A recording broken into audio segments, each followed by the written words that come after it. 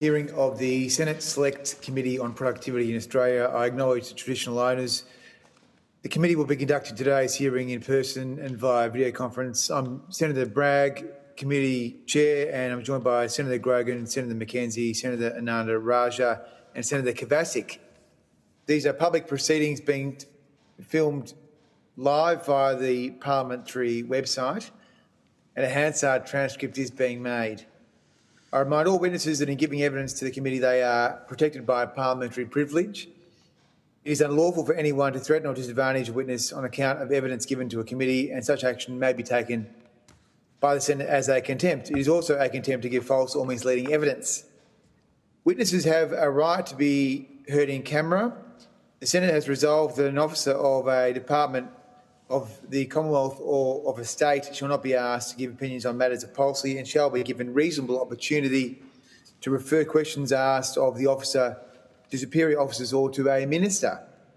This resolution does not preclude questions asking for explanations of policies or factual questions about when and how policies were adopted. If a witness objects to answering a question, they should state the ground upon which the objection is made, and the committee will determine whether it will insist on an answer, having regard to the ground which is claimed. If the committee determines to insist upon an answer, a witness may request that the answer be given in camera. Commonwealth officers appearing today are also reminded of the Senate order specifying the process by which a claim of public interest immunity should be raised. A copy of the order is available from the Secretariat. I remind senators of the obligations under the Behaviour Code for Australian parliamentarians to treat witnesses with dignity, courtesy, fairness and respect. I remind committee members and witnesses who are appearing via video conference who are not speaking to mute their microphones. So, I now welcome representatives from the Housing Industry Association, National Growth Alliance and the Urban Task Force of Australia. I understand that information on parliamentary privilege and the protection of witnesses giving evidence to Senate committees has been provided to you. For the Hansard record, please state your full names and the capacity in which you appear in that order. Good morning. I'm Jocelyn Martin. I'm the Managing Director of the Housing Industry Association. Simon Croft, Housing Industry Association, Chief Executive, Industry and Policy. Tom Forrest, Chief Executive, Urban Task Force Australia. Bronwyn Clark, Chief Executive Officer, National Growth Areas Alliance. Okay, I'm going to now invite all of your organisations to make brief opening statements of no more than 5 minutes each. We can go first. Yep. Okay. Thank you for the opportunity to appear today on behalf of the Housing Industry Association, HIA, and to contribute to this inquiry into productivity in Australia, with a particular focus on housing and residential construction. Australia's housing affordability challenge is, at its core, a productivity challenge. Despite strong population growth and sustained demand, the capacity of the housing industry to deliver new homes efficiently has progressively deteriorated over the past 3 decades. Evidence before this committee shows that housing construction productivity has declined materially over the past decade. These outcomes are not a reflection of lower skills or effort in the industry, but of the systems and policy settings within which the industry is required to operate. HIA's submission makes clear that regulatory burden is the single most significant drag on housing productivity. Residential construction is subject to multiple and overlapping layers of regulation at local, state and federal levels, from planning and zoning to environmental approvals to frequent and complex changes to the National Construction Code.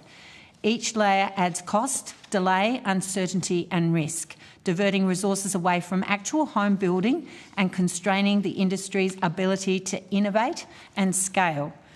Inconsistent planning frameworks between jurisdictions, lengthy and unpredictable approval timeframes and regulatory churn all contribute to slower delivery and reduced supply.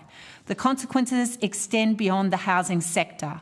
High housing costs are now a major contributor to broader cost of living pressures, reduced labour mobility, declining workforce participation and weaker economic performance. When housing supply cannot respond flexibly to demand, productivity across the entire economy suffers.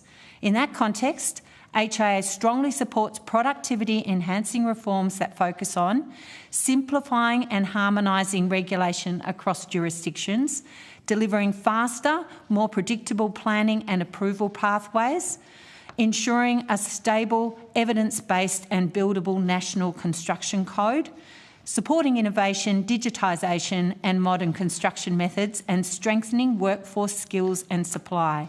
Importantly, improving productivity is not about lowering standards or compromising safety.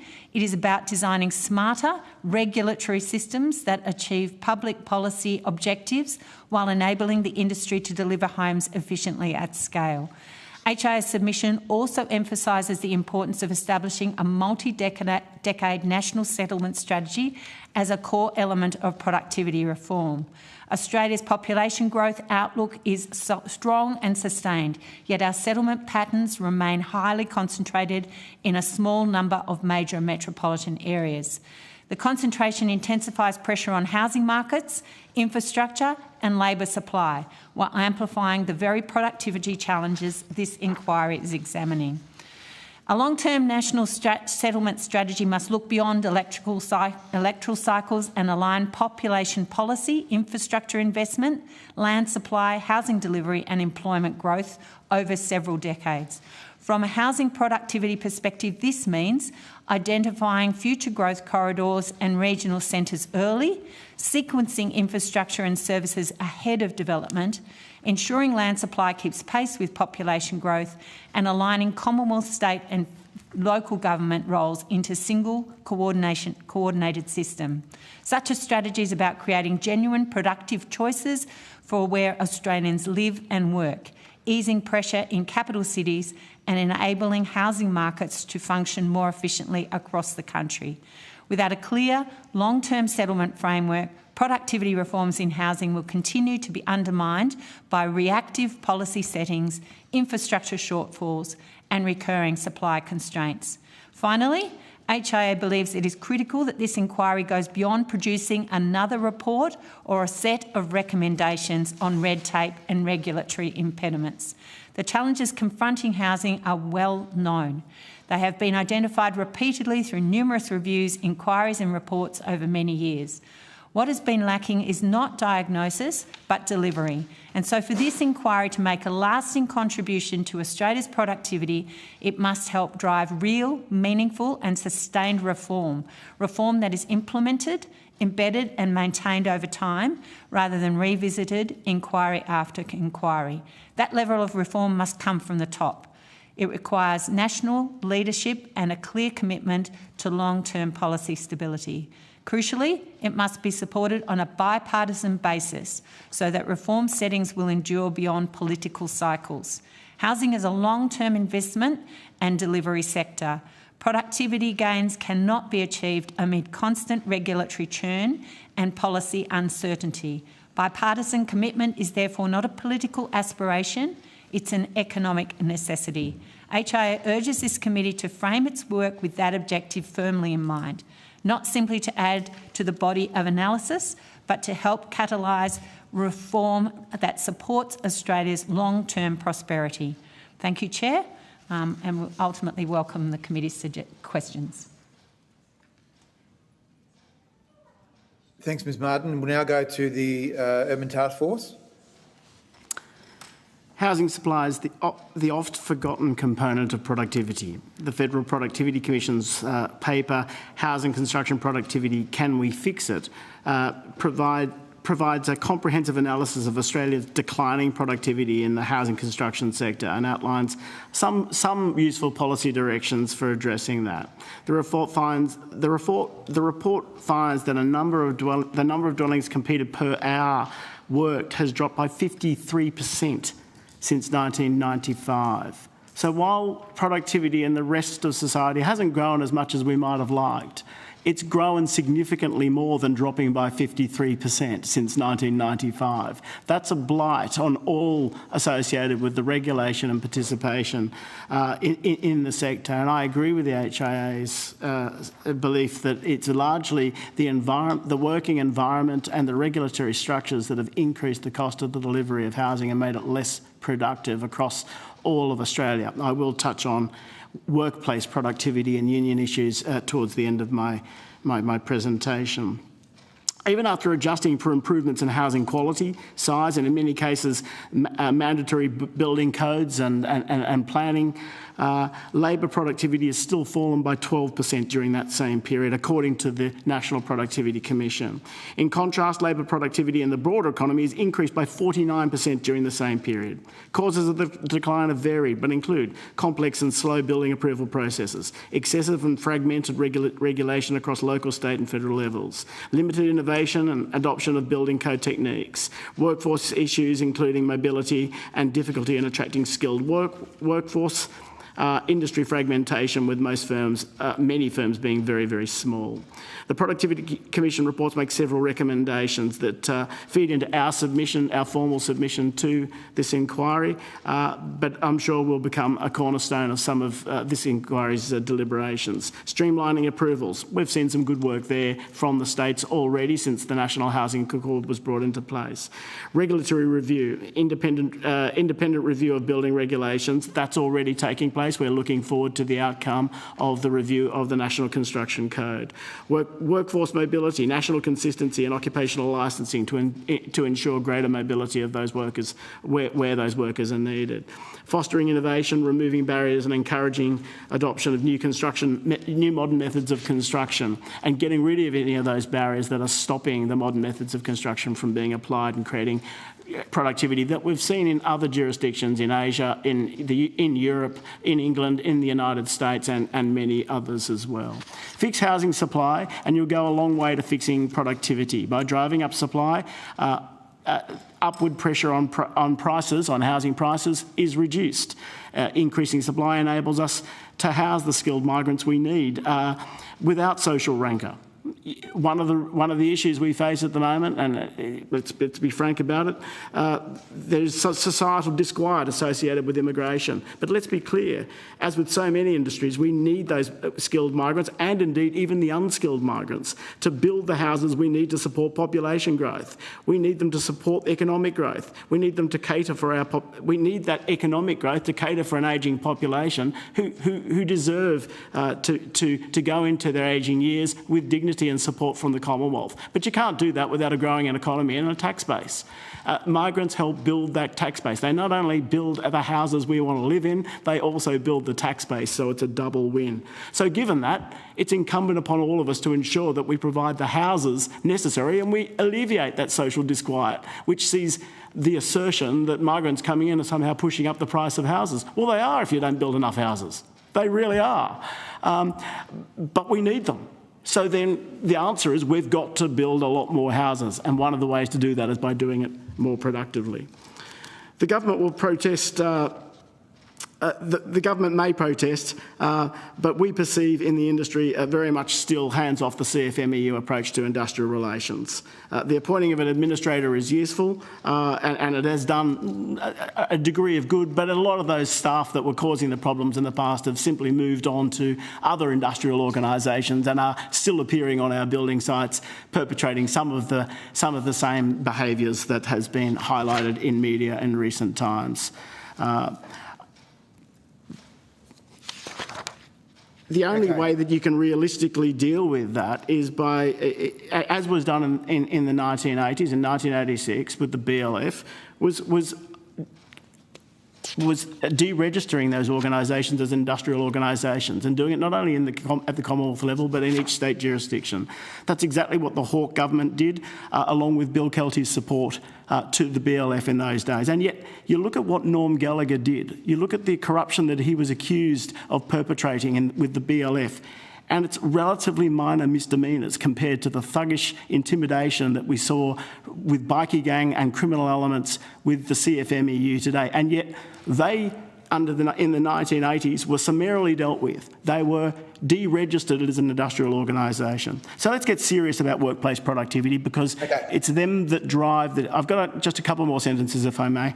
It's the CFMEU that drives some of that negativity in the area of workplace productivity. It goes to EBA sites, then it flows on to the rest of the workforce because of the shortages we have in the skilled workforce. So the highest benchmark sets it for everyone. I guess then a note which is, since this inquiry sort of was formulated in the minds of the senators, we've had 2 interest rate rises.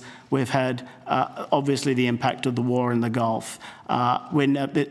That has all made the feasibility of the delivery of houses all the more difficult in that context, improving the productivity of our workplaces, improving the productivity of the rules and regulations, improving the productivity of adjustments to the building codes, helping those modern methods of manufacturing is critical to delivering the housing supply we need. Thank you, Senators. Thank you very much. We'll just go to the National Growth Alliance, then we need to go to questions. Thank you. I ask people just to stick to 5 minutes. Thank you, Senator, and thank you all for the opportunity to appear here today. The National Growth Areas Alliance represents local governments in Australia's fast-growing outer metropolitan regions, where more than 1 in 5 Australians live and where population growth continues at least double, if not triple, the national average every year. Growth areas are already central to Australia's productivity, housing and economic performance. They're home to more than 5.8 million people, house around 2.4 million workers and generated approximately $331 billion in gross regional product in 2024. Yet they have only around 1.6 million local jobs, leaving a jobs deficit of around 800,000 and resulting in up to 2/3 of residents in growth areas commuting outside their local area to work every day, obviously leading to issues with congestion. Despite that being the current case, under the National Housing Accord, growth areas will be a pivotal part of delivering the 1.2 million homes targets. Around 26% of all new housing under the Housing Accord will be delivered in growth areas, who make up just 5% of local government areas across Australia. Despite this, despite 300,000 new homes in 5 years about to be delivered in growth areas, the dominant policy narrative remains that infill in established areas, where investment in infrastructure has been occurring for many decades, if not centuries, is the priority. It is a form of public cognitive dissonance that somehow the 50,000 houses built in paddocks in growth areas every year are invisible or not deserving of infrastructure investment. The reality on the ground is that people are continuing to move into growth areas, too often without sewer capacity, adequate transport access or reliable digital communications, among many other forms of infrastructure. Similarly, businesses are delayed or deterred from investing. Industrial land remains constrained and productivity suffers as a result.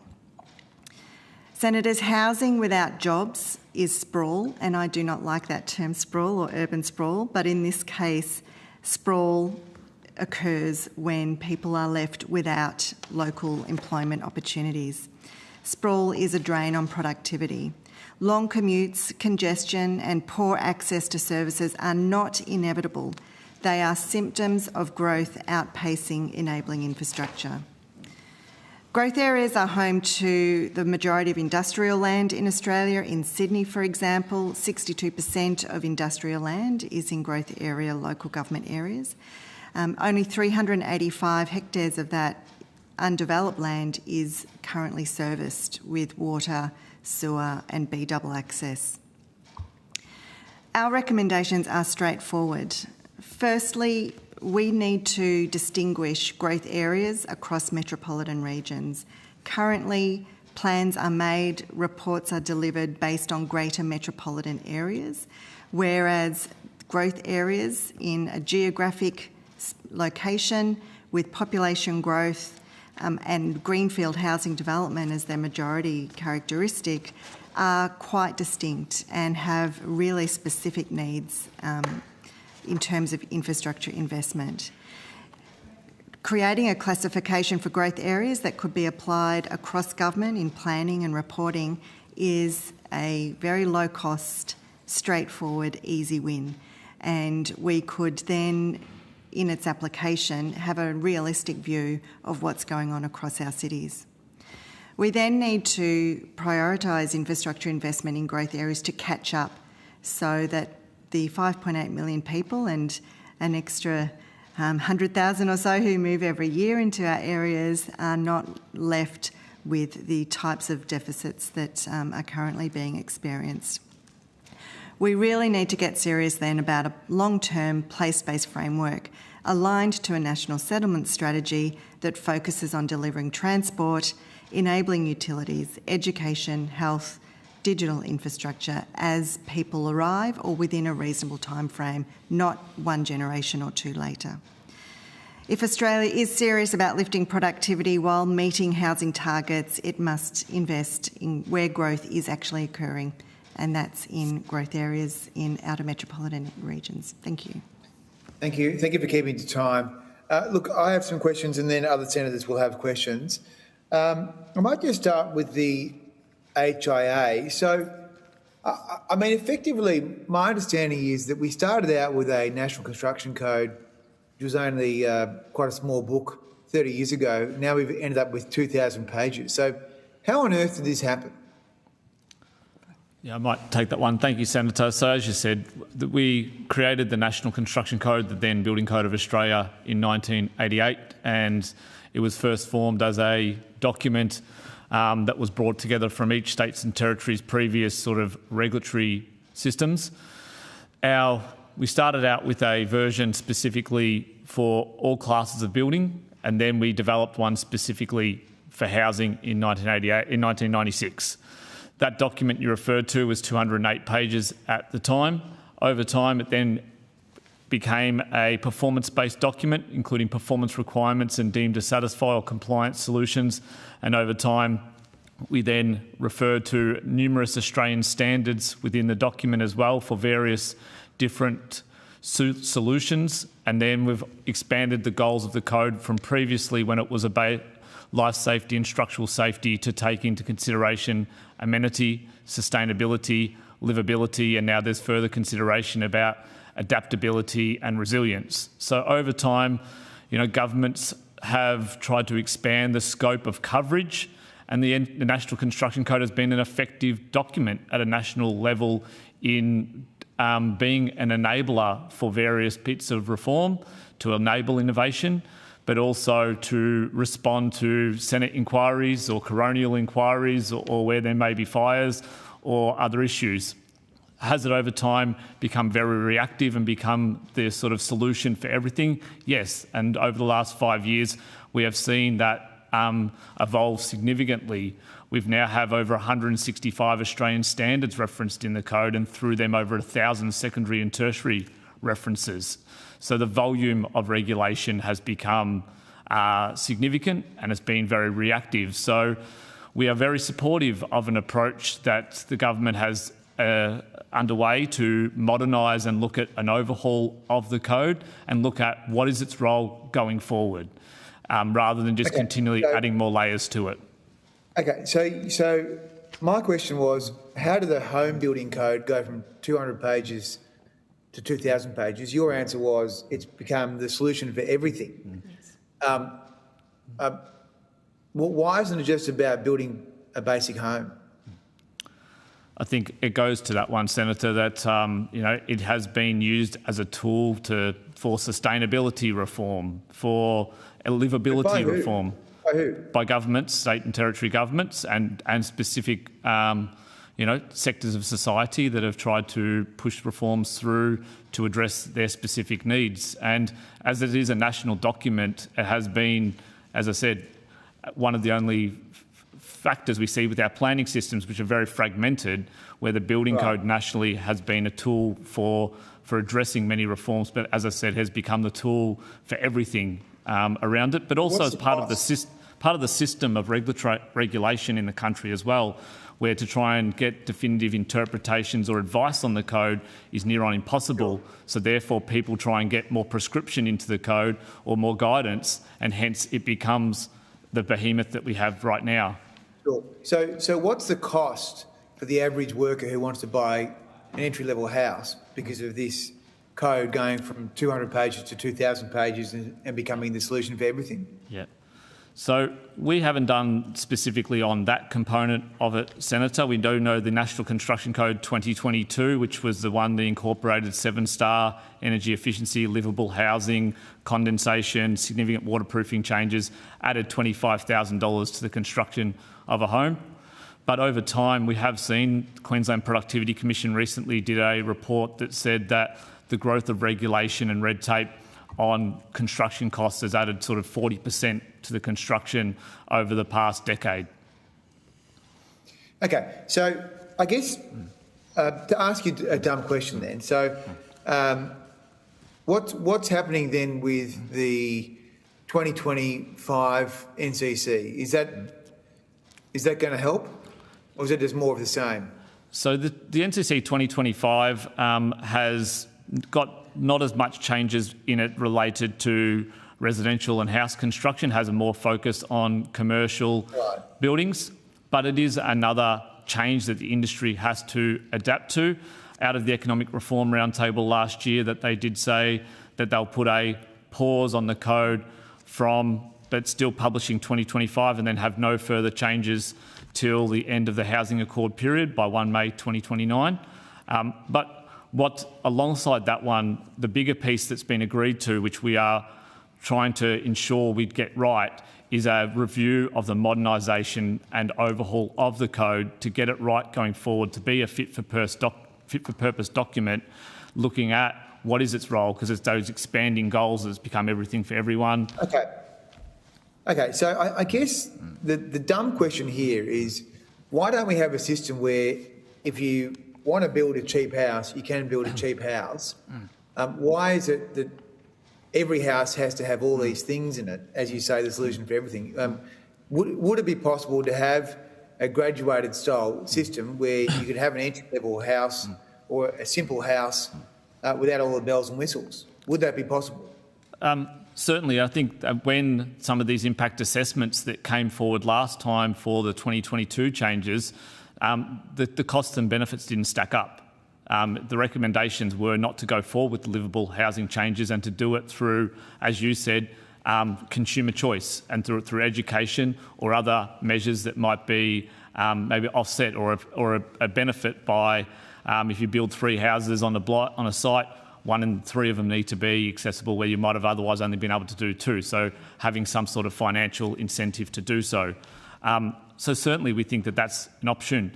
Similarly with the 7-star energy efficiency, the regulation impact statement didn't stack up on that one based across the country around it. It did say that you could do it different 6-star and then otherwise looking at your building in solar panels or battery storage systems to offset your energy usage. So there's other ways, but unfortunately the way the code has been done over time has been a very blunt mechanism.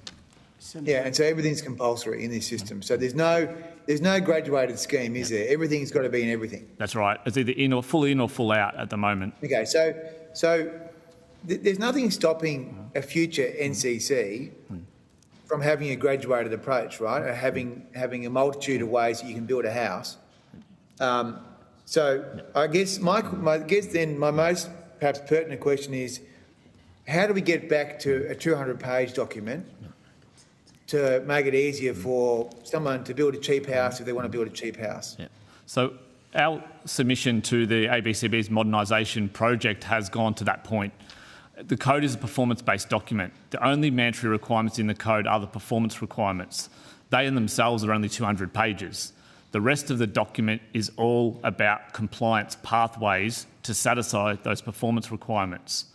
So that's what we've said, that we should be looking at how we do that, as well as leaning into the use of technology, because there is some fantastic AI tools coming out around this one that could then provide that graduated system that you're talking about, Senator, rather than at the moment everyone sees the prescriptive 2,000 pages of the solutions as the mandatory requirements rather than those performance requirements, which is what the CIE said back in 2011, is there's $1.1 billion of untapped benefits from not leaning in to the proper use of the performance-based building code.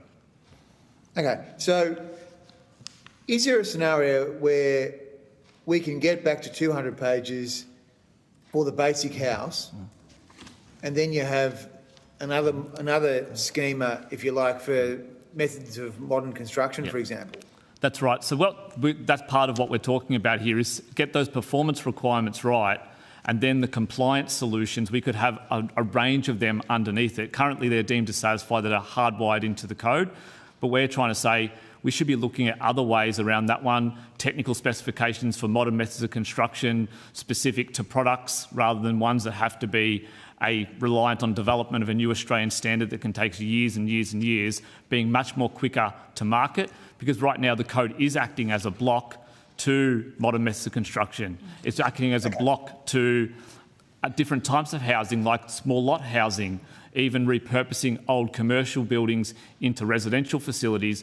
The code is really hardwired and acts as an impediment, while it should be an enabler for reform and technology. So I guess what we'd like to take on notice from you then is what is that basic performance obligation system that you think should be the baseline for a basic house, an entry-level house? And we'd like that on notice.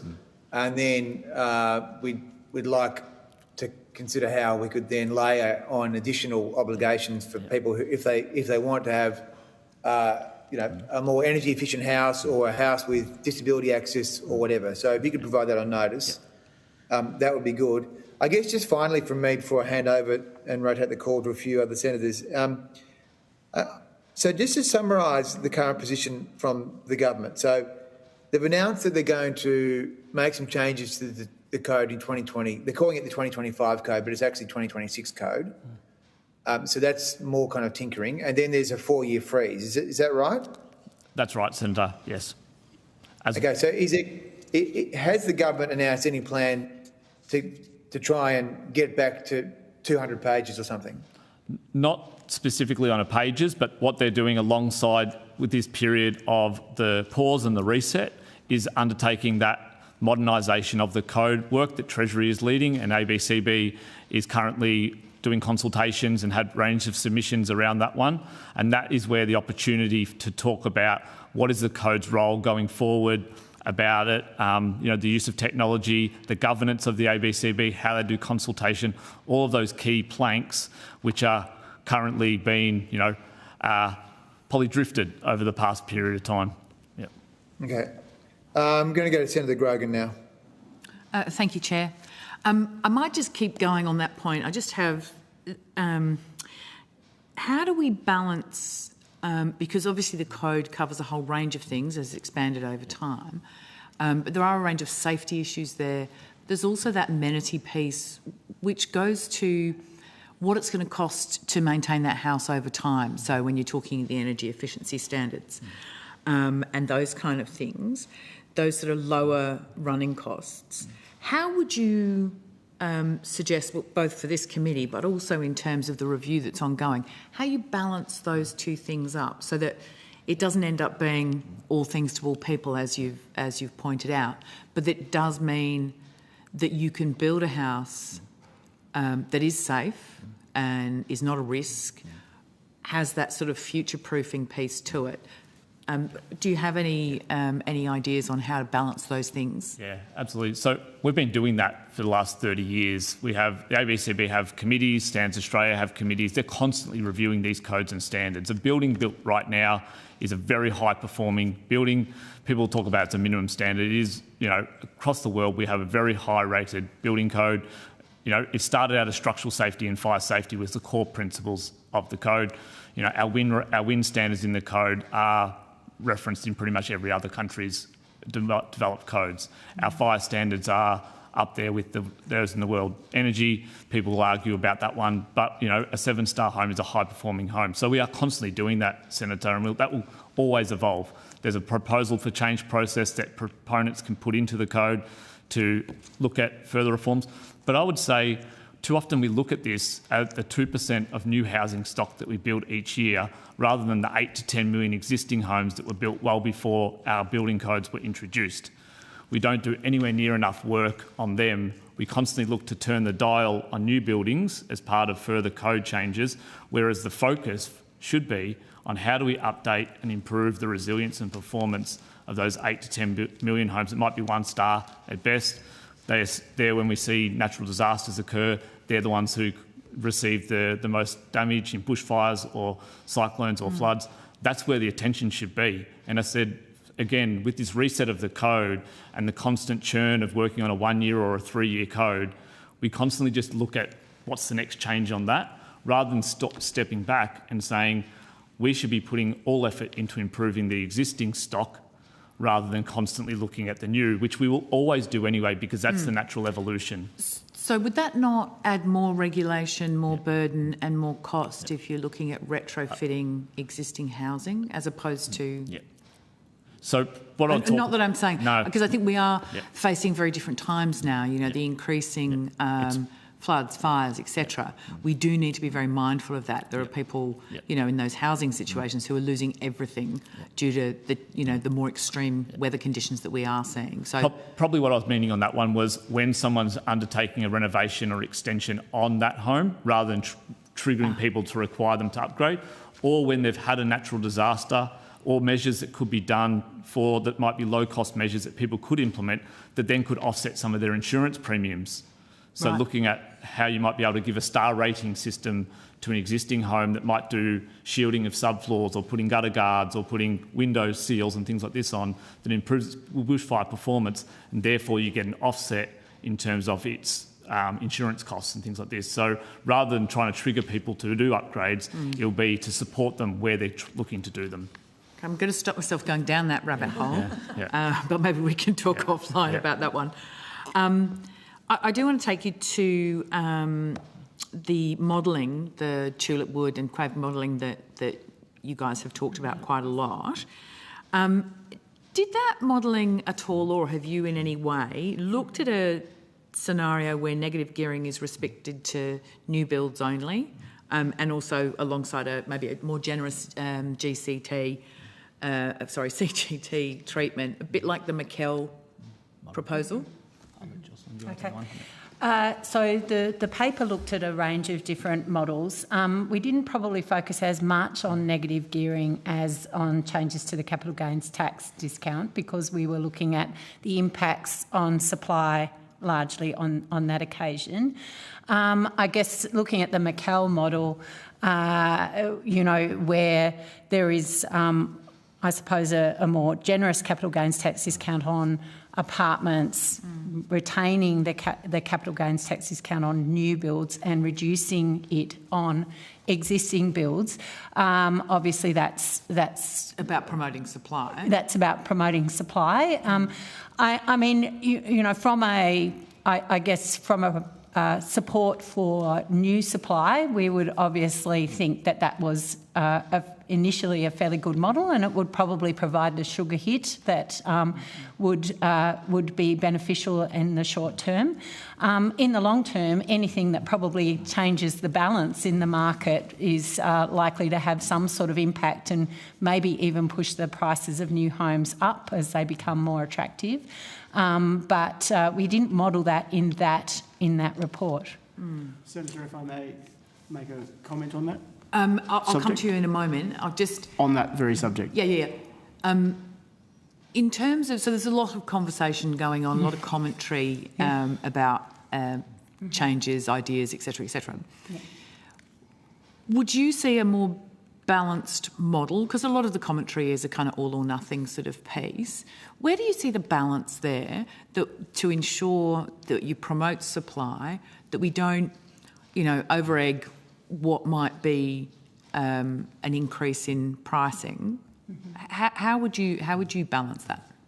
Yeah, I think I think despite how it looks at the moment, actually it's probably quite balanced, and that is all relative compared to, I suppose, what the alternatives are. If you actually... Well, so from balance, I think what I'm really talking about is how do you promote the kind of things you want to do as opposed to just have blanket approach to any of these potential proposals that people are putting forward. So I guess the first thing I would say is that if we changed the capital gains tax discount, that report that you were speaking about does have a relatively minor but still an impact on housing supply.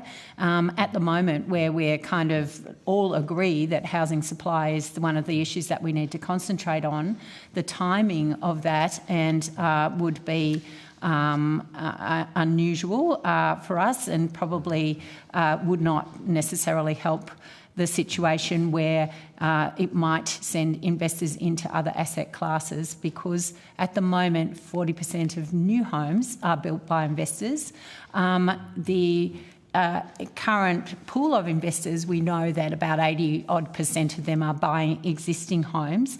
So perhaps changing the balance between new and existing would actually encourage some investors into new homes. But the existing homes usually are established, they're in established markets, they're probably going to create capital gains quicker than perhaps a new home. So you're still going to have that attraction to an existing home investment versus a new home.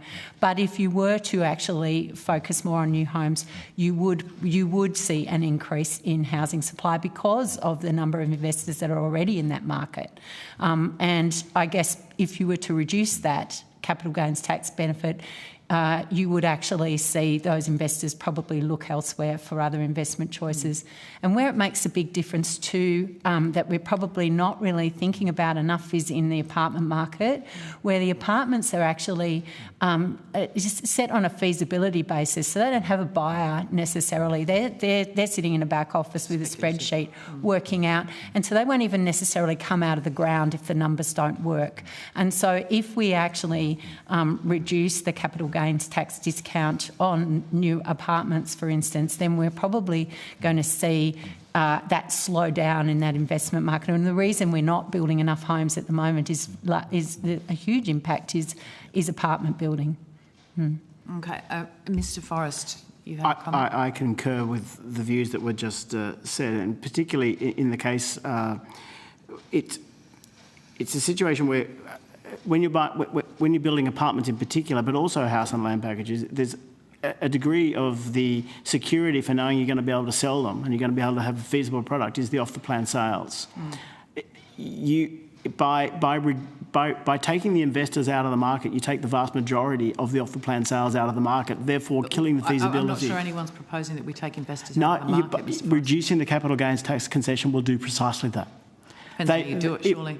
It will do precisely that. They will, if you reduce the concession, already you're seeing investors nervous about investing in a market where they're seeing non-feasibility. That's partly because of the interest rate rises. It's because of the BCA controls that have pushed up the price of the delivery of a house, making a new home far more expensive than an existing home. You've got all these incentives for investors to invest in existing homes. The capital gains tax arrangements at the moment actually support that. We say increase the concession. I completely agree with the McKell view. Increase the concession for new homes and decrease the concession for existing homes, because what that's doing is encouraging investors to compete with new home buyers for existing homes that are already built. It doesn't help the supply issue that the Housing Accord's trying to address, whereas increasing the concession for new homes would assist the Housing Accord target objectives. Thank you. Okay. I've got to rotate the call. Okay, I've still got a bunch more questions, and I've got questions for the National Growth Areas Alliance as well. Yeah, we all have lots of questions, but I'm doing 10-minute blocks. No, I appreciate you're going to rotate the call, I'm just saying. Yep. Okay, Senator Kovacic. Thank you, Chair. My question is my questions are initially for Mr. Forrest. Your submission cites independent analysis showing apartment projects with CFMEU enterprise bargaining agreements costing between 18 and 33% more to build than non-union equivalents. That's a price difference of, say, around $250,000 on a single two-bedroom apartment. noting also that those CFMEU sites take 50% longer to complete. When Australians hear that, particularly those that are struggling to buy a home because they can't afford it, what is your message around who is actually paying that cost and what is that doing to the already constrained supply? The people who are paying that cost very, very clearly are the purchasers of the new home. I mean, at the end of the day, you can, in the same goes for tax. If you apply a tax to a new home, a levy, a contribution, it doesn't really matter what you call it. At the end of the day, you'd need to be able to show the bank that you're going to be able to produce the product and make a developer margin that they consider to be commensurate with the risk that you're taking in delivering that product. That's the way the banks assess it. They won't give you the money for construction unless you can show it. And so when there is an increase in cost associated with any of those things we mentioned and that you just mentioned, that goes to the new home buyer. So that directly influences the catastrophic cost of new housing as a proportion of average household income, where Australia currently sits second in the world after Hong Kong, such as the elevation of the cost of housing. Do you see that, and I quite like, because I had it noted down myself, do you see it as perhaps a catastrophic perfect storm that we currently have in relation to our housing supply, where we have this increasing regulatory burden, we have uncertainty for the construction sector, we've got the global pressures, we've got all of these regulations that don't necessarily end up providing a better product for a consumer, perhaps a more complicated product, along with these impacts from the CFMEU in the construction sector. What does this actually mean, and where do you see the sector going if we don't actually rein these in? What will happen to the level of crisis that we're currently seeing? The crisis of housing supply and housing affordability is one that's evolved over 3 to 4 decades. So we've got an elephant to deal with, and there's only one way to eat an elephant, and that's one bite at a time. I think each of the issues that you have raised and that they're being deliberated upon by this committee are contributing factors that need to be addressed. Obviously, there's nothing that we can do in terms of the global price of oil and petroleum products, which are massively hitting greenfield developments at the moment. The price of bitumen and PVC pipes, anything that's built using diesel, anything that's built using transport, all of those things have substantially increased, something in the order of 10% to 15% just in the last 2 months. That's phenomenal. We all hope that eases off, but we find in the construction sector that things ratchet up quickly in terms of prices and they come back down very slowly, and they never come back down to where they were before. We've got to deal with each of the consequences. I think one of the areas where we could benefit is from easing the burden of taxation on the construction of new homes. The Urban Task Force has done an analysis, and I won't go through it, but I would seek permission from the chair to table it, if I may, an analysis of 4 different scenarios where we look at the state, federal and local taxes. Suffice to say that it comes in at around a quarter to a third of the cost of the building of a new home are taxes, fees and charges. In particular, the really big ones are obviously GST, company tax and the like, but you also have affordable housing, you have infrastructure fees, taxes and charges, state and local government, a whole range of them. If I may, Senator, I'd like to table that document just so for the benefit of the committee's deliberations. Thank you. And that actually goes to my next question, which is where you talk about, like, in Sydney, the government-imposed costs are now 37.7% of the cost of an apartment and 48.7% of the cost of a greenfield house. And I've noted that you've articulated each of, some of the areas where those taxes apply. But how do we end up in a place where government is actually responsible for almost half the cost of a new house in Sydney? Like, how do we rein that in now? I think that the state's fiscal position post-COVID is dire. I think that there's been a shift towards having infrastructure provided for the development of housing by the new housing purchaser rather than by the whole population as a whole. And I agree with my colleague Ms Clark when she says we need to focus on the delivery of infrastructure to support greenfield and growth and housing supply. And I think that's an area where the Commonwealth could step in. They've brought in the large numbers of migrants, which, as I mentioned before, we fully support. But we only support if it's backed by the delivery of additional housing. And those migrants have gone straight into jobs, produced income tax, produced company tax growth. I think it's only fair then that, given that and given the social disquiet associated with that same immigration, that some of that money be used to support the states in delivering the infrastructure that supports the housing supply. I know that's a long way around, but I say it's a complicated thing to deal with 4 decades of undersupply of housing and the result of that being the increase of the cost of that housing for new home buyers. But we need to look at all options. One quick last question before Senator Bragg rotates the call. Your submission also catalogues extraordinary conditions routinely extracted by the CFMEU here in New South Wales. Things like single time converting to double time after 36 hours, no concrete pause after 10 a.m, which I find quite extraordinary. I don't understand that one. And only 4.2 actual productive work days a week. Even taking into account where weekends like a Saturday is required to be worked for a particular reason on a project, even where those people are getting double time, it's still capped at 4.2 actual productive working days.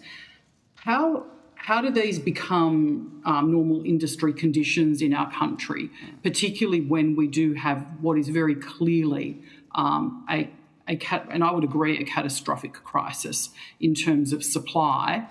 What measures can we put into place to sort of say, well, this is effectively going to a point where we are no longer able to effectively produce housing in this country? Most of what you've quoted there doesn't relate to the vast majority of housing supply. It's mainly that those sorts of conditions exist in commercial buildings in the CBDs of Sydney and of Melbourne, Brisbane and Perth, primarily, when you're talking the really big ones. And that's where the cost of the capital equipment is so high, the cost of the crane operations, the cost... those things are so high that you can't afford to lose labour, so you end up just paying the extra. In the context of a labour supply shortage then, that then flows on to the rest of the construction sector, whether they be EBA or not. And because if they're being EBA. paid that in commercial construction, that's Correct. the expectation in residential construction. Well, it's not just an Otherwise, expectation, it's simply a market reality. If you don't pay it, you lose your staff and you don't get your building built. So while there may be a defence that, it's only in commercial, it does impact residential because Precisely. the workers will just go working on commercial sites. Exactly They won't right. work on residential sites. Because we're all in a market and Labor's free to move if it sees a better opportunity down the road, and that's precisely what happens. Hence the need for greater migrant communities, greater migrant input in skilled and unskilled trades, right the way through the chain of construction, where you've got shortages absolutely everywhere. So we fully support that. But we also need to find a way to cut down on the CFMEU's extravagances on those commercial construction sites. Thank you. Thank you, Chair. Okay, Senator Nada Raja. Thanks, Chair. I have a question for Ms Clark. Ms Clark, I just want to tease out some of the issues with growth in the outer suburban areas. This is obviously a major issue in Victoria. These are the growth suburbs, but they do come with a cost, and infrastructure obviously is struggling to keep up, as you mentioned in your opening statement. Can you just talk us through what the evidence is on how these infrastructure deficits in these communities affect educational outcomes and the long-run workforce participation, and is that sort of productivity cost captured in any of our current national measurement frameworks? Thank you, Senator. It is not captured in our national frameworks, and that's where a lot of the issue lies. If we were able to pull out data based on the geographic region of growth areas, we would be able to measure those sorts of things. So there is lower educational attainment. A lot of that is due to lack of access to vocational and tertiary facilities. We commend the government on outer suburban study hubs. They're doing great things in our areas, but we could triple, quadruple the quantity of them. There was some interesting research done in the northern suburbs of Melbourne just before the pandemic, actually, which was around the capacity or inhibited capacity of professional women to pursue their careers because of the, and Senator Barbara Pocock, I think, termed this phrase of the spatial leash that a lot of women succumb to because of childcare duties. They simply cannot commute to a city centre to pursue their career. So they are highly qualified and skilled but underemployed, lacking then financial independence. The household income suffers. So we can make a really clear distinction, and there is lots of personal lived experience examples of young people needing to walk 20 minutes to a bus stop to take 2 buses and a train to get to a TAFE course. It's not viable, and the costs of that as well are not viable. So we would love to be able to see that we could pull out data for a classification, a geographical standard used by ABS, used by the Centre for Population, so that when we are looking at where investment needs to happen, whether it's skills, tertiary education, whether it's new childcare, whether it's early years, all of those sorts of things, we can pull out the data specifically and address the most pressing problems. Absolutely. I think your point around working women is well taken. A key driver of productivity growth is labour participation, and women are central to that. So thank you for raising that. With regards to the housing support program the Commonwealth has offered, the $1.5 billion to sort of incentivise states to build out some of this infrastructure, how do you think this is going, and is this a step in the right direction in enhancing coordination investment in this kind of infrastructure that your organisation has been calling for? It is a first step, yes, and that funding is welcome. But again, we come back to the Commonwealth then loses control or loses oversight of where that money is spent.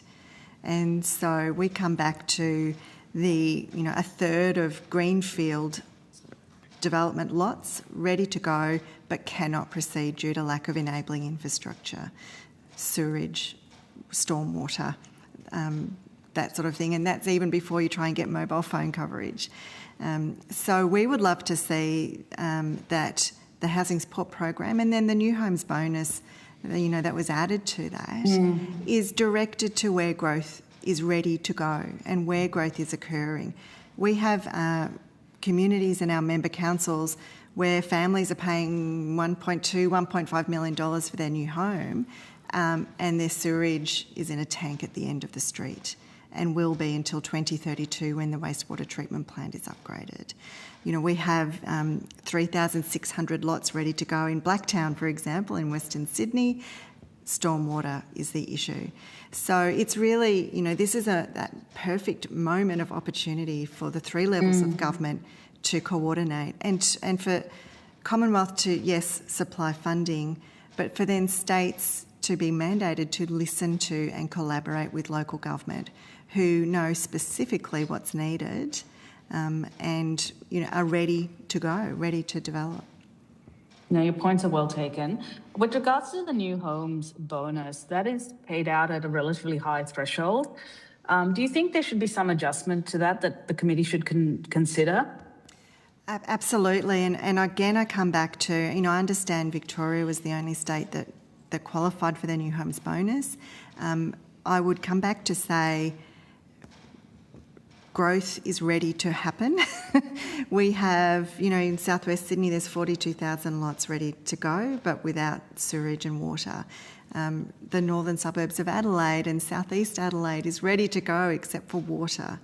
And so it would make sense to divert New Homes Bonus to those areas where growth can happen quickly, where housing accord targets can be met, where building approvals are on time, meeting targets, ready to go, rather than continuing to focus on established areas where there is existing infrastructure and where it's going to be timely and costly and not actually result in affordable housing necessarily if you're building townhouses and apartments in, quite wealthy established areas.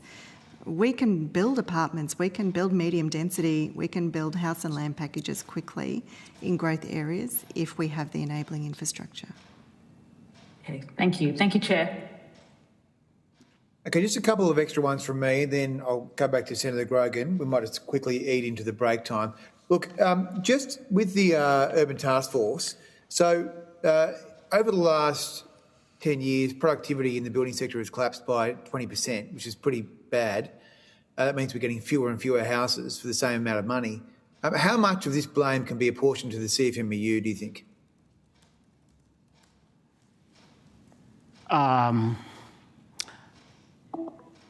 You'd have to look at the EBA by EBA, state by state side, perhaps a third.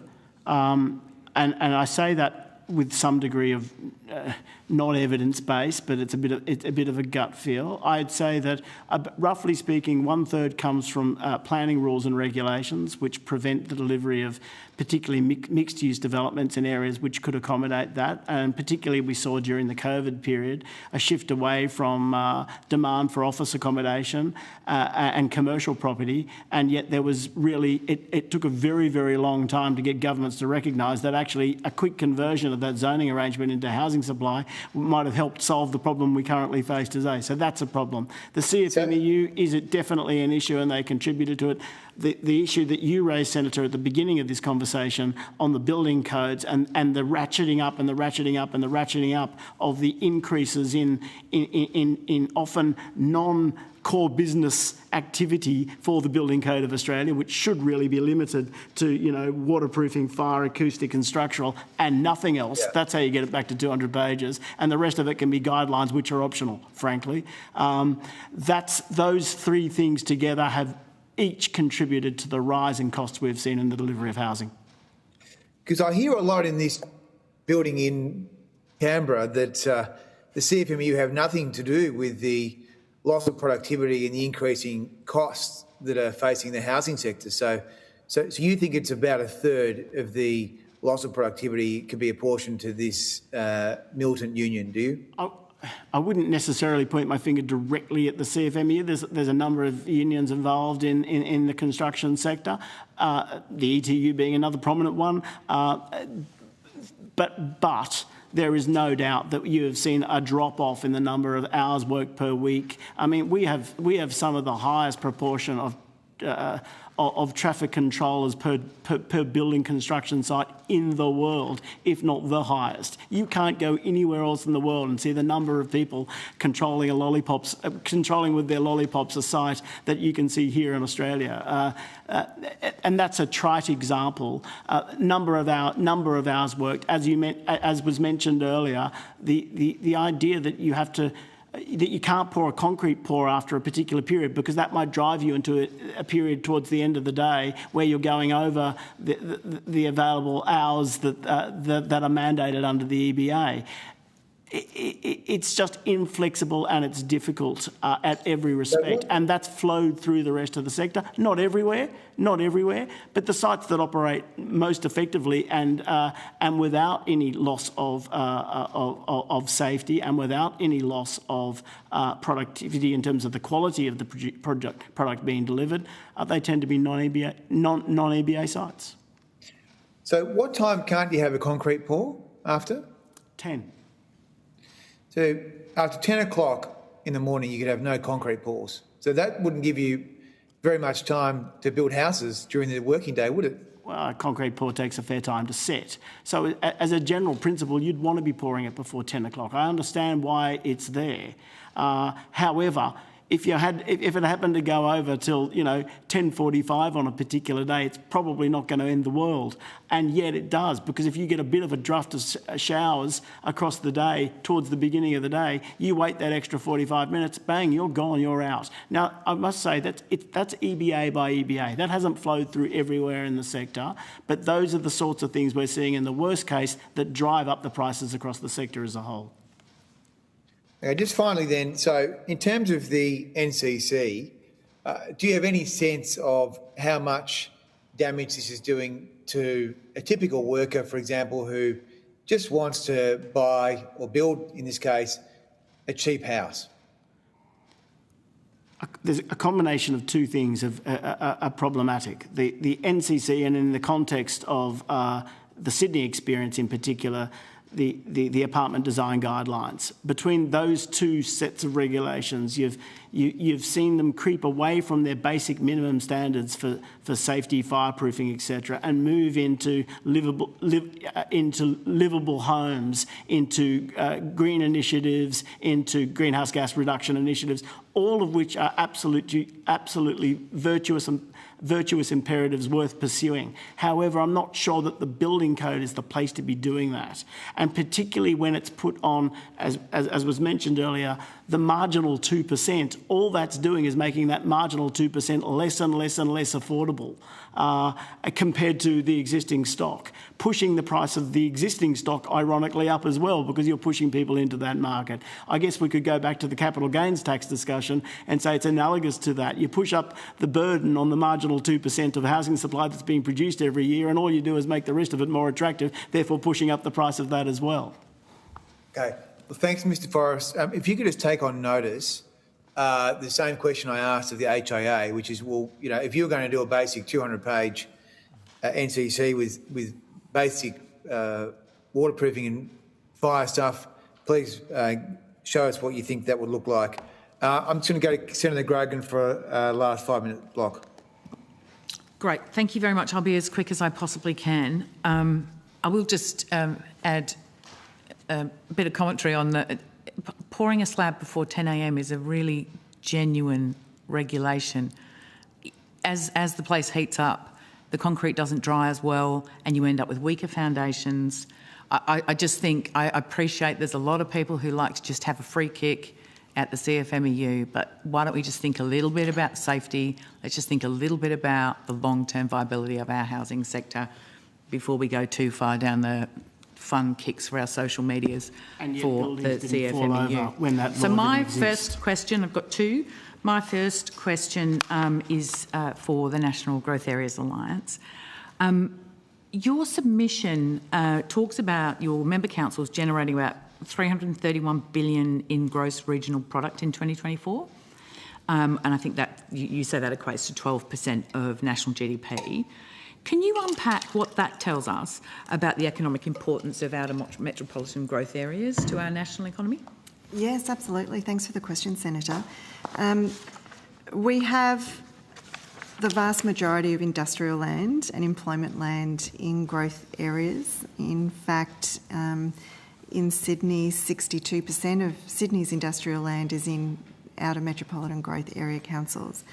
So what that means is we have a high proportion of warehousing and logistics, transport-related freight industries, and a lot of population-serving economic activity because we're growing so quickly. It's health, education, construction. The reason it's particularly important is because it's what keeps the economy going, I suppose you could say. We've seen some good investment in freight terminals and Western Sydney Airport. It's really changing the way our growth areas operate within the economy.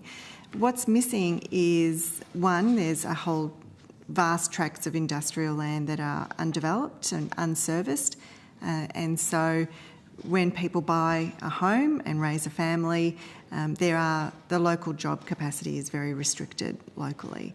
So that does impact on congestion, commute times, that time with family, time in community.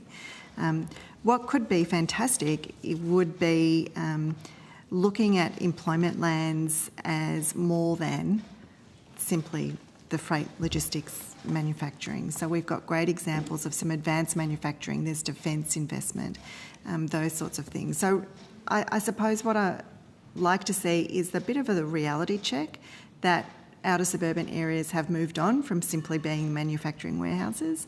There's a lot more potential there, and there are, 18% of Australia's working population nearby and could be doing a lot more productive and advanced manufacturing, for example, other roles, if we invested in those areas. Thank you very much. And just quickly to the HIA, you talk about bold leadership in all tiers of government. There's a suite of programs that have been put in place: Housing Australia Future Fund, Housing Support Program, National Housing Accord, all of those things.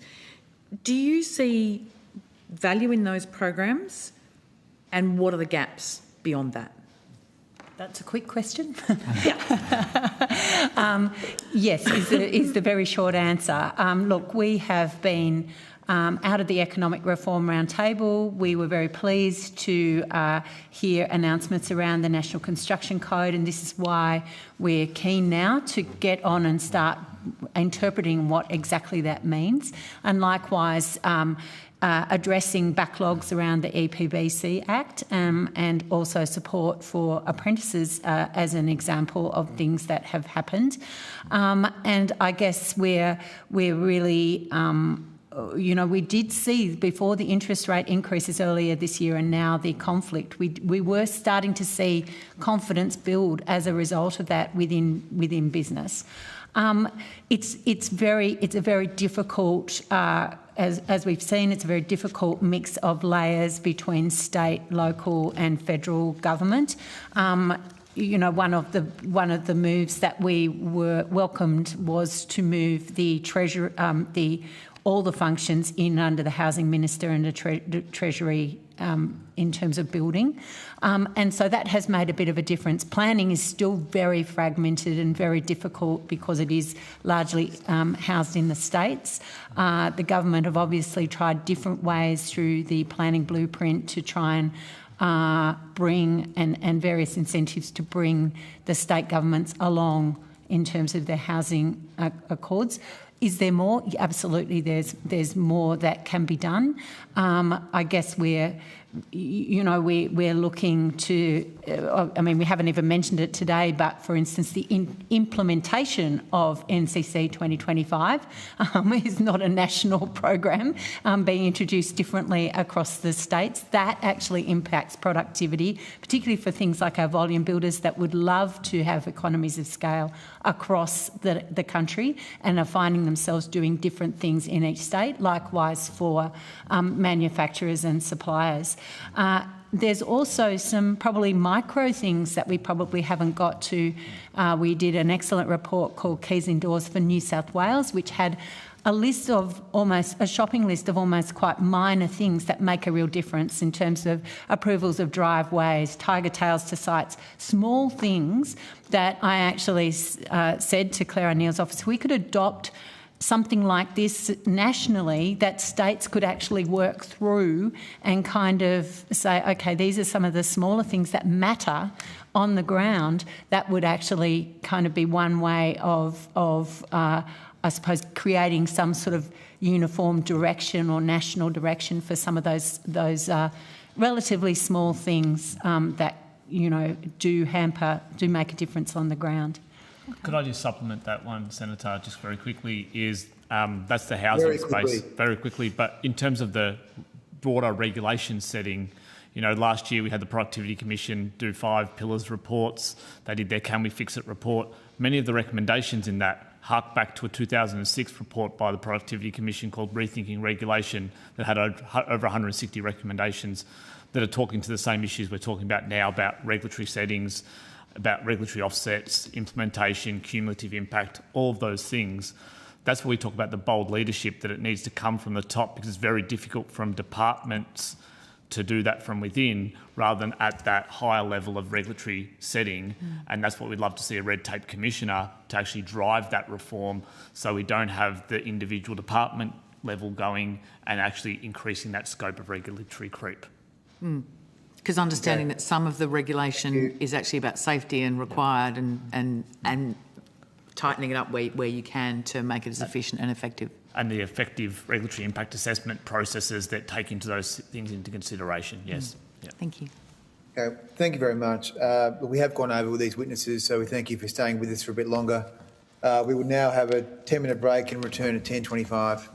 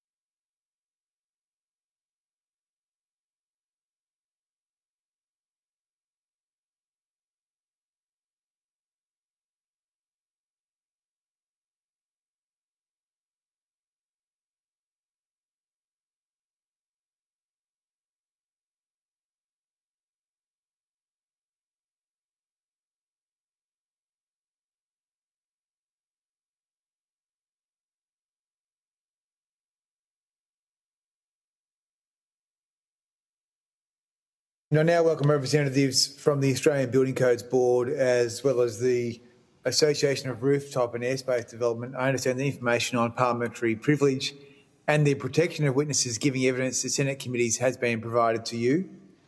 For the Hansard record, please state your full names and capacity in which you appear. I'm happy to lead off. So, Senator Adrian Piani, I'm the CEO of the Australian Buildings Code Board. Warren Livesey, I'm the CEO and founder of the Association of Rooftop and Airspace Development. Yeah, I'm Ehsan Nouruddinejad, Senior Academic at Western Sydney University and also the Senior Policy Advisor to Association of Rooftop and Airspace Development. Okay. If you have opening statements, I'm going to gong you after 2 minutes. So you have 2 minutes for an opening statement each. Who would you like to start? Go for it. Building Codes Board first. Okay, thank you, Senator. Just quickly to make a frame, perhaps, I think I've engaged closely with our industry stakeholders and industry broadly, and I think I believe that we're all focused on delivering the same thing, and in my mind this productivity question is around delivering a quality outcome at the least price. That's the way I figure it. So actually I think there's quite a lot of alignment about delivering that quality outcome in our building sector at the best price we can. And in my mind, when I consider this, what are the fundamentals to be able to deliver that from a construction sense? We've got the rules, the NCC, the construction code. We've got the enforcement of those rules, which is done through states and territories.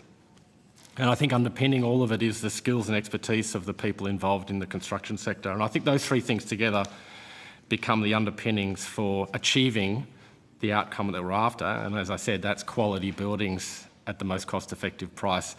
And at the heart of that framework, if you like, I think I would say it's a focus on quality from everyone involved, a focus on quality in terms of the code, making the code the best thing it can be, the implementation of that code being as best as it can be, and the skills of the people involved in our construction sector, all working together to deliver that outcome of quality at the best price. Thank you. Very efficient. I'm very happy with that. Now we'll go to airspace.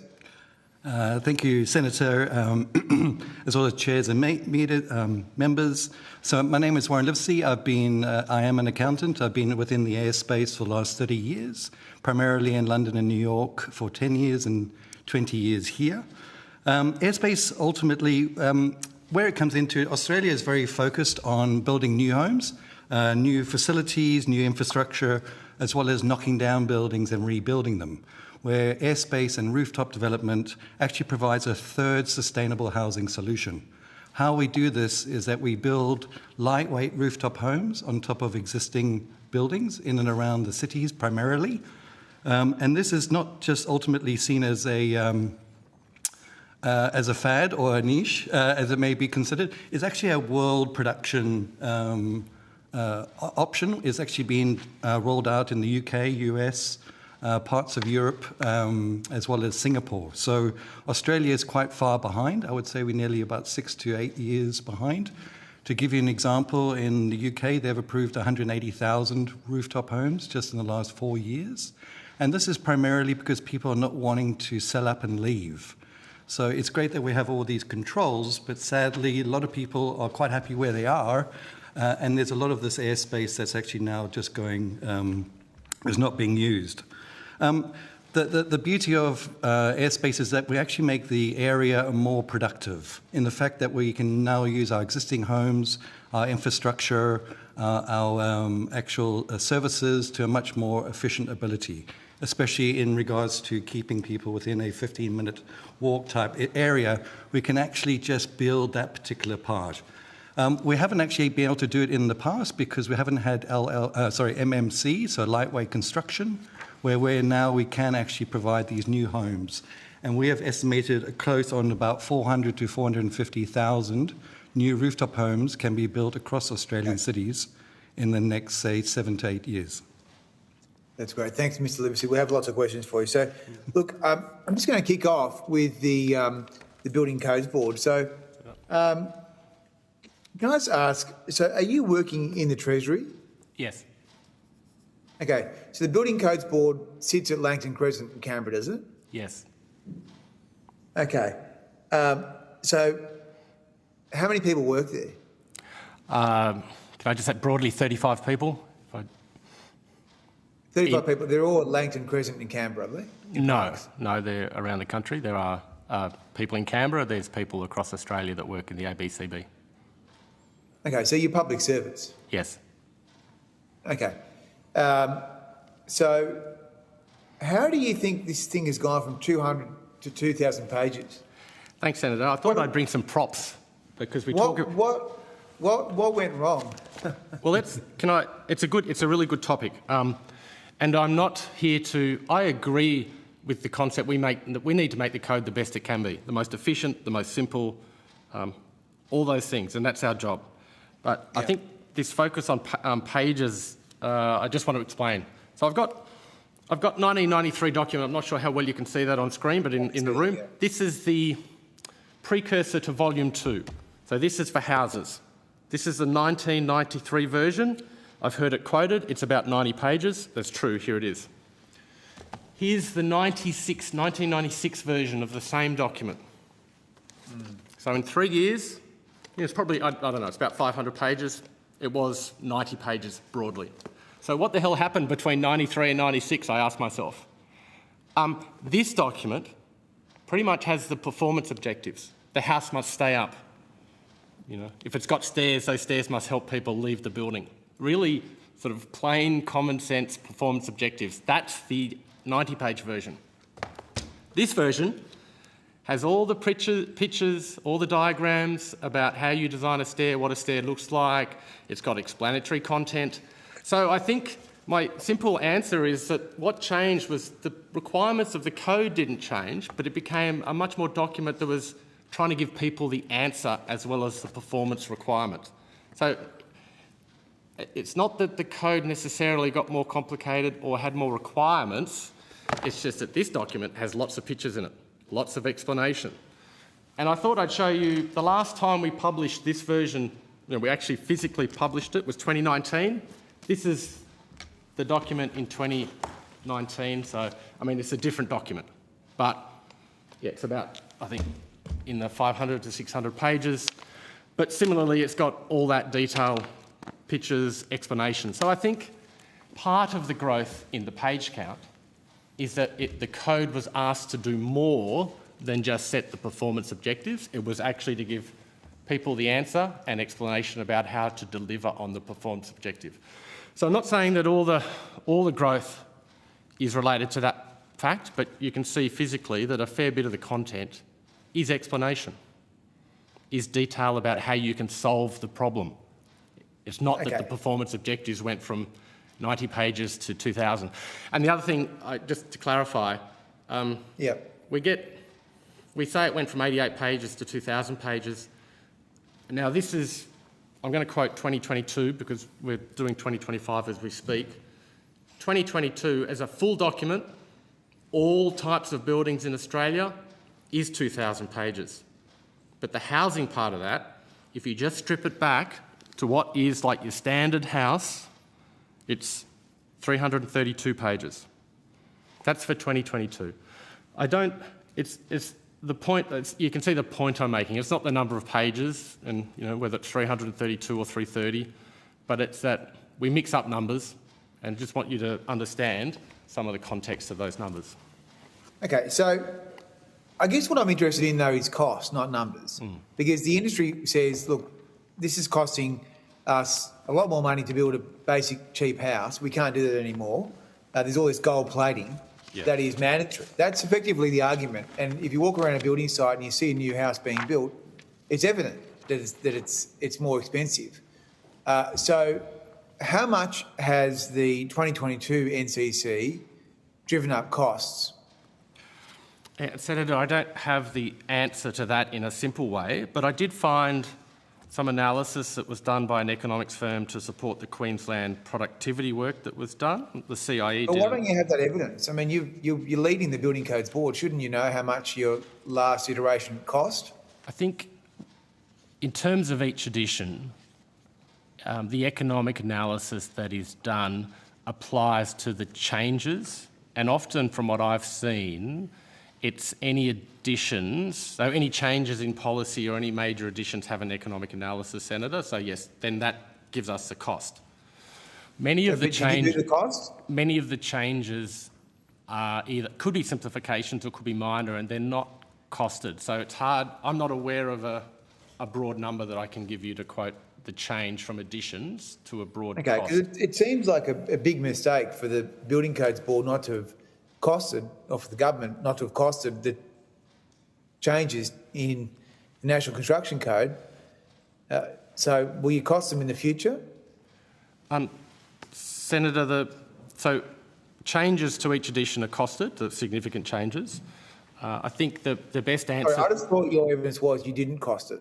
Yeah, the best answer I can give is I think the modernisation process that is going on in parallel to us has got a lot of good ideas that we're very much engaged in. They include changes to the code, they include changes to process, and I think the best thing I can do is be ready to implement those changes when they come through. But I just want to know, so my question was, did you cost the impact of the 2022 changes? I believe there is a broad cost estimate, Senator. I don't have it with me. I don't know if that includes every change in the code or just significant changes. Okay, well, how much is it? Can I take that on notice, Senator? I think I've got a number here, but I'll just have to search for it in my folder. Okay, take it on notice then, fine. So how much do you think the 2025 changes will cost? Again, I think there's some specific numbers for specific changes, and they have been published. Again, I'll have to get back to you on those ones. Okay, so how many states and territories are pushing back on the 2025 proposal? The states and territories go through a process of variations. In essence, we publish the code, they decide what elements of the code they want to accept and what they don't. It's been common practice, I guess, for these variations over many years, and we are in the midst of the last bit of work to publish 2025, and that will include all the states' variations. So my question is, how many states have written to you indicating they don't support 2025 NCC? So our governance model, the NCC 2025, was taken to building ministers for approval. So they approved the National Construction Code and they approved NCC 2025. Okay, so no state or territory has written to you indicating that they don't support the proposed 2025? They approved 2025, and then as we move to publish, they give us instructions about what they would like to vary in terms of the code being implemented in their jurisdiction. Okay, so you haven't received any feedback from the state saying they don't support 2025? The only answer I can give is they approve NCC through the building ministers. So every building minister across Australia this approval is given for the next edition of the NCC, and then as part of implementation, each state and territory gives us instructions on their variations to the NCC. So what elements of the NCC they'd like to change for implementation in their jurisdiction. Okay, let's try another question. How much does the NCC cost in terms of the portion of costs on a new house? So the code is the fundamental technical regulation that all buildings must abide by, just in simple language. So the cost of a building is directly related to the requirements in the rule book. I can't single out, right? Because if you're building a masonry wall, or you're building a timber structure, or you're building a roof, or the windows, the insulation, all the elements of a house they're regulated through the National Construction Code. So the answer is the cost of the house is the cost of the house, and it needs to meet the requirements of the code. So what are your ideas for cutting the costs? Yeah. So fundamentally, I think the pause on residential, and I think a fairly, there's no big policy initiatives that I'm seeing. So that gives us the runway for the next 2, 3, 4 years to very much focus on making the code the best that it can be. And the best that it can be is all the things you might have heard from the HIA or MBA that have been submitted through the modernisation project, which I think is quite exciting, will give us a good foundation for this work. But I think there's a hard graft of making the code as good as it can be, which is making sure that it's written in the best way possible. It's as simple as it can be. It's internally coherent. It's easy to use. So I think just a lot of great work to make the code the best it can be. That's one thing. I think the other, the other part of this is the use of AI, and I feel that over time, people will less and less engage with the code directly and will more and more engage through an AI tool that will be its source of information. So that means that there may be complexity in the code, and some parts of the code are complex. We're dealing sometimes with complicated buildings. Rather than focusing in on the code itself, it's how AI as a tool can make it easier to understand and easier to use. So I feel over time that we'll be in a different paradigm where the code is less important than the AI tool that is the enabler for people to use the code. So that's the second one. The third one that we're working on is modern methods of construction, so the prefab industry and providing a fit-for-purpose regulatory scheme to support the prefab industry. And I would expect to see over time that the prefab industry will grow and provide more of our building stock. So 3 areas. Have you met with the Minister, Claire O'Neill, to discuss the building code? Yes. How many times? Once. And when was that? Oh, I don't have it. It was a few weeks ago, Senator. I don't have the date on A few weeks ago? Yep. And did she ask you for ideas to cut the costs of construction? It was more of a introductory meeting, so to introduce myself and the Minister to provide her overview of view of where we should be focused, and the message was clear to me that productivity is where we should be focused. So I think because the building industry has called for a knockdown and rebuild of the NCC. So what do you say to that? Yeah, I've used that term too. Look, I'm not sure, as I sit here today, whether it's a lick of paint, a refurbishment or a knockdown rebuild. And I'm open to any three of those, because at the end of the day, I want the code to be the best it can be. Now, the only comment I have on the knockdown rebuild is, and this was put to me by someone very experienced in the sector, we just need to be careful because a real halt on productivity is changing the code in a really substantial way. I understand that, but does it strike you as a bit strange that the Minister didn't ask you for ideas to cut the cost of construction in Australia? I think we did talk to that, and I think I talked to the similar things that I've referenced today, modular, simplification and ease of use of the code and just making the code the best it can be, and AI. Okay, just before I rotate the call, what can we do for mobile homes? Is there a way we can help facilitate mobile homes?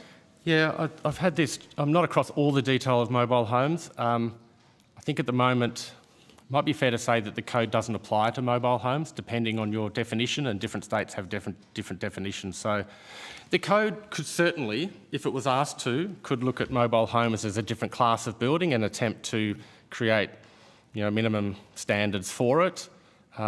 So yes, it could be done. It's a very interesting area, I think, and would require a lot of thought about how you would apply a code in that situation. But yes, of course we could.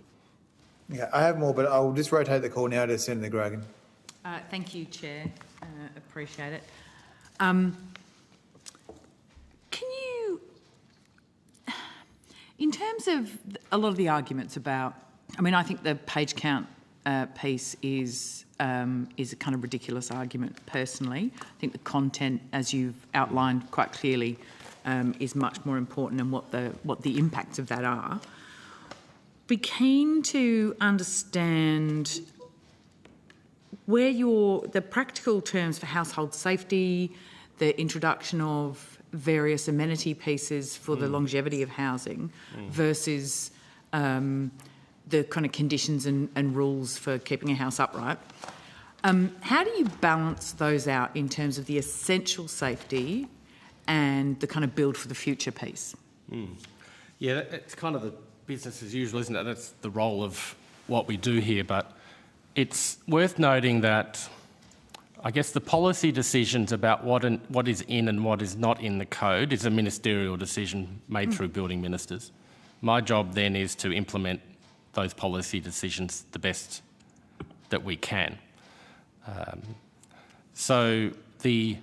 And there's always, in these technical kind of construction areas, there's always trade-offs between practicality, safety, longevity, cost. I mean, that is what we do. Like, that's what you do in the construction sector. You're constantly having to balance these things. Okay, so what is your process for assessing the cost benefit? Yeah, so we undertake a regulatory impact statement. Right. Okay. And there's examples on the internet, on our page, where you can see the regulatory impact statements we've done. That's one process. That's the most significant process for major change. We would do a RIS. Okay. I have a bunch of other quite boring questions that I'll put on notice for you, because I'm very interested in what you guys have to say in terms of rooftop and how that kind of plays out. Why is Australia behind those other countries that you've outlined? Is there particular reasons or particular regulation, or is it just that it's new and people are a bit dubious? Senator,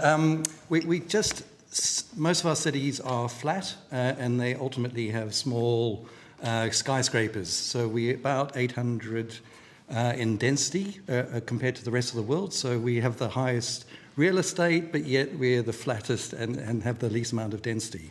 It's primarily more focused on the UK, the whole of Europe, parts of America at the present moment, because a lot of these housing initiatives that they've done that we're doing at the present moment, the low, medium, rise housing solution, the TOD, the transportation-oriented development, which are very great, are great policies, but sadly, 3 out of 4 people don't want to sell out and move. So what we're trying to focus on in regards to knock down and rebuild, what we're focusing on is the 3 out of 4 buildings that are quite happy to stay where they are, but are happy to actually build up and provide more rooftop homes. So we're just behind in regards to, obviously, these more developed markets. I get that. I'm just trying to work out why. Are there regulatory barriers?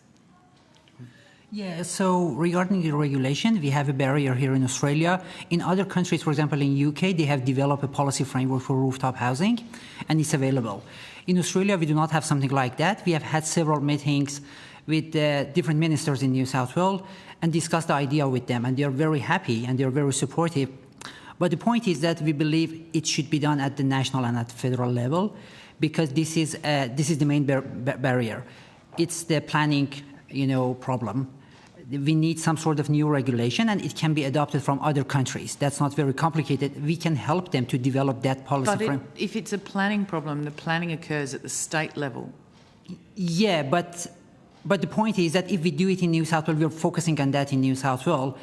The other state cannot use what we have developed in New South Wales. It should be done something at federal level, mainly jointly with NCC, so it can be some sort of mandatory.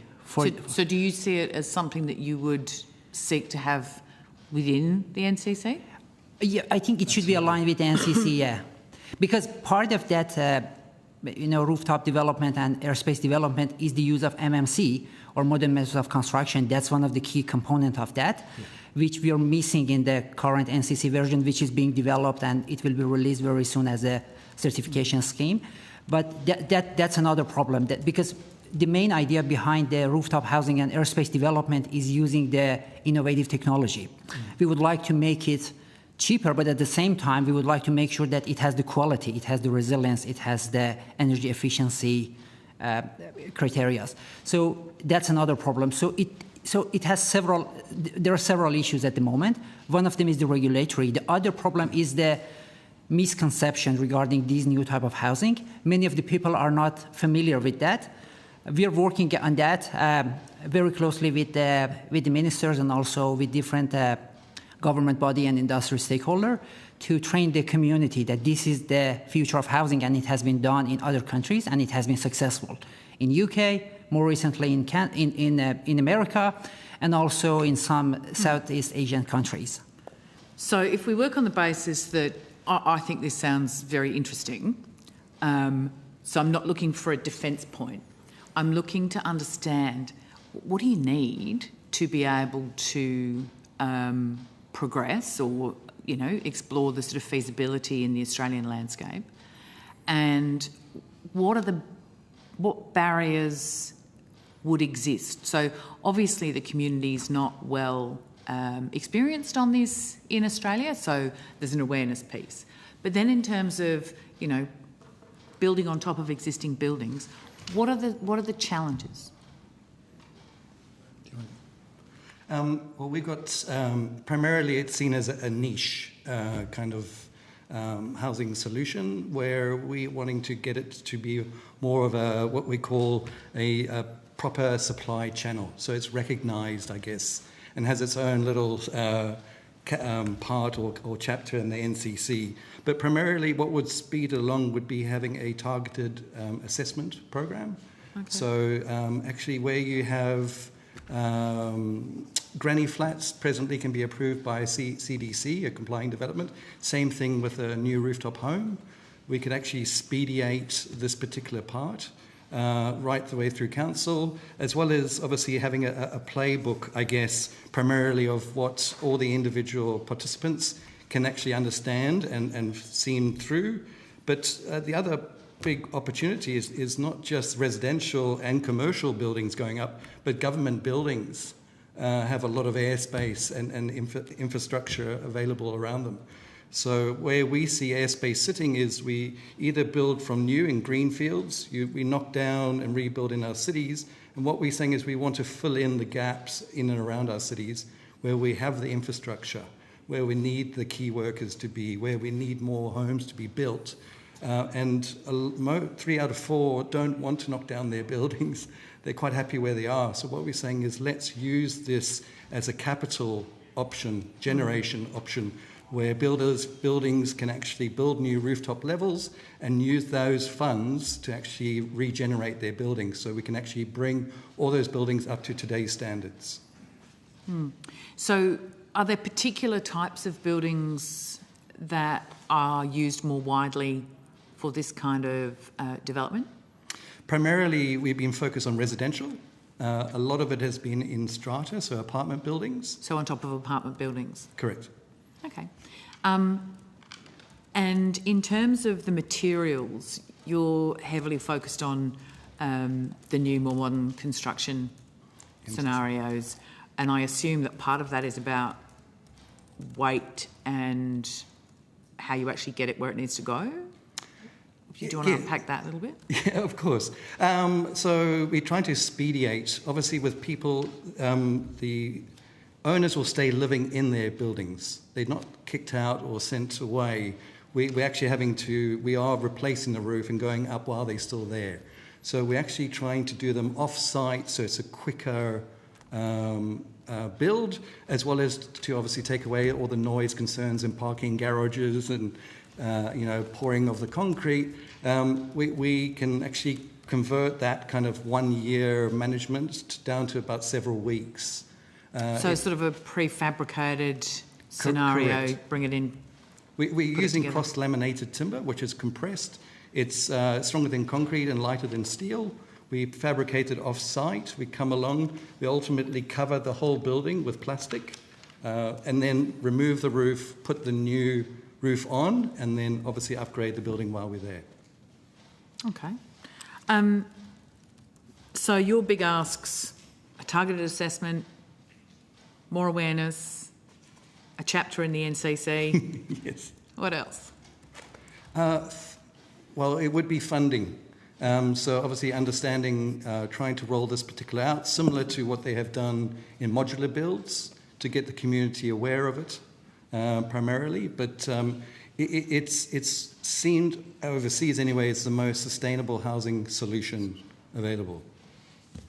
Sorry, Senator. Another thing to add, we have recently conducted a feasibility study on the public building and also commercial building within the Australian CBD, and there is so much opportunity in those buildings as the rooftop development, because most of those buildings from an engineering perspective are over-designed or over-engineered. So without retrofitting, we can add, this is our estimate, at least 3 to 5 story on top of them. So what Mr. Livesey is saying, just adding 1 story on top of the current residential building, but we have also investigated the commercial building and the public building and the unused parking space and the hotels within the CBD. So we can add at least 3 to 5 story on top of them using the modern methods of construction, modular construction, doing off-site manufacturing, which is efficient, reliable, high quality, and definitely much cheaper. And it will not disrupt the overall quality and performance of the building. I have to hand back the call, but I'm interested in the cost differentials. Maybe you would like to take that on notice? Yes. Thank you. Senator Nararaja. Thanks, Chair. Question to the NCC. Just to go back to the AI adaptation of the code, what are your timelines on delivering that? Senator, I think it's fair to say we're just at the sort of preliminary thinking around this, so there's no business case, there's no methodology, but I think broadly in thinking through the AI tool, it could be a stepped approach. So it could be a minor step to start with an internal AI tool to help us navigate sort of questions, if you like, from outside. So we get to test the tool and use it to make sure it's accurate. A second version then could be one where we've got this concept of, say, build your own code, so that the code, as I've said, applies to every building in Australia. And you might be building a house in Darwin. You're only interested in the requirements for you building a house in Darwin. Basically an advanced filter that could turn the 2,000 pages of the entire code down to the 200 or 300 pages you need for the job you're doing. So that's a secondary use of maybe an advanced filter with AI. The third, more, the mature model is that we could create an AI tool that becomes as I said before, your portal to the NCC that helps you explain, not only find the information you need, but explain how to meet the requirements of the code. So I think it's fair to say in that staged approach, there's many years of adoption. And of course, with AI, we want to be careful that we're doing all the right things, that it's safe, that it's secure, and that ultimately it is working well and giving good advice. Mr. Piani, I'm a little disturbed that there is a lack of urgency on your behalf here. We are in the midst of a housing crisis. We have paused the building code with a view to currently reviewing it and streamlining it. AI is going to be fundamental to improving usability and deliverability of our outcomes, particularly with regards to cutting red tape, which is key to productivity uplift. I could go out there and find any number of AI companies, including domestic ones, who could do this in a week. And yet I'm not hearing any urgency from you. I'm hearing business case and, the department kind of think this through. Honestly, there needs to be some urgency in getting this done. This was something the government cited many, many months ago in a press release. Do you see my point, and can you please respond?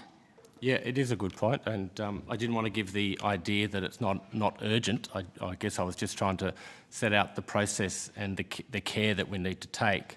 There are AI tools available in the marketplace, so the private sector has created tools, I think, similar to what I'm talking to, so that is the positive, that there are tools available, and indeed I got some feedback today talking to builders to get my own sense of where the marketplace was, that they are currently using AI tools to help them navigate the requirements of the code. So there are opportunities for the private sector to create solutions as well, which they're taking advantage of. The private sector should be absolutely engaged in this. You could go to tender and they could, I'm sure, do this in about a week. It'd be worth looking at the Singapore model where, the health department sign-ups in Singapore co-designs and co-works with vendors to ensure they get the product and it comes in on time and on budget. So please look into that and no dragging feet on this, please. Just a quick question regarding the NCC reforms. As you know, we froze the code till 2029 and it's undergoing a review. Can you give us a status update on what that review will assess and what kind of criteria you will be using for determining whether future NCC changes meet our productivity ambition? Thanks, Senator. I can give you an overview. I'm not leading that review. It's been done by a different part of Treasury. So I think you'll be able to, I think Nick Dowie is presenting later this afternoon and is running the modernisation, so more specific questions I think appropriately placed towards him. From my perspective, we've been involved in the process. We're seeing I'm seeing some really great ideas coming from industry and being reviewed and thought about through the panel. And as I said, very keen to see what comes out of that and support the conclusion of that process and then get on with delivering the positive outcomes that come from that. My understanding is pretty broadly, it's very much in train now, and will be providing that kind of input, in the short term. Okay, thank you, Chair. Just finally, a couple of things from me. So I might get you to take on notice then how we could go back to a very simple performance-based housing construction code, waterproofing, fireproofing, those sort of things. Just take that on notice. I'm happy to answer it now. I think it is simple. Well, happy to hear it now. If that was the policy direction, that we wanted a short code that only focused on performance objectives, then we would simply take all the performance objectives that are in the more detailed document and publish it as the code. And then I think you would still have mechanisms to demonstrate conformance with the code. We have DTS, I think you might have heard of deemed to satisfy solutions, which sit in the code at the moment. We have Australian standards, we have performance solutions. I mean, I think you would just create, the code would become the performance objectives, which it is in a way now, but then you would have separate pathways to demonstrate compliance. I understand that, but the problem with the code today is that everything's in it. It's not a graduated scheme. Everything's in there. So if that was the policy direction, then if you could still provide on notice how you think that would work in writing, that would be helpful for the committee's deliberation, because we obviously need to do a proper report on this. Yep. And look, I guess then, just so we understand this, so that's sort of the constructive piece of work we're trying to do here. What we're trying to do is to investigate whether or not we can have a graduated construction code in Australia. That's sort of the simple objective. So then, look, just finally before you go, in terms of the modern methods of construction review, so that's happening parallel to the 2025 changes and the longer-term 4-year pause, isn't it? Yes, it's a parallel process. It's best to understand that as a change in the regulatory process rather than a change in code requirements. That's okay, but what if the review comes back and says that there should be changes to the NCC? Yeah, then we'll make changes to the NCC. We can do those separately, I think. But they can't be made for 4 years. It's a good question, and I think the modernisation process is analysing that. So at the moment we have a 3-year cycle. It used to be annual years ago. It was an annual cycle. Then it went to 3 years. I think modernisation that's a specific question of the modernisation project. What is the cycle? At the moment it's 3. I could envisage a world where it's sort of a fit-for-purpose cycle where you might have annual amendment to fix minor technical issues and improvements, and a longer-term cycle to fix or to look at bigger, more substantive changes. Sure, but the government have promised they wouldn't change the NCC for 4 years. So if the modern methods of construction review comes back with recommendations, then they'll have to be sat on for 4 years. I think there's solutions to that, Senator. And the way I'm seeing how that modern methods of construction is rolling out, it may require minor changes to the code, and we could do that out of cycle if government wanted us to. Okay, and just picking up on what your friends at the desk there talked about from airspace, would it be possible to have, as part of a graduated scheme, a program that dealt with the airspace issues? It's worth looking at. I'll make this comment that a house is a house, an apartment is an apartment. The code doesn't differentiate between an apartment, in the area we're talking here, or an apartment in Canberra, if you like. So the code provides a minimum standard for a typology of house or building. On that basis, I think it can cater for the development that we've talked about today. But happy to look into that and see if any changes would be made. But my gut feeling is, a house is a house, an apartment is an apartment. It shouldn't matter how it's constructed or where it sits, whether it's the issues we're talking about in terms of development. Okay, I think that's all we have for now. We need to move on. So thank you for your time, and we appreciate you making yourselves available today. We will now move on to the next witnesses. Thank you. Thank you. Thank you.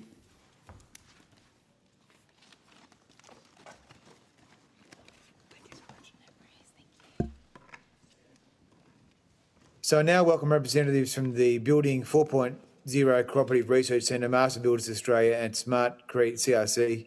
I understand that information on parliamentary privilege and the protection of witnesses giving evidence to Senate committees has been provided to you.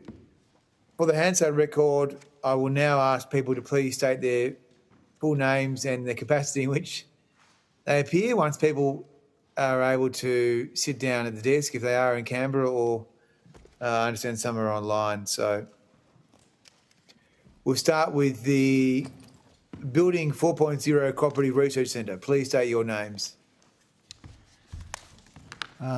Yes, hello. Would you like me to make my opening remarks now, Senator? No. Matthew Aitchison, CEO of Building 4.0 CRC. Okay. Oh, thank you, Chair. Claire Tubelat, CEO of Smart Creek Cooperative Research Centre. Okay, and we've got Master Builders. Yes, hello. My name is Shane Garrett, Chief Economist for Master Builders Australia. And Melissa Byrne, National Director of Policy and Legal for Master Builders Australia. Okay, we're going to give you all 2 minutes to make your opening statement. If you go over 2 minutes, I'm going to gong you like on the TV show, and then we'll come back to you, okay? So, but we'll get to your question. So go ahead with Building 4.0 first, please. As you've heard, I'm Matthew Aitchison, CEO of Building 4.0 CRC. I'm also Professor of Architecture at Monash University. I'd like to start with a brief overview of the sector and then move on to the role of the CRC. As long-term statistics show, Australia's building sector has experienced declining productivity relative to the broader economy, and at the same time it has low levels of research and development, particularly when compared to other sectors. We require that the building sector delivers more buildings to higher standards than ever before in history, and we're asking them to do this for lower costs. However, over the past 100 years, the industry has demonstrated that it's not able to self-generate the innovation required to meet these challenges. This, we believe, reveals a structural gap between societal needs and industrial capability, and we think the CRC model can help to address that gap. Through collaboration between government, industry and researchers, a CRC can fill this structural gap by helping to deliver innovation, advocating on policy and, importantly, by connecting research with industry and government on real-world problems. At Building 4.0 CRC, we've applied this model to housing and building productivity more generally, especially in our work on so-called modern methods of construction, also known as modular and prefab. The aim of which is to lower construction costs, boost housing supply and create a sustainable, resilient industry. The broader observation here is that productivity improvements in the sector are achievable, but it requires coordinated coordinated effort across policy, industry capability and innovation systems. In closing, I'd like to draw your attention to three key issues we think can improve productivity in the building sector. The first being better data collection and measurement. The second being a continuation of the regulatory reform process we heard about in the earlier session. And finally, by establishing a research and development corporation for the building industry that could help coordinate innovation strategy. These measures, we believe, will improve productivity in building over the medium to long term. Thank you, Chair, and I welcome the committee's questions. Thank you. So, Smart Creek, yes. Yeah, thank you, Chair and committee members, for the opportunity to present to you today. I'm speaking from the perspective of Australia's cement and concrete innovation ecosystem, which sits at the very foundation of the housing system. Concrete is not just another construction material, it's the starting point for the entire built environment supply chain. Recent independent analysis commissioned by the Cement, Concrete and Aggregates Australia organisation demonstrates that the scale of their contribution. The sector supports 113,000 jobs and contributes more than $20 billion of Australia's GDP, while underpinning the construction industry that delivers our homes, infrastructure and energy systems. If we're serious about improving housing productivity in Australia, we must start upstream with the materials, systems and market structures that determine how quickly, efficiently and affordably we can build. Today I want to make 3 points, echoing Michael, about the intersection of decarbonisation, innovation and productivity in this sector. First, decarbonisation is not a constraint on the housing productivity. In fact, it's an opportunity to unlock it. Low carbon concrete technologies already exist. The challenge is not innovation but adoption at scale, and in many cases these solutions can reduce material intensity, enable modern construction methods like precast and modular systems, improve build speed, labour efficiency, and done well, decarbonisation aligns directly with productivity gains. Second, the barriers that we face are systemic, they're not technical. Through our work with industry, we're consistently seeing the same structural constraints: fragmented decision-making across supply chains with unclear accountability for material choices, outdated standards and specifications, procurement settings that prioritise lowest upfront cost over whole life value of carbon performance, inconsistent carbon measurement frameworks, and critically skills and capability gaps, particularly in design, engineering, construction, which limit confidence to adopt new approaches. These barriers slow innovation, increase costs and ultimately constrain the rate at which housing can be delivered. Third and finally, targeted systems level intervention can deliver both emissions reduction and productivity gains. The opportunity for government is not to subsidise individual technologies but to enable systems to function more efficiently. This includes modernising standards, creating clear, consistent carbon measurement frameworks and very close, and building capability across the supply chain. And we should also It's still going? Okay, great. We should that was stop?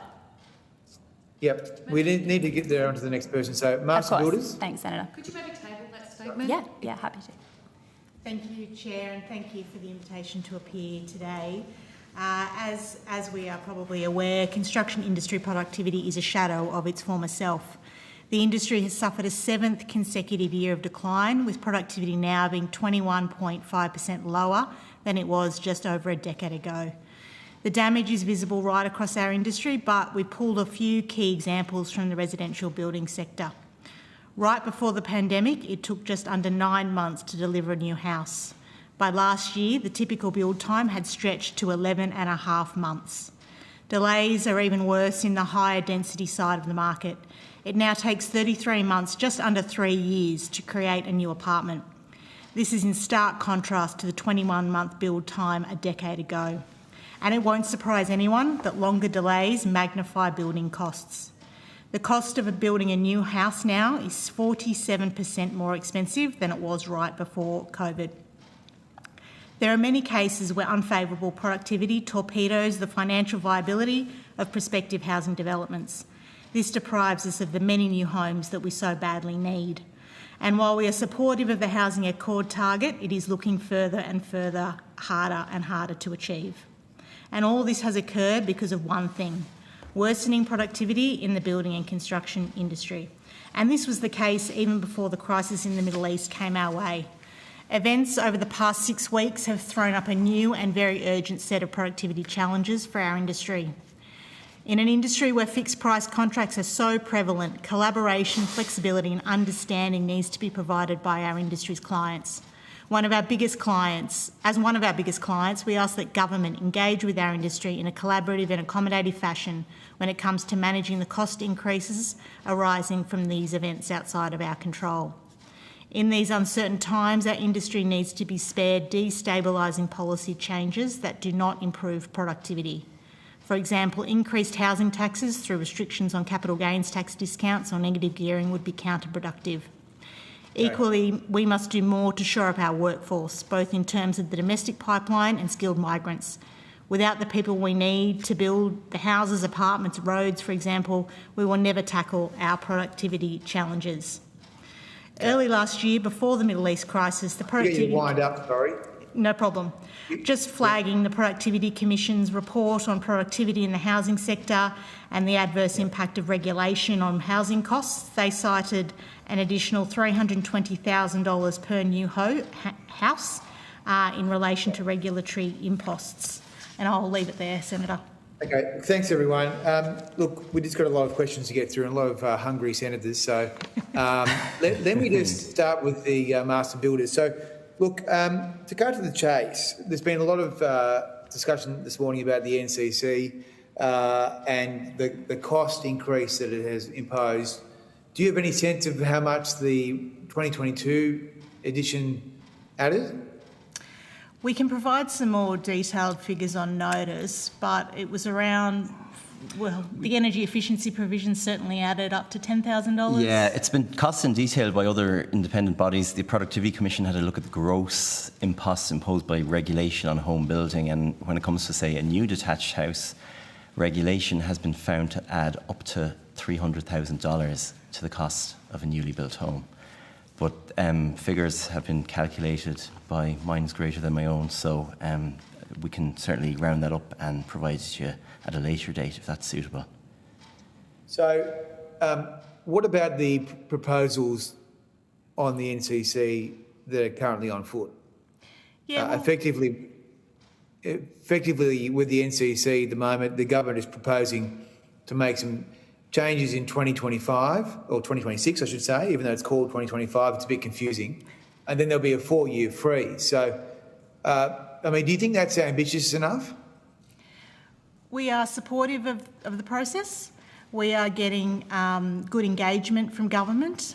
We've written a substantive submission that's got some very specific recommendations, both in terms of sort of an overarching position about how you can improve the code, how you can improve the review process, how you can make it more usable and easy to access, and then the submission goes into some detailed provisions where improvements can be made. So we are hopeful of some positive outcomes, but the proof will be in the pudding, to be honest.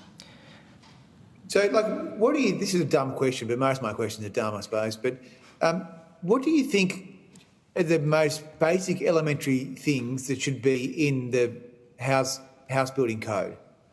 Well, we want safe, quality buildings. And I think that is the intent of the code, to provide that, to provide minimum standards to achieve that. But I think what's happened over time is that there's been scope creep. So we've ended up with a code that is trying to address with things that fall outside that remit to address broader societal challenges. Well, I think the livable housing provisions and the energy efficiency provisions are probably the two key sticking points for us. We would say that both of those things potentially sit outside that, what we would say are quite a focused remit of the code, particularly the livable housing provisions, the cost impost, and we do have some numbers I don't have offhand. What does that mean, livable housing? What does it mean? What does it mean? Well, I'm not a technical person, so my lay understanding is that you are building a home that somebody can age in place. So for young first home buyers, they are required to build a home that would provide a rail in a bathroom in case they stayed in it till they were of an age that you needed that rail in a bathroom. The doorways are wider to fit potentially a wheelchair. So it's sort of like I said, dealing with an issue that potentially someone like a first home buyer, it's not front of mind for them, but they're bearing the cost of something that potentially wouldn't impact them for, 40, 50, however many decades. How many people stay in the same house for 50 years? Well, that's an excellent question, and we say that they probably don't. Well, I would imagine very few people do that. Okay, so that's a good example of something that is effectively now mandatory, isn't it? Yes. Okay, are there any other examples? I think the complexity of the energy efficiency provisions, while we would say the code should deal with that in some respects, I did have a colleague of mine try to explain them to me, and he pulled out a diagram that was about 3 pages long. So if a technical expert within master builders can't understand or easily apply those provisions, I don't know how a low-rise residential builder could possibly, even start to try and understand how they would apply. Do you mind if I just have a really teeny-weeny little follow-up question there, Chair? Yeah, go ahead. When you talk about... I have issue with this page length scenario because I don't think it's reflective of anything at all. We may as well talk about the font size we're using.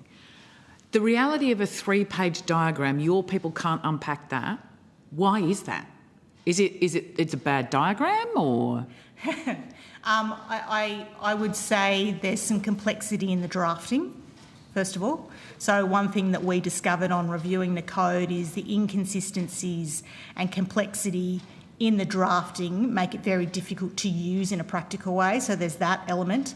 And also, I think the other aspect is that those provisions, and like I said, I'm not a technical expert, but they are trying to deal with a plethora of different types of situations. But surely because we have multiple types of housing, that would make sense. Anyway, sorry, I'll go back to the chair. It's okay. No, that's all right. We're always happy to work together. Here in the Senate, it's very more collegiate than people imagine, actually. With that, Senator Bragg, if I could interject with one quick follow-up. I'm happy to have more. Of course, I've now invited it in. Yeah, you did. You opened the door. I have been scratching my head here around the future-proofing or, living in place, particularly around grab rails being mandatory. And I understand the importance of those. I have an elderly parent that lives in my home, and we have grab rails in the bathroom. But given the shifting and changing codes over time, if we have a young home buyer today at the age of 35, say, not many people are buying their first home in their early 20s, what's the reality of that code being the same in another 25 years, even if they were to remain in that same dwelling, that we're actually imposing this additional cost on them now for something that they may require for ageing, 30, 40 or 50 years down the track? Well, the rate that we had been going at, the code would shift significantly in another 20 or 25 years. We are hoping through this review process that we have a refreshed way of reviewing the code that reduces the number of changes that are made so that we don't end up with the potential situation that you're suggesting. Yeah, so effectively we're putting in place requirements that will likely, based on past performance, be redundant by the time the individual will use them, but they have to bear the cost of it regardless. Well, maybe not redundant, but certainly in our experience there has been added requirements. So you'll still have to do what you have to do now. Yeah, it will be more than that in another 20 years. Thank you. Okay, so look, I just have a couple of quick questions before I hand over the call formally. Just in relation to industrial relations and productivity, obviously Australia has very bad productivity growth in the building sector. How much of this do you think can be apportioned to the unions not acting in accordance with the community's needs? We'd say a significant proportion. Before the CFMEU was put into administration, and it's outlined quite well by the Queensland Productivity Commission, the way that the union was operating, the provisions in enterprise agreements were absolutely just sapping productivity. I think the Queensland example was they were losing 4 days a week on average work on site. I think they've seen some improvement in that lately. which is very positive. And certainly, broadly speaking, things have improved with the administration in place. But as is outlined in both the submission and the supplementary material that we provided, we absolutely think there's more that needs to be done. We've outlined a 6-point plan of some clear steps in order to ensure that we don't see the same situation arise again once administration is lifted. Okay, just final question from me. Last November, the government passed, with the support of the Greens, EPBC reforms. 6 months on, we have no bilateral agreements. We have no regulations made. Have there been any improvements here? Is there anything good you can say about this? I think initially the fast-track process for housing delivery was positive. Since then, I can't really point to anything particularly positive out of the reforms that came in last year. Yeah, okay, thank you. I'm going to go to Senator Ananda Raja. Thanks, Chair. Just in the master builders, what practical reforms would do most to lift housing delivery in the near term? And could you please be specific? So in the near term? So I guess I know we've sort of put a lot of recommendations in that submission. The first key, and you've already talked about the review of the NCC, but regulation, using digital solutions to better curate information. I think there's huge opportunity in that space across a lot of areas of regulation, for example, safety laws. I think there's some real opportunity to use digital solutions to, again, make regulation more usable. We talked about industrial relations as well. I think the work that's going on at the moment will reap some benefit from that. As I said, that 6-point plan does contain quite specific areas of reform. So, for example, changes to competition law to make sure that anti-competitive provisions in enterprise agreements are outlawed. Things such as, the unions having the right of veto over subcontractors. That obviously is an anti-competitive and anti-productivity measure, and we see that some reform in that space would certainly target those provisions and help improve productivity. The final one I'd probably mention, and we do go into quite a bit of detail in the submission, is on workforce. Certainly having more people will improve productivity in the sector, and we go into a fair amount of detail both in terms of the domestic pipeline, for example, expanding fee-free TAFE to include the private RTOs, particularly the not-for-profit RTOs that offer a great opportunity and a great service to the industry as well.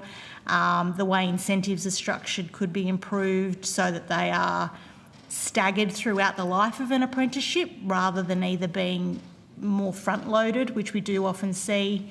And then certainly skilled migration, which we see as a critical component to bridge the gap between where we are now and getting through the domestic pipeline. And we sort of outline two key proposals would be a construction industry-specific visa and expanding the Pacific Island Worker Scheme for non-licensed trades. Okay, thank you for that. Just to touch on workforce, the government's doing a lot to try and encourage more women into the construction industry, and that will go, I think, a long way also to improving culture, right? It's a highly gendered workforce. Can you just talk us through what your organisation is doing specifically to assist in drawing more women into this industry? Yeah, so we're a recipient of grant funding through the Building Women's Careers program. So we've got a program on foot called Level the Site, which is about promoting women in trades, female apprentices, and providing that training and pastoral care and support. We can provide some more detail on that program on notice if you would like.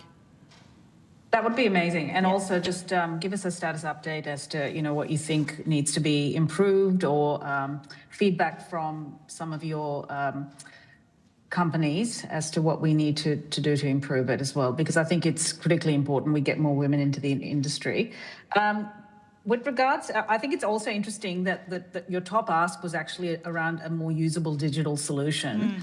You would have heard the testimony earlier from Mr. Piani, and wasn't real happy with the sense that this could take years.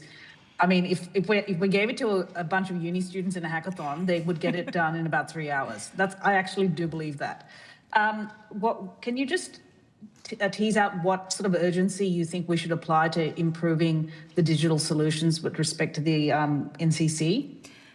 Yeah, I think it's a difficult proposition because you don't want to rush too fast so that it's not built properly. But then, as you're suggesting, this is not a new problem. And certainly there are solutions out there at the moment that could be applied quite easily. So, look, we've been working with the ABCB and government on whatever this sort of AI tool is. We don't want it to take that long either, so we're pushing them quite hard to move ahead with it, notwithstanding what's happening with the formal review process. This piece of work can be done separately and at a different pace, I would say, because we're going to need this AI digital tool irrespective of what comes out of the streamlining process or the review process. So we're absolutely encouraging them to move quickly and to, for the betterment of everybody. And it's important as well to remember, if I might just say that the industry we work in, it's got about 460,000 firms, businesses across Australia. And the vast, vast bulk of those are very small in size. Over half actually have no formal employees in that sense. They operate as sole traders or partnerships. And the small size, the small size of our businesses means that they just don't have the resources to either digest or implement and interpret a lot of the regulations that come their way, and it's a huge, huge difficulty for them. To add on insult to injury as well, we're charged to look at the rule book because the National Construction Code, while it's free online, it references numerous Australian standards which have to be paid for. So fancy doing that for a small business. Makes it very expensive and frustrating. That's a really good point. With regards, my last question, Chair, you've said publicly that government is already doing a lot around increasing supply, but that capacity remains an issue. And you alluded to the fact that in the last 7 years, productivity has plummeted in the industry. And I guess I reflect on the last 7 years and I think about COVID and then the 2 inflationary spikes that we're currently, that we have endured. So it's been a really tough period, I agree. But what are the most immediate capacity challenges affecting delivery, do you think, now? And bearing in mind that, there are certain things we can influence and then there are certain things we can't. We have the Middle East crisis going on at the moment, obviously. It's worth saying that our submission, of course, was written before we knew anything about what was going on in Iran. The last 10 weeks have certainly sort of skewed our priorities when it comes to productivity. At the moment, our firms are struggling in terms of contracts because, as you correctly referenced, back during the COVID era, our builders signed up for contracts, and when they went to do the work ended up costing way more than they had anticipated when they signed the contract, and that led to a lot of financial difficulties. This time, that's fresh in the memories of everybody in the industry, and there's a worrying reluctance now about both builders and construction businesses and their clients as well to enter into contracts at a time of such uncertainty like the one we're in at the moment. So, we're navigating different cost pressures on that front. We're also now navigating demand pressures because of the fact that interest rates are on the way up and because potential clients are more nervous. One of our biggest clients of all, of course, is government. And at a time like this, we are asking the government as a client of the building and construction industry to operate in a way that's patient, in a way that's understanding, and in a manner that's accommodative to our members, and to recognise that cost increases have occurred due to factors completely outside the control of those operating in the building and construction industry. That would be one of our more immediate productivity challenges at the moment, I think. Sure. Okay. I'll leave it there. Thank you, Chair. Senator Kovacic. Thank you. And Mr Garrett, just to follow on from one of the comments that you made around most construction businesses are small. I think some 98%, I think, in fact, have under 20 workers. Yeah. And the regulation that's sort of been embedded over and over into the sector now adds between $135,000, I think, and $320,000 to the cost of a new dwelling, depending on where you are. Based on these costs and what that does to a builder's margin, do you think that this has impacted the ability of builders to hire apprentices? And is that part of the reason that we've actually seen a shrinkage in that skills growth? I think it has. I think when your costs are growing and when you're spending more time on paper than on site, then your time and financial capacity to hire apprentices is adversely affected. I'd certainly agree with that. I mean, our key test here in terms of productivity and productivity policy interventions is, will it result in more new homes getting built? Will it cause the cost of building new homes to go up or down? It should go down. And lastly, we also are conscious of the fact that the bad productivity that our industry suffers at the moment is actually preventing many new homes that could get built from getting built at all. It's stifling productive development. And when you're in a situation where our productivity settings are impeding our ability to bring new talent and new blood into an industry, then that's a very serious problem, I think, for our workforce capacities for years and perhaps decades to come. It certainly is. And I guess that sort of leads me to my other question. And I note the comments earlier that, the build times for apartments have stretched from about 21 months to 33 months. Yeah. And your submission also notes that construction productivity is down 16.4% over the past decade. And there's a lot of conjecture about what all the different problems are that lead into this housing crisis.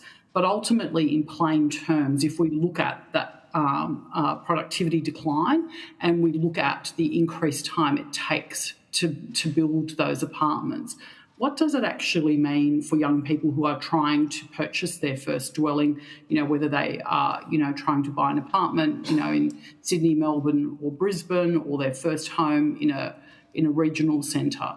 Like, in simple terms, does it make it harder? Does it make it more expensive?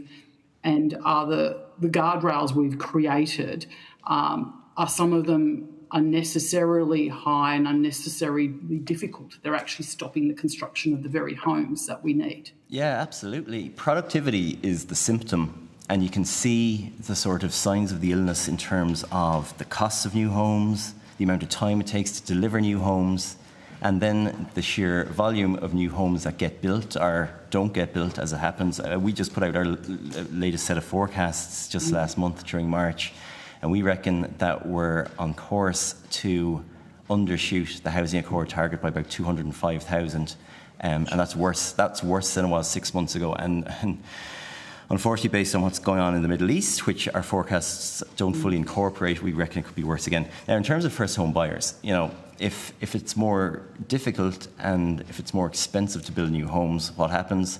The new homes that do end up getting built are more expensive than they should be. And then, of course, there's the issue of the homes that don't get built at all. And that means that the amount of new stuff coming onto the market is smaller than it should be. And it means that those bidding to get into the market have to bid more ferociously against one another.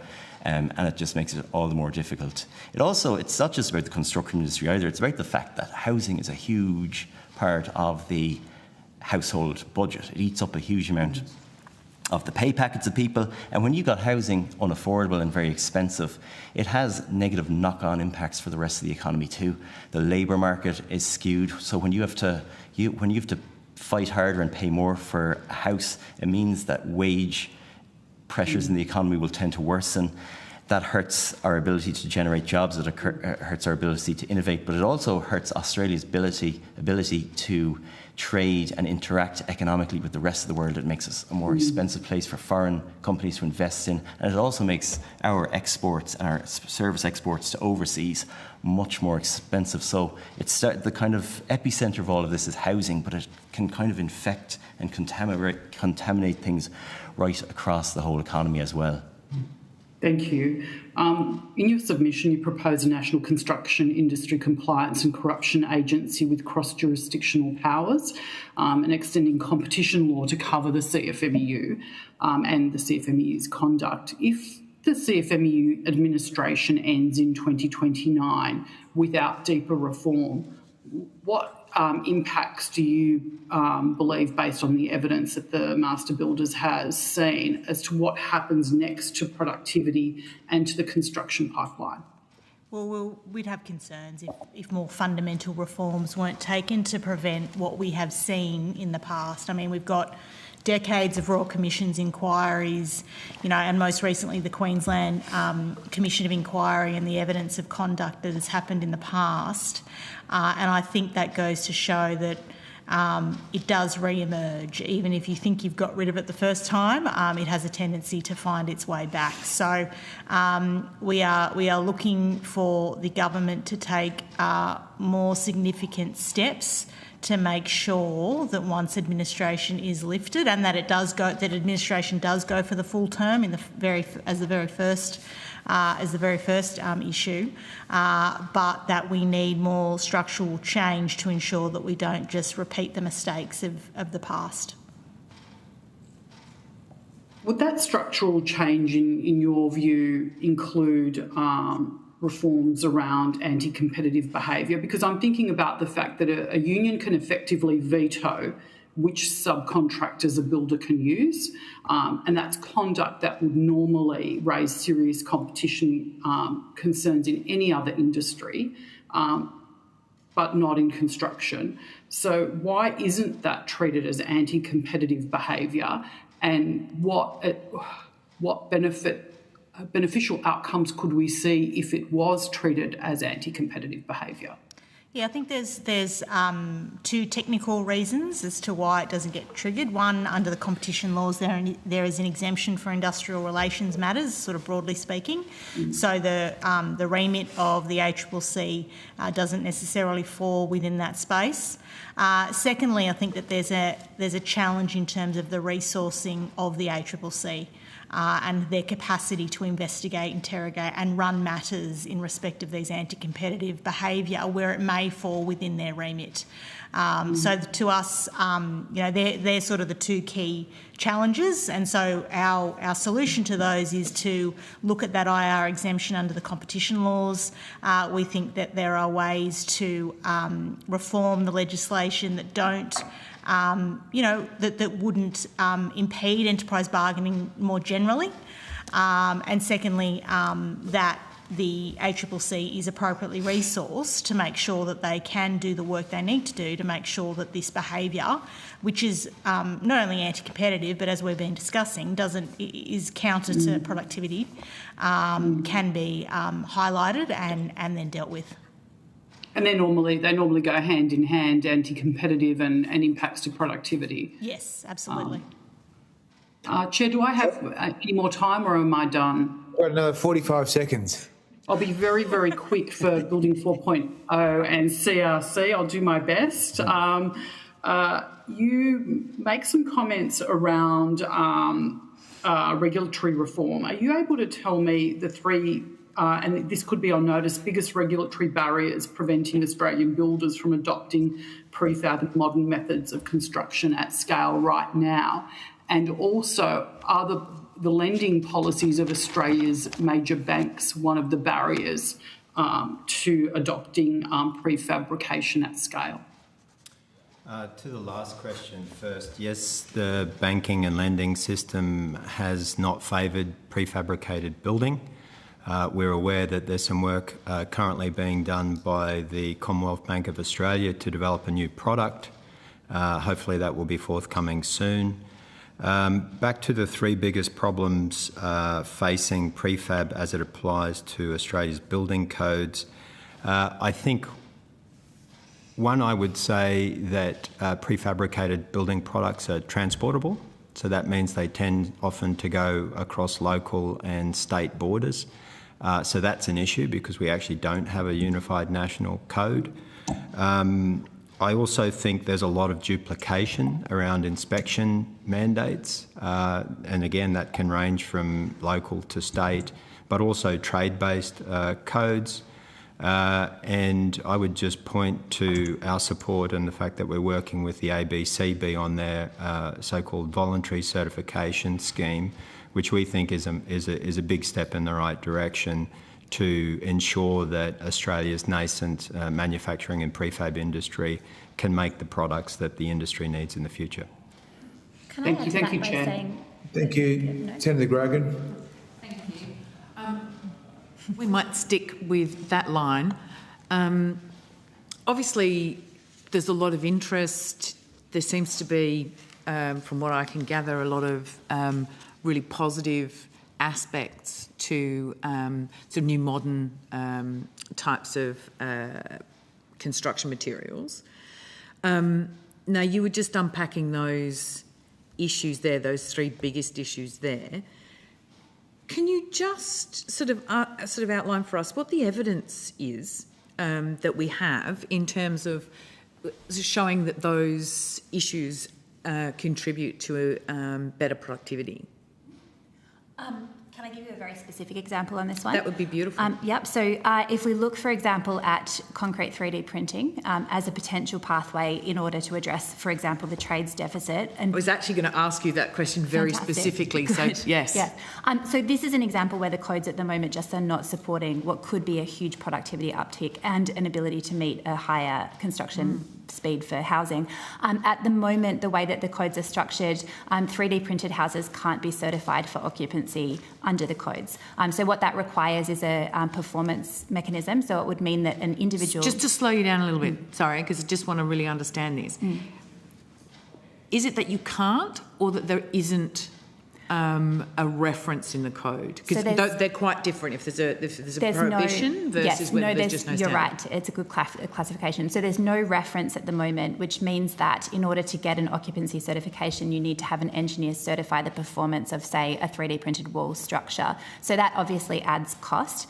So it could be tens of thousands of dollars to bring an individual engineer in to certify the performance of those wall structures on an individual house, which leads to what MBA were talking about in terms of the increased costs. But if there was a standard, there would just have to be that standard would have then to we be could rely on the performance requirements under the standard or the NCC, but at the moment that doesn't exist. So what we're seeing is there's a burgeoning industry of 3D concrete printing companies that are popping up all around Australia. It's very exciting, but there is this barrier in terms of the additional cost required to actually get that occupancy certification. And when you think about that in the context of the fact that, you know, we're estimating that we've got more than 100,000 deficit in terms of tradies in order to build these future homes. 3D printing and, in fact, all modern methods of construction, so precast is another great example, could be our opportunity to address that. A 3D printed house, can be built in a very fast, 72 hours is the fastest we've seen it done so far. And you actually only require 2 people on site. The other really exciting thing is that those jobs are actually very different jobs. They're not the kind of standard back-breaking trades roles that you would see in terms of bricklaying or standard concreting trades. These are more technology hybrid roles and potentially have an opportunity to attract a younger demographic into those trades-based roles if we have the right skills environment for that. And a different sort of skills requirement? Yes. Do you want to unpack that for us a little bit? Yeah, so the way that concrete 3D printing works is that you have on-site batching of your concrete mix design so that you're kind of working with the environmental conditions on the day to make sure the concrete is setting fast enough in order to support the next layer of concrete going down within a matter of minutes.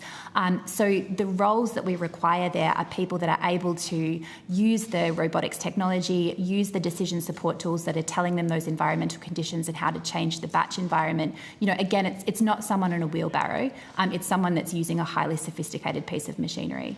So this is something that RMIT has a partnership with TAFE at the moment, looking at how they could create a new sort of technology hybrid construction certification. It's still very new, so not something that's been released to the market yet. But it might be the thing that sort of, again, attracts those younger, perhaps more technology savvy tradespeople into the market.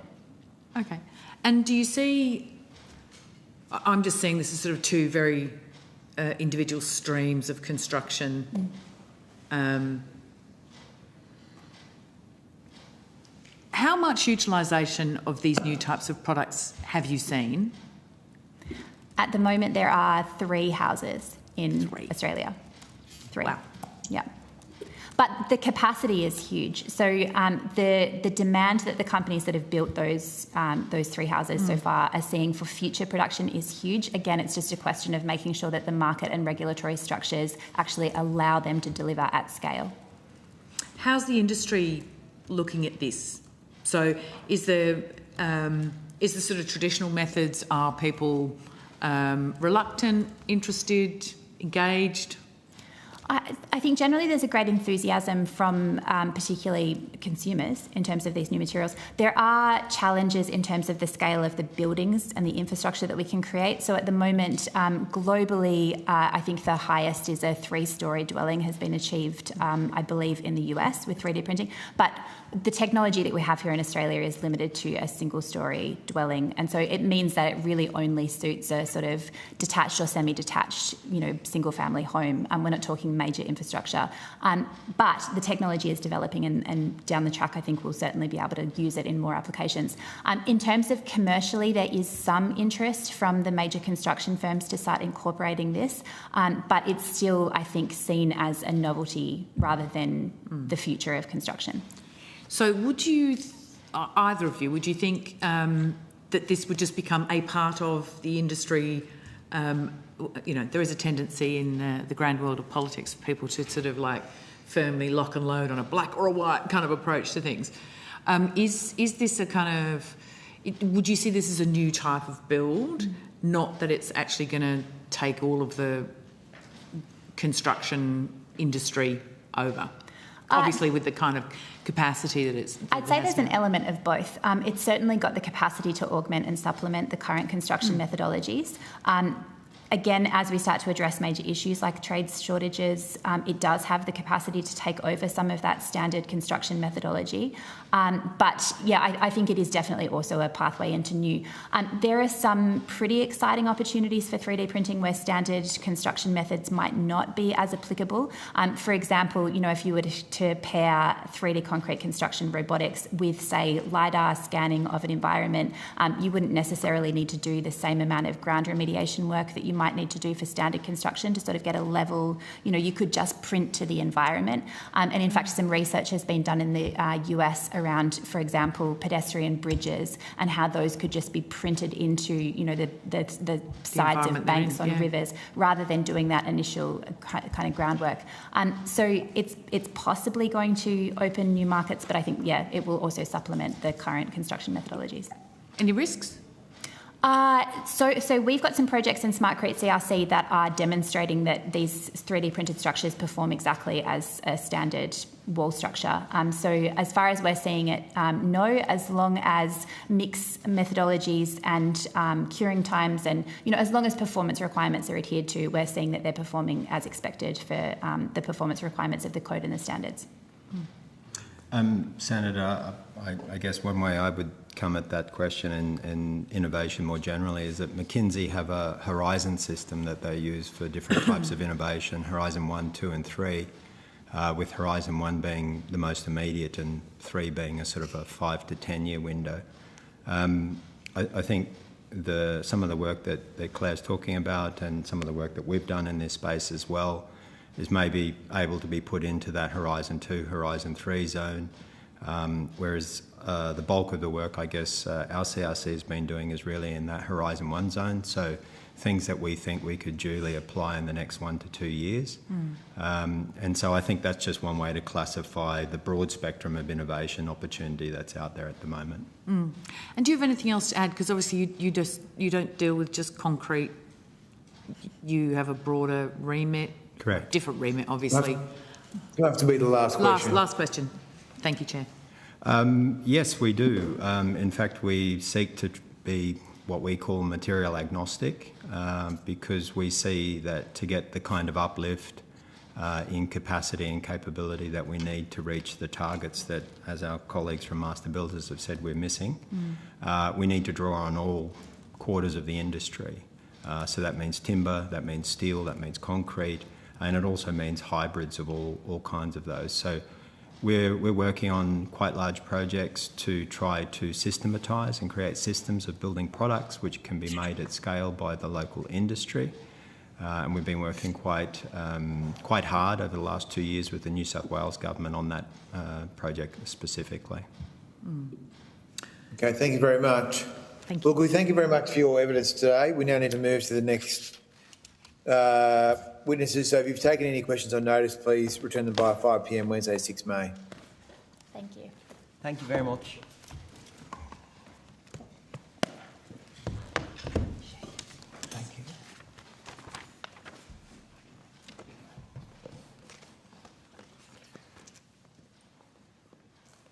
Okay, well, we now move to the next representatives, and we have representatives from the Abundant Housing Network, Urban Development Institute of Australia and Australian Community Housing.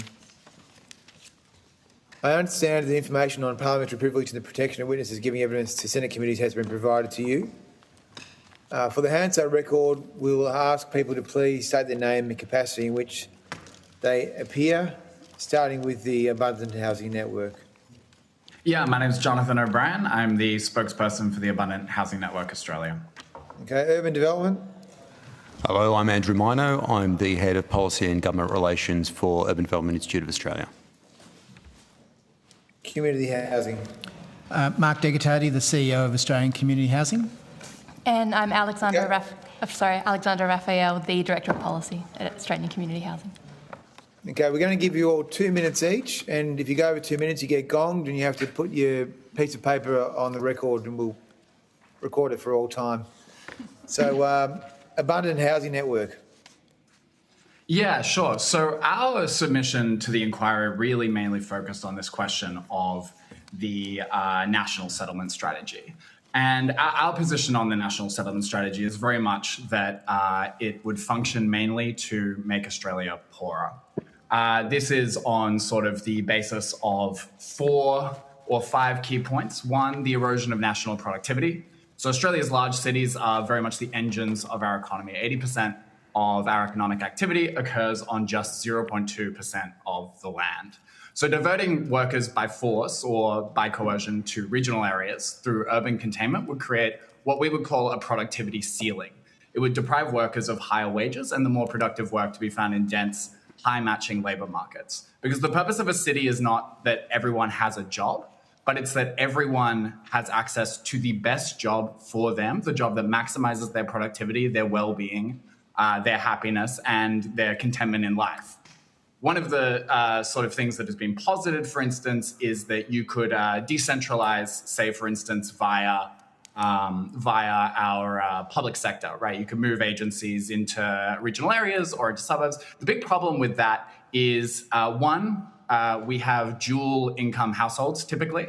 So if you're moving one person out there, you also will need to move the spouse of someone who's working for that agency out there as well. They will need to find a job match. It will be unlikely that we would be able to sort of design a process for matching dual income households to other settlements around Australia and expect to see the same positive outcomes we get from our cities today. So if we are thinking about maximising our productivity, the beauty of Australian agriculture and mining and the productivity there has actually been through a reduction in the workforce there. Yeah. Very much. Thank you very much. We'll come back to you. Okay, now let's go to the urban development. Thank you very much, everybody. Time starts now. Fair enough. Our members deliver the lion's share of new dwellings across the housing spectrum, from affordable housing for CHPs and government all the way through to at-market and master plan communities. In a nutshell, our industry recommends immediate support for productivity by, 1, in addition to revamping the NCC, freezing any remaining NCC changes that increase cost of housing, including NCC 24, exhaust reform proposals that will add up to $25,000 a unit. 2, in addition to the EPPC reform, accelerating the government's housing task force to clear backlogged environmental approvals, holding back tens of thousands of houses. 3, all governments drive faster, cost-effective planning. The federal government can use existing funding to incentivise halving of planning times. 4, review of all federal and state and territory taxes to reduce the burden on property prices rather than merely swapping one tax burden for another. 5, focusing on boosting housing supply through broader federal and state and territory initiatives for median house pricing to benefit all Australians as well as affordable. 6, maintaining rental housing support through existing negative gearing and CGT discounts or equivalents, because rental investors provide our only source of rental supply. Overall, we want to see about a 25% reduction in regulatory cost for doing business by 2030 across all of these things. And it's absolutely critical that we get there. Now, the interesting thing about our industry is development and construction not only builds the majority of houses, but it also is a pump prime for the economy. We are 10% or 10.5% of GDP, 9% of full-time employment, and each housing dollar, depending on who you talk to, supports 40-plus sectors and generates $2.90 extra in the wider economy. So Australia's productivity health is significantly boosted by a healthy housing industry. Unfortunately, industries... Okay, thank you very much. That's it. Thank you very much. We'll now go to community housing. Thanks, Chair. Look, I'll just make 3 observations. The first is that we would encourage the committee not to look at productivity as separate from housing. The ability to have secure, safe, affordable housing has a direct impact on individual families' ability to be economically productive within the economy and help growth. The second thing to think about is that the way we build, clearly we need some reforms in that space. It's taking too long to get from inception to completion on projects, whether that's planning, whether that's regulation. It's an important focus, and it's good that the committee is looking at those outcomes. And finally, I think the way we fund and finance housing is really critical. The social and affordable housing sector, which is where we participate. Obviously, the flagship is the HAF in that sector at the moment.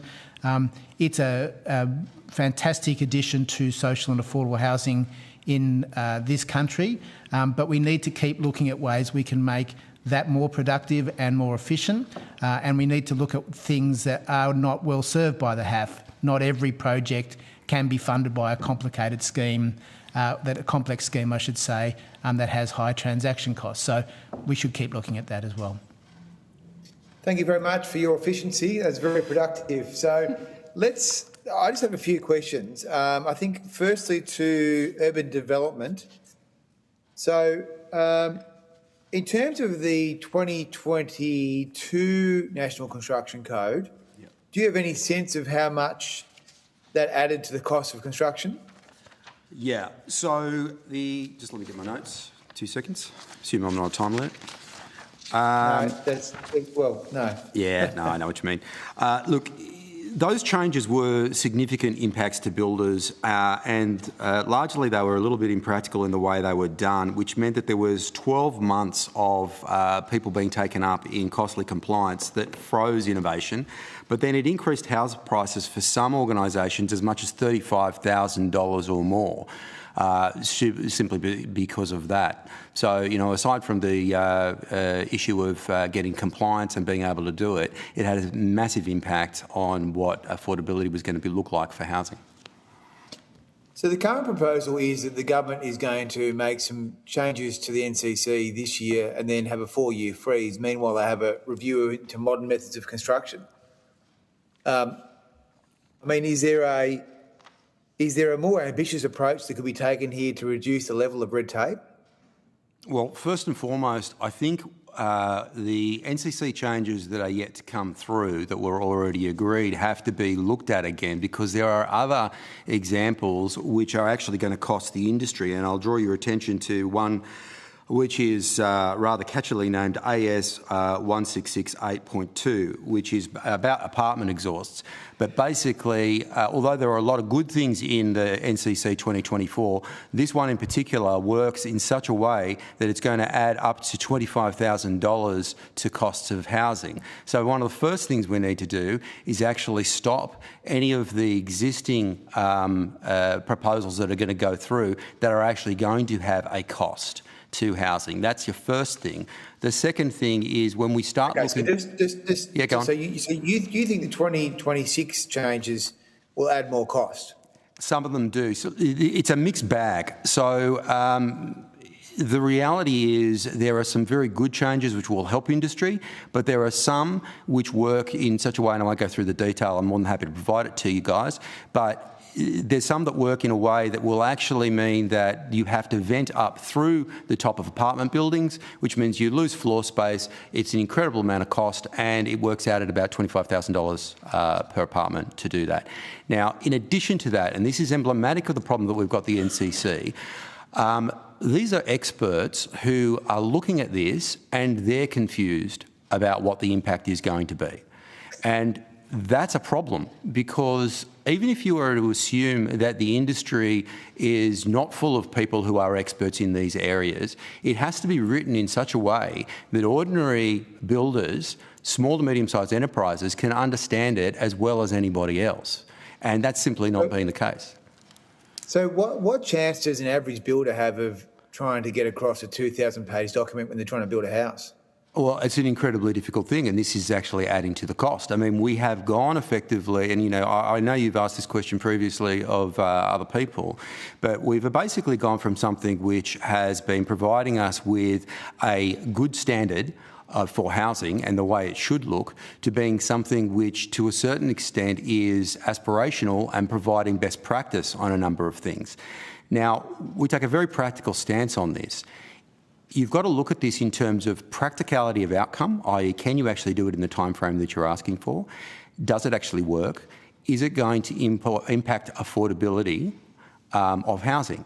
Now, it doesn't mean that if it impacts the affordability, etc., you don't do it, but you need to have had a conscious decision about whether or not what you're going to put in place is going to impact any of these major things. If it's difficult to do, if not, why not? i.e., if it's going to be difficult, why are you doing it? So, for an average home builder, would they have any prospect of ever being able to read, let alone operationalise, 2,000 pages of gobbledygook? Well, I know the answer you want me to give you, but I don't know the answer to that question. I would say it's extremely difficult to do so. 2,000 pages is a very steep read for anybody, and they would be doing the best they possibly can. I imagine that a compliance across the board is going to be varied, but the answer to your question is it's very, very hard. Andrea, I want to ask you about if you could provide on notice what you think a streamlined, cut-down NCC would look like, we'd be grateful. We've been talking about today moving to a more graduated approach, which has just had the basic safety standards as the base, and then optional add-ons if people want to have add-ons. I just want to ask you about EPBC. So after the changes were made with the Labor-Greens deal in November, there appeared to be a bit of a flurry of activity in pushing through some houses on the fast track, but now 6 months later we have no bilateral deals, we have no regulations made. So what's happening with that now? Well, we're actually in confidential negotiations with government on all of this, and as you can imagine, it's a leviathan to deal with. So there's a lot of stuff to be done in terms of standards, etc., and that's all being worked through. In addition to that, It doesn't sound very transparent. Well, the idea is essentially to get the experts in the room to make a call on it, and then when they've got that information, they're putting it out to the public. The problem that we have, obviously, is this is being done on a very tight time frame, so it's extremely difficult to get back information in an appropriate time. But, you know, we're very supportive of getting this done because it has to work for industry. The additional part of that is we're extremely supportive of the Housing Task Force to remove the backlog because, as I think we've said before, Senator, it does not matter what you do in terms of the actual reform legislation. At the end of the day, it comes down to the process and the culture of the organisation that's doing it. Does the industry understand what the new EPA wants to do? Does the new EPA understand exactly what is practical? And that's going to come down to how you actually administer that culture. And that's not about rules and legislation. That's literally about everyone being able to come to an agreement. Okay, I just want to ask Abundant Housing something. So what do you make of this National Construction Code thingy? It's gone from 200 pages to 2,000. Everyone seems to be worried about the cost of it. What do you make of this debate? Yeah, absolutely. So One thing I would hesitate to back is the idea that a long document is necessarily a measure of a bad document. Sometimes in terms of kind of having ease of compliance, actually when you lay out black letter law, a longer document can be better. The big barrier to understanding the National Construction Code, and the reason that organisations like ours aren't able to do the work here, is actually the Australian standards that the code references. Those standards are behind an arbitrary paywall. Flavio Menezes has done some really great work on this and on getting rid of this. The reality is that we can't actually see a lot of what the building regulations are because you have to pay, for instance, $1,700 to read the documents to understand how to install a rooftop solar panel, as one example. And that's just to read the documents. So in terms of what we understand about the actual impact of the construction code, we can only know that if we have open access to the standards that are in our regulation. And it is, arguably sort of a violation of democratic principles that we have these regulations that are hidden behind a paywall. And I think that should be a number one focus in terms of enabling organizations like ours, like the UDAA, to actually do a comprehensive look at the National Construction Code, because it simply isn't possible right now. Well, I think you might find that evidence ends up in a Senate report coming to a place near you soon. Okay. Senator Ananda Raja. Yes, a couple of questions to Jonathan. Jonathan, can you just talk us through how urban agglomeration, which I take to mean city densification, or densification, full stop, helps drive productivity? Yeah, sure. So what we roughly know from the research, top level, is that productivity rises 2 to 5% every time a city sort of doubles in size. That's a substantial effect. But you also get wage premiums from working in the city and whatnot. There's a reason people move to the city, and it's about density of opportunity. It's because when I'm in a city, I don't just have access, for instance, if I'm an accountant, to one accounting firm. I have access to a ton of accounting firms and a ton of businesses who might need internal accounting staff. So what that means is that I'm making a lot more weak ties across my social networks, across my professional networks, and I'm able to share information faster. I'm able to change jobs faster. I'm able to find my right fit and my right community. And that leads to more productivity, more idea generation. Idea generation happens in the cities, right? The history of, complex manufacturing has not been, particularly in the regions, it's been in the cities where there's a lot of people and a lot of people combining their different skills. So when we think about urban agglomeration, what we're thinking about is people maximizing their options in order to find their best possible fit within society. And if we have the largest number of people finding the best possible fit, what we actually have is the best possible nation. And Australia is really kind of like freakishly urban. 88% of Australians live in urban settlements, 2/3 in our capital cities. You can compare Australia, 65% of Australians live in cities over 1 million. That's compared to 45% of Americans and Canadians, or 29 to 35% of Europeans in major European countries. So we have this really exciting thing of our cities, and that's what makes our economy really huge.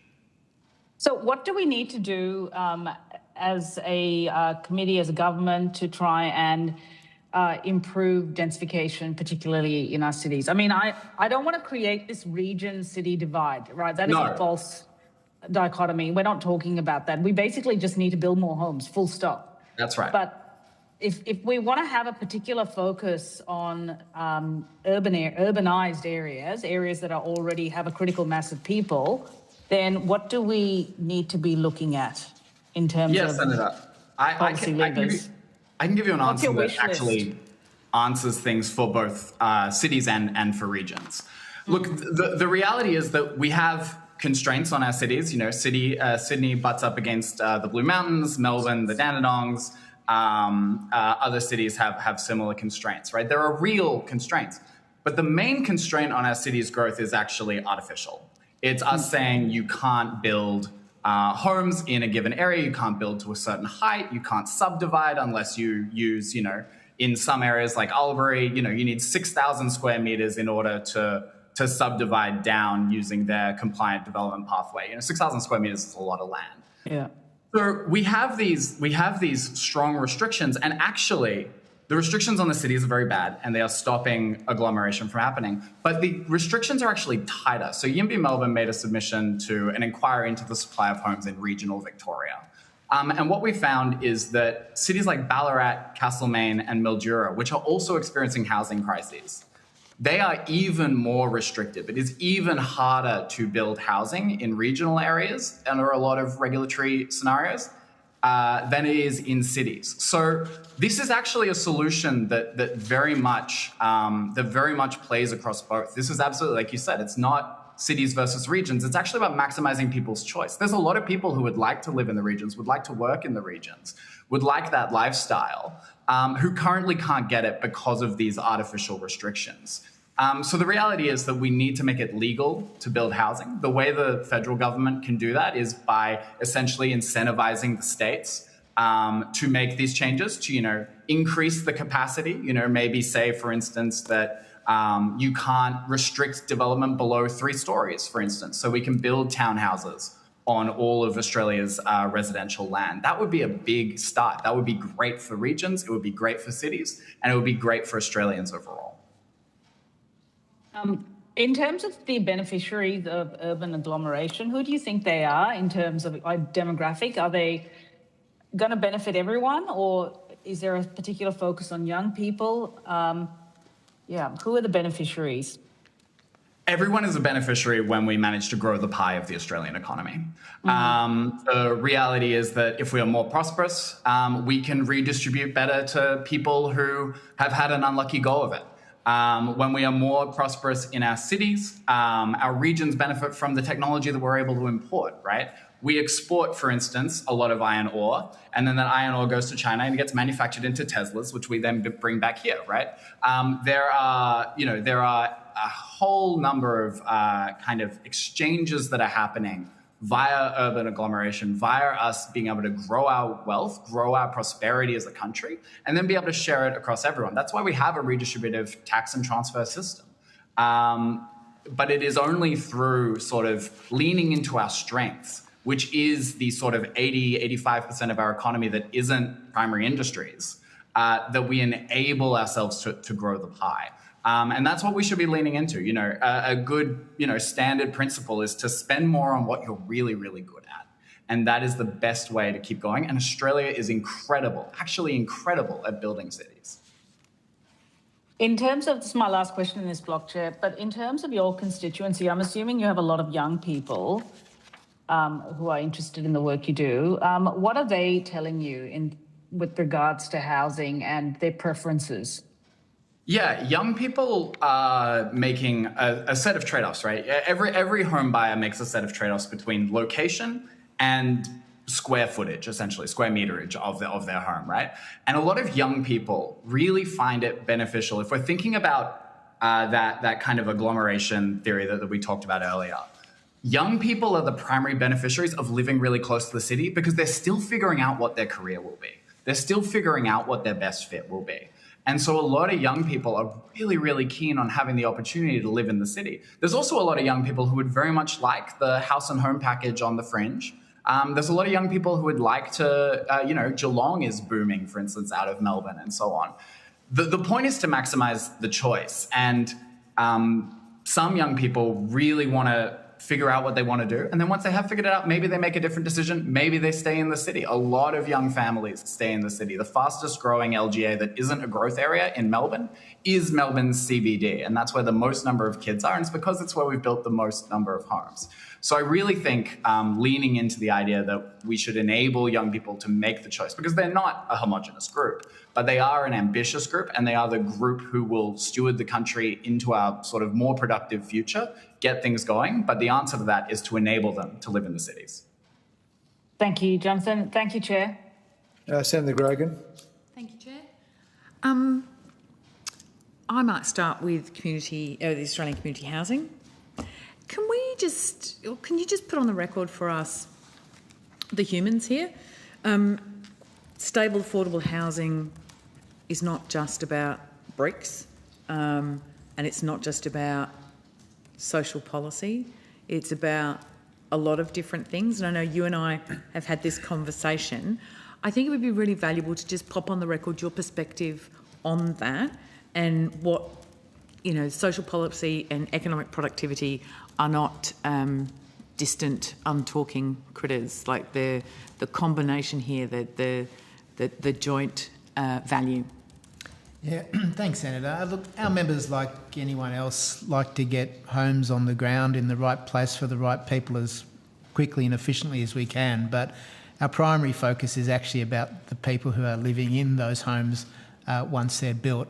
And there's absolutely no question that there is clear evidence that if you have a safe, affordable and secure home, your ability to participate economically is far greater, whether that's because your kids get to get a decent education, whether you get to participate in the workforce, whether you have access to healthcare. All of these things have a clear impact on those families and their ability to be part of the economy. Now, our focus is not about getting them to be part of the economy, but it's an outcome, absolutely, of this work. Because obviously a person's ability to fully participate, to go to work, we have this argument and debate quite significantly around, the impact of various things to increase productivity, but increase people's experience of their own lives and their well-being. The more we get, childcare settled into a pattern where people can access it across the country, the more people can return to work, and the more it sort of boosts productivity. But housing is the sort of baseline of that. If people don't have somewhere stable to live, their ability to engage in the workforce, in all sorts of things, in education, is significantly depleted. Oh, absolutely. And what also happens is that we have too many people falling into what I would call acute care services. So, this is the same across almost every social service. If we can do enough preventative work, and in our case, housing is a really strong prevention that prevents people from having to access acute care services, where, as I said, whether they're health services, whether they're other kinds of services, it's really critical. And the more we can do early to help people get stable accommodation, the more they're able to access a range of activities within the economy, and that's better for all of us. And what evidence do we have for this connectivity between social and community housing and productivity? Look, there's been a range of studies that have been completed around the investment in preventative healthcare or preventative services and the outcomes around that. I'm happy to provide some examples of that to the committee. I wonder if I could ask each of the witnesses to turn their minds to that and provide us some information on notice. Pardon me, Senator, what was that you wanted on notice? The Secretariat can send you through some stuff just following off that conversation, but essentially the connectivity piece between social and community housing, that social policy piece in terms of productivity. It's not just, I think sometimes the productivity argument gets very chopped off as this is all about regulation and tax and what have you. Right. But there is that piece that says for so many people having a stable house, being able to then access work or education, the connectivity between the social and economic policy in terms of driving productivity. Yeah, and for the record, UDIA National absolutely agrees with what Mark's saying, and those points are very well made, and it's points we've made historically all the time. We're very big fans of getting people into housing, whether that be affordable, social or at market housing for home ownership and rental, stable rental. Yeah, so it's the right house at the right time, isn't it? Correct. It's diversity of options. So last question for you, Mark. What role should community housing play in the supply side conversation? Like when we're trying to build supply, what's that pipeline piece that we need to be considering? Yeah, look, unsurprisingly, I would say that community housing's got a central role there, and the reason for that is that we're now facing into a housing crisis that's been decades in the making, and I think what we now need is a really substantial response. So when you're facing into that issue, what you need is to be able to pull every possible lever that you have available to you. Federal government obviously has a role in housing policy and housing funding, and it's been great to see that occur in the last few years. State governments and local governments also have a role to play. What the community housing providers can do is provide another avenue for those homes to be built and for those tenancies and communities to be managed. We receive government subsidies, but we also leverage finance. We borrow on our own back. By small investments, we can leverage them into larger investments, more homes on the ground. We need to be able to pull every lever right at the moment to get as many homes on the ground as we possibly can, and we're well placed to do that part. We manage about 160,000 homes across Australia, so that's a large amount. I think a lot of people don't understand your financing model and how you actually do it, because you're quite different. Do you want to just give us a quick rundown? Yeah, look, there is not a single financing model within the community housing provider, but a typical development would be part of a land or equity provided by CHP, a government subsidy that could be either through a long-term availability payment, rent concession, and or subsidy, and then we would typically raise a proportion of the development costs through finance, whether that's through a Housing Australia financing vehicle or through commercial senior debt finance. And then the future of that housing? The difference for us is that we're all not-for-profit community housing providers. We hold our properties in perpetuity to the end of their useful life, and even then we recycle them, build them again, and hopefully provide more housing over the long term. So, certainly one of our central arguments is that subsidies to our sector are held within the sector and held for perpetuity to provide housing for social and affordable housing for families that really need it. The gift that keeps giving? We think so. Thank you. I think Senator Nataraja has one more. Oh, okay.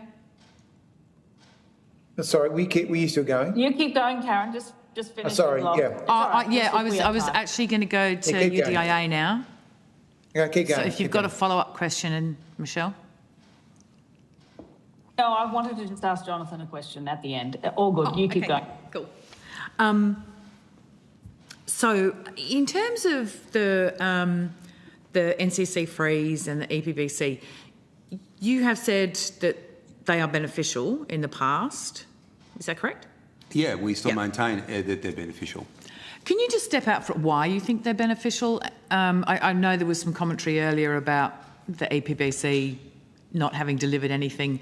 I would argue, given that it's been held hostage in the Parliament for so many years, it's actually making some breakneck speed changes now, but obviously that takes time, as I think you outlined.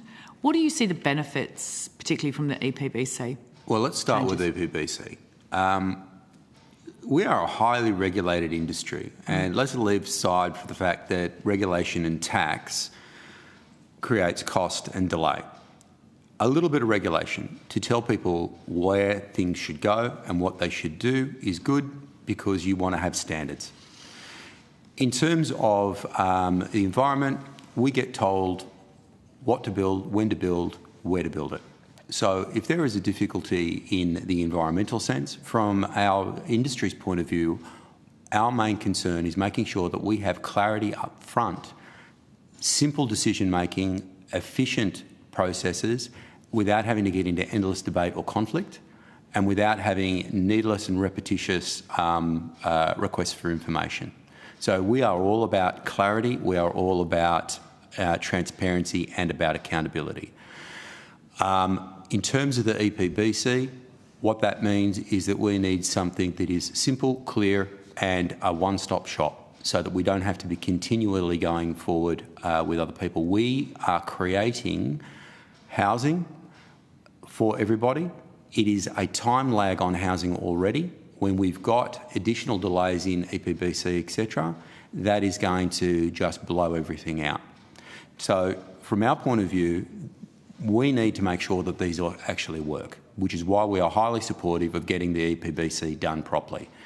As I was saying before, Part of the issue, though, is making sure that the culture works in a way that industry and the new EPA actually understand each other and know what they're going to do.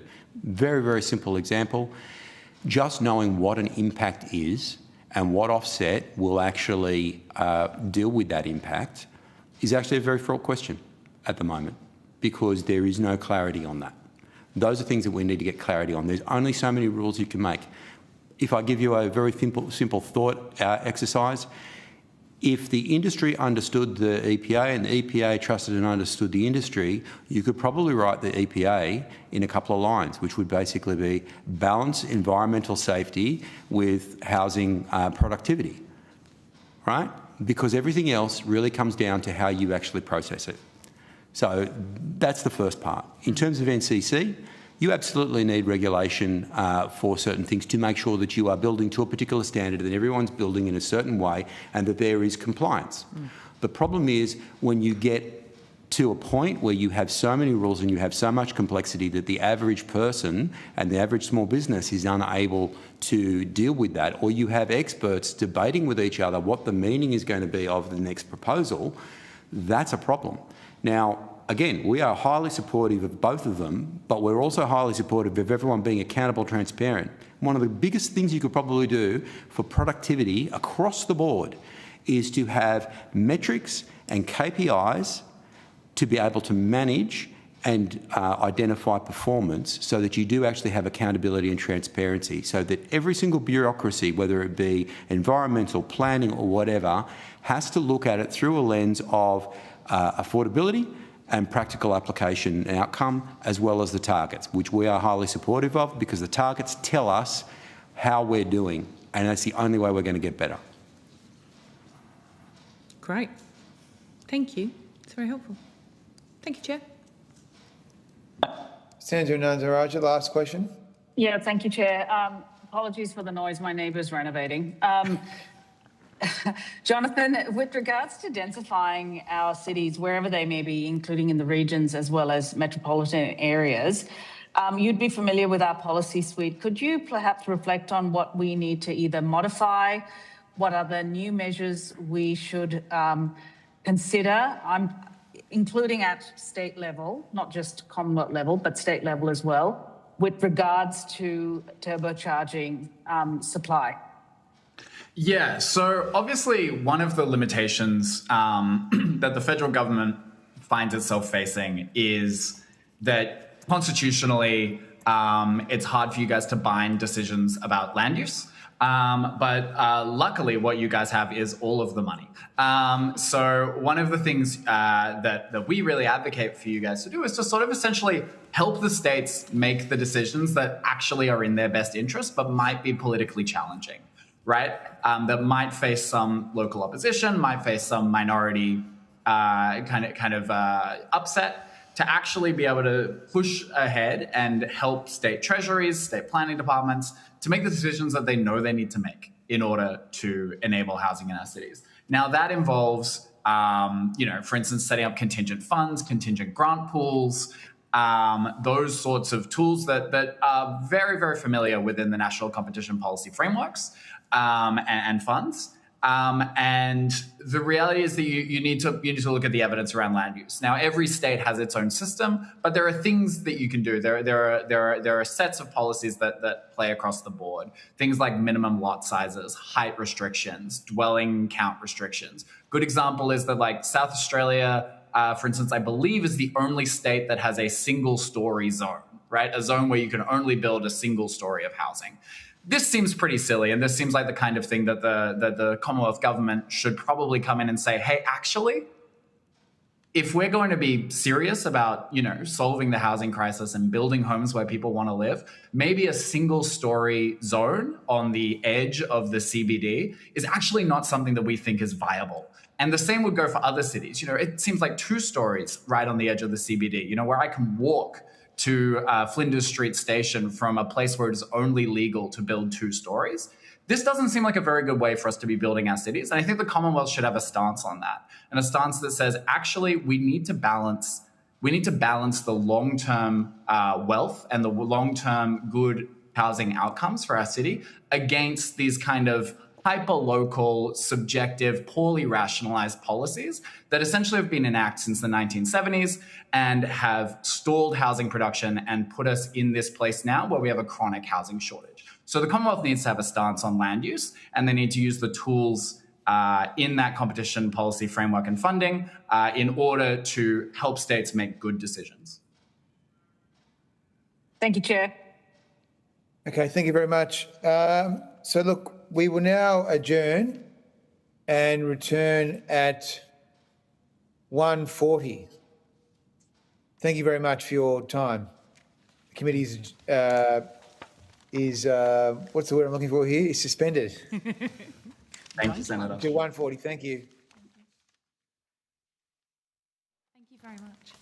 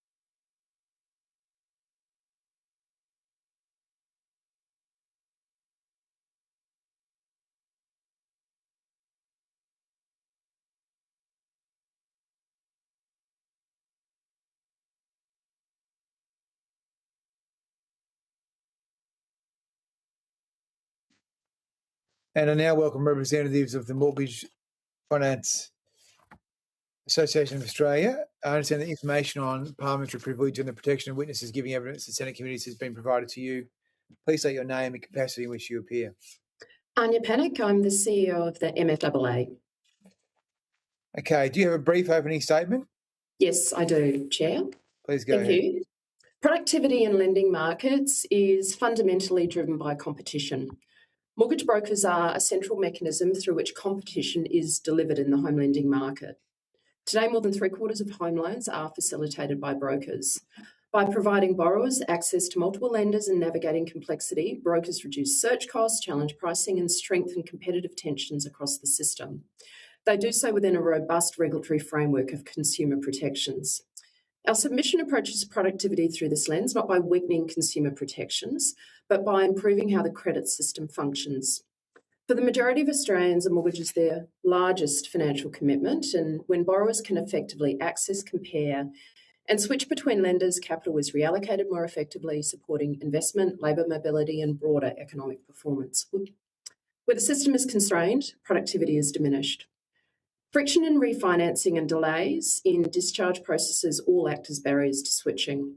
This reduces competitive pressure, limits mobility, and increases costs for borrowers.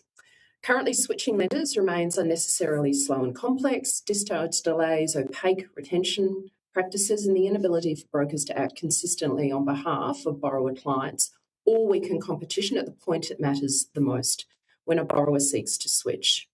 If the committee was to prioritise one reform, it would be to streamline the home loan discharge process. Fixing this is a direct and practical lever to improve productivity.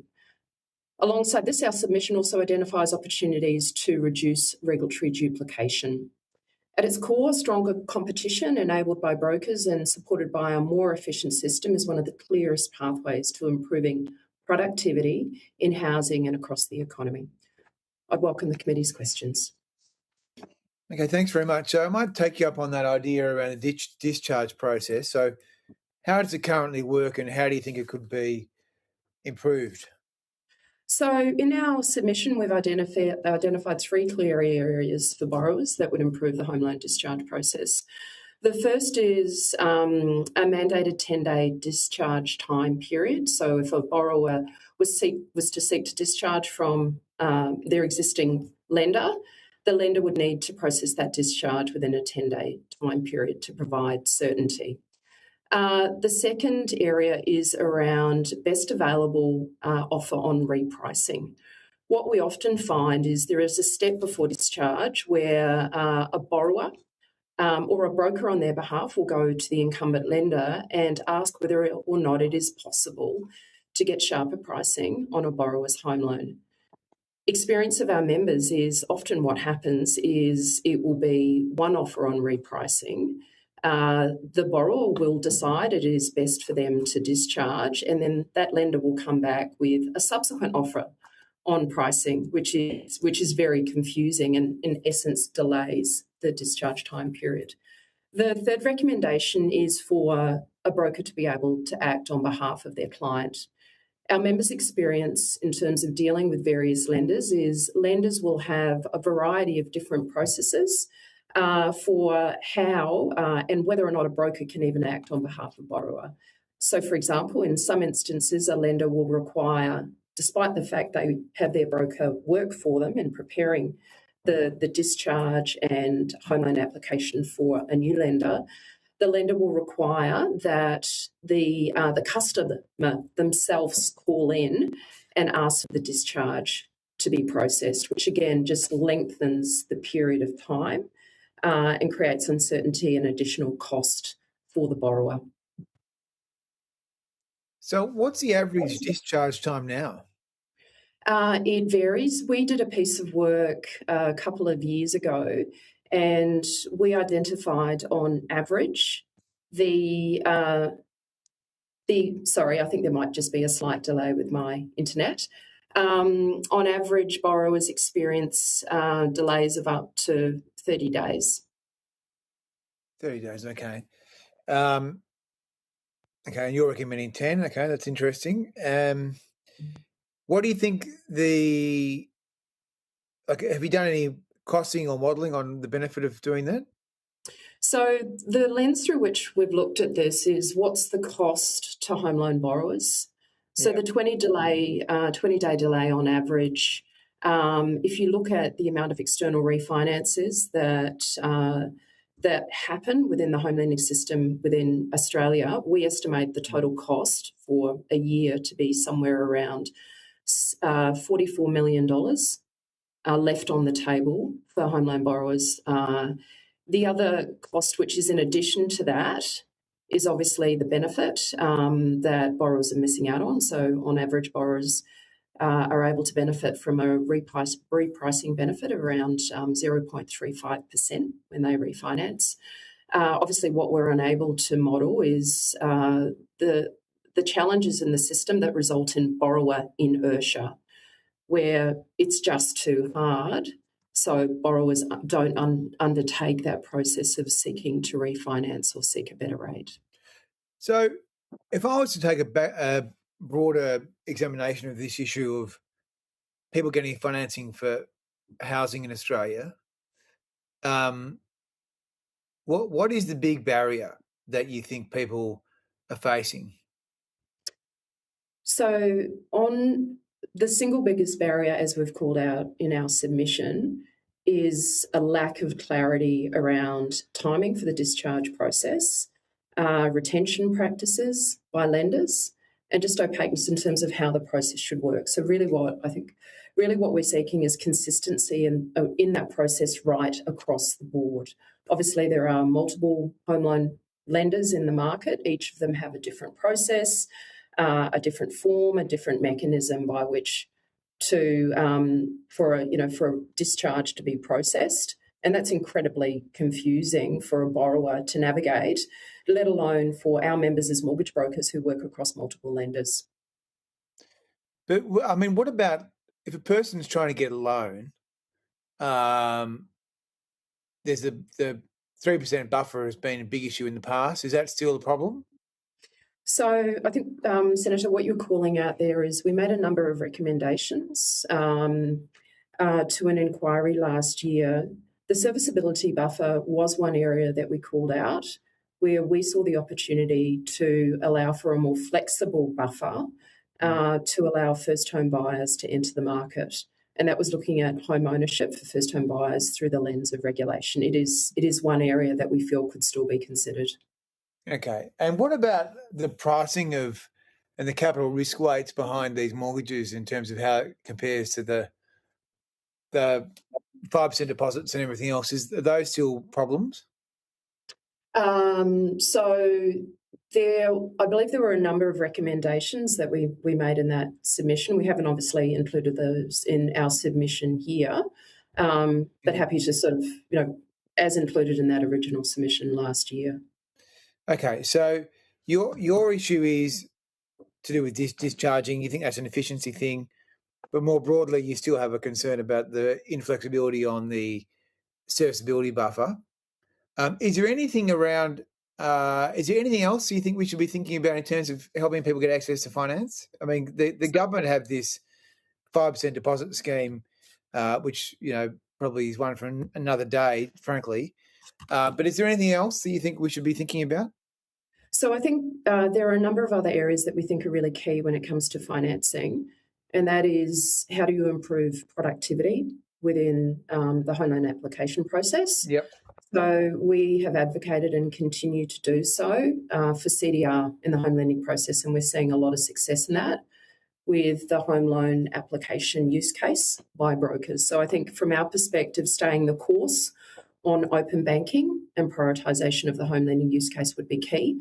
The second key area would be coming down to the role that brokers play and ensuring that, as I mentioned, they play a critical role when it comes to competition, and competition very explicitly drives productivity. We have seen that when we look at the cost of a mortgage over time in Australia.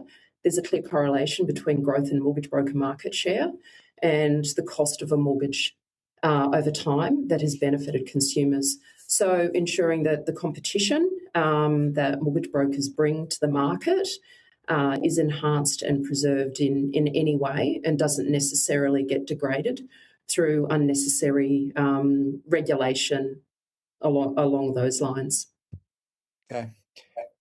Senator Kovacic. Thank you, Chair.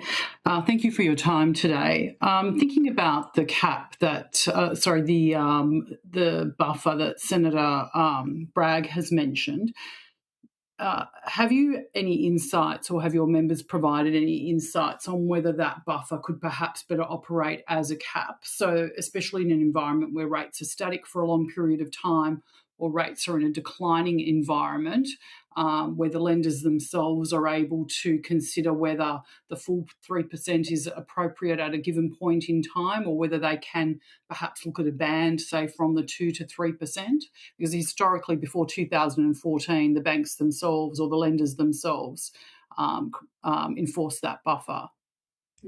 So I think that the buffer as a principle has played an important role in the veracity of lending overall. And I think we've come from an environment where we saw a declining interest rate environment. Now we're in what is likely to be an increasing rate environment. No doubt the buffer played a key role in assessing the suitability of borrowers, where they're now actually that's the reality of their borrowing situation. So I do need to call out, I think it does play a key role. I think there's no doubt about that. It's just whether it always plays that role. Obviously, it does in an environment where rates are rising, as we've seen recently. Yeah. Yes, and then I think what we suggested in the submission I referred to earlier was potentially around flexibility in the buffer, or a more dynamic buffer in upward or downward cycles. I'd also like to call out that there is allowance, I believe under APRA guidelines, where lenders can make exceptions in certain circumstances when it comes to the buffer, depending on the borrower type. It's in very limited circumstances as well. If I just come back to my original point, I think a review of the flexibility of the overall serviceability buffer, I think, could be warranted with any sort of form of a broader review of the work that APRA do. Sure. The HIA and the Centre for Independent Studies have told this committee in their submissions that the serviceability buffer is effectively functioning as a de facto housing policy, perhaps suppressing that first home buyer activity. Are you hearing that from your members? Is their direct experience consistent or inconsistent with that? So based on work we did some time ago and that led into that submission, there were some instances in that where that was reported by our members. I think more broadly, our members' experience in the current market is that demand for lending across all sectors remains very strong overall, and that is for both first-home buyers, refinances, and the investment sector more broadly. Obviously, we've got a number of different factors playing out in the home loan market, housing supply, which has been well discussed in this morning, and this inquiry as well, which no doubt is, it's a key factor that's also impacting the broader dynamics between supply and demand for. Sure. Thank you. Your submission also documents friction in home loan discharge processes, manual documentation, inconsistent lender practices, extended delays, and you've spoken about that in your answers to Senator Bragg as well. Could you sort of give us an idea also then on the cumulative post-Royal Commission reporting frameworks, like the reportable situations, IDR reporting, licensee and aggregator oversight, and how there are duplications there as well, and how that impacts the small broker businesses and their actual productivity in delivering the home loans to their clients?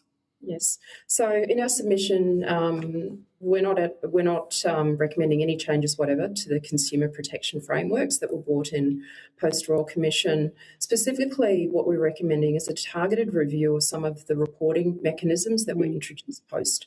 So IDR reporting. The majority of broking businesses are small businesses, and they're required to log and register all forms of complaints across a whole variety of interactions that may come from clients. For example, it could be a service-related client that's not actually related to an issue with compliance with regulation. It could be a timing delay.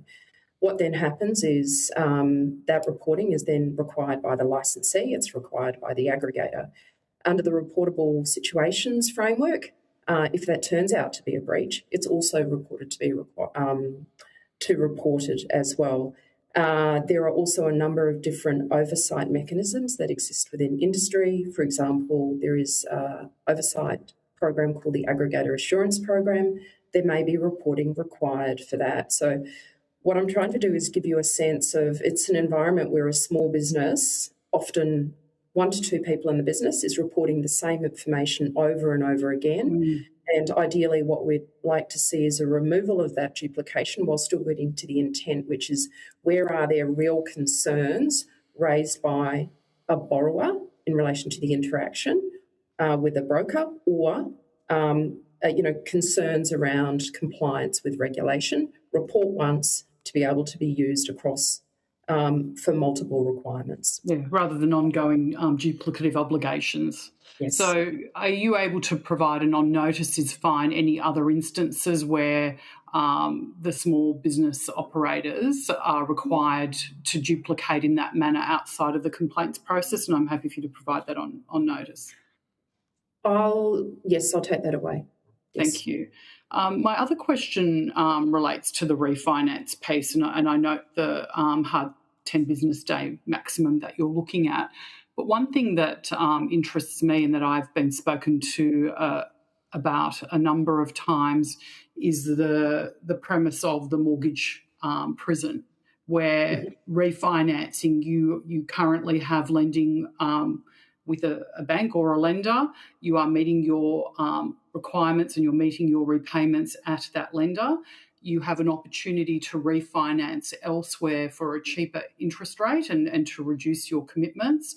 However, you no longer meet the current lending guidelines. Do you have something that you're looking at where we're able to assist people with mortgages to move to a simpler or a cheaper product where they're not being disadvantaged by being held in that effective mortgage prison whilst meeting the regulatory requirements? Obviously, that's the primary overlay. Yes, so we advocated through our membership base and with our lender members as well, in particular with what we saw through the refinance wave, the fixed rate wave a number of years ago. And this goes back to what I spoke about earlier, where lenders can have exceptions under the 3% serviceability buffer. So there is allowance also within responsible lending for lenders to consider when it is appropriate, first of all, to apply a lower buffer, I believe it's 1%, to consider a borrower to refinance them where they can be put in a better position, and they're actually meeting all of the all of the requirements, all their payments with their existing lender, but it is better for them to refinance. So there are circumstances in which that can work very effectively as well within both the existing regulatory, within the existing regulatory framework. Is it, are lenders using that option to do that, or is that more of an exception rather than an accepted rule? I think it's our experience with this. It's probably more as an exception. Okay, thank you. That's all from me, Chair. Thank you, Senator Kovacic. Senator Nataraja. Thanks, Chair. Just a simple question. You might have already answered this, so I just with my indulgence, please. Can you explain again the switching frictions your members see in the mortgage market, how this affects borrowers and what it does with respect to cost? Yeah.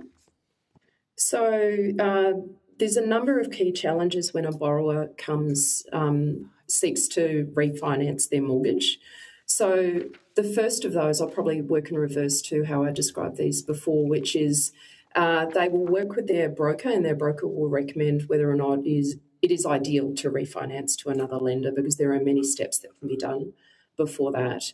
If it is in, if it's in the borrower's best interest and they decide to, they will seek to refinance. Lenders do not in every instance allow the broker to contact the incumbent lender and activate that discharge process on their behalf. They will require the customer to call in some instances, to manually wet signature forms. So they make the process quite challenging overall.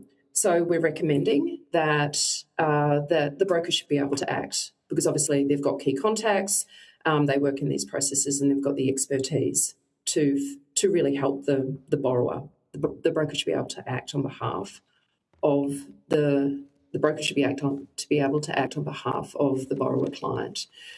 The step that happens before often a borrower refinances is a broker will contact the incumbent lender and ask whether or not the lender is able to sharpen pricing on the existing mortgage. Is there any opportunity for that? And we often find, depending on levels of competition and which lender the broker is working with, often it is one price. The broker will put in a discharge form, or the borrower will seek to discharge, and then the lender will come back with another price. We even have instances where an incumbent lender, after the loan has discharged, has approached a borrower and asked whether or not they'd like to refinance back as well. So there's quite a bit of, back and forth in the system and delays as well. So all of this leads to really, the third of our key recommendations, which is in and around a minimum 10-day time period. What we find when we look across the whole of the home loan borrower journey, from when they first enter finance, they have their loan, and then if they seek to refinance, the most friction is in the refinancing discharge process. It's an area where we just haven't seen consistent digitisation across the process. But that process works in favour of the lender. It does. Rather than the yes, customer, it does. Correct? That is correct, yes. Yeah. Is there any role, when you speak about digitisation, where are we at with the use of blockchain and so on? It's not really an area of our expertise. There's limited use from my understanding of blockchain in mortgage lending. It's in no way mainstream.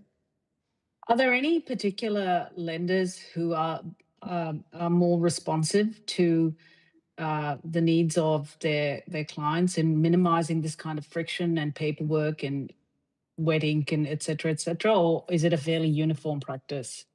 So I think the market is fairly dynamic. It is competitive, and we often find, one lender will be very attuned to the needs of borrowers seeking to discharge.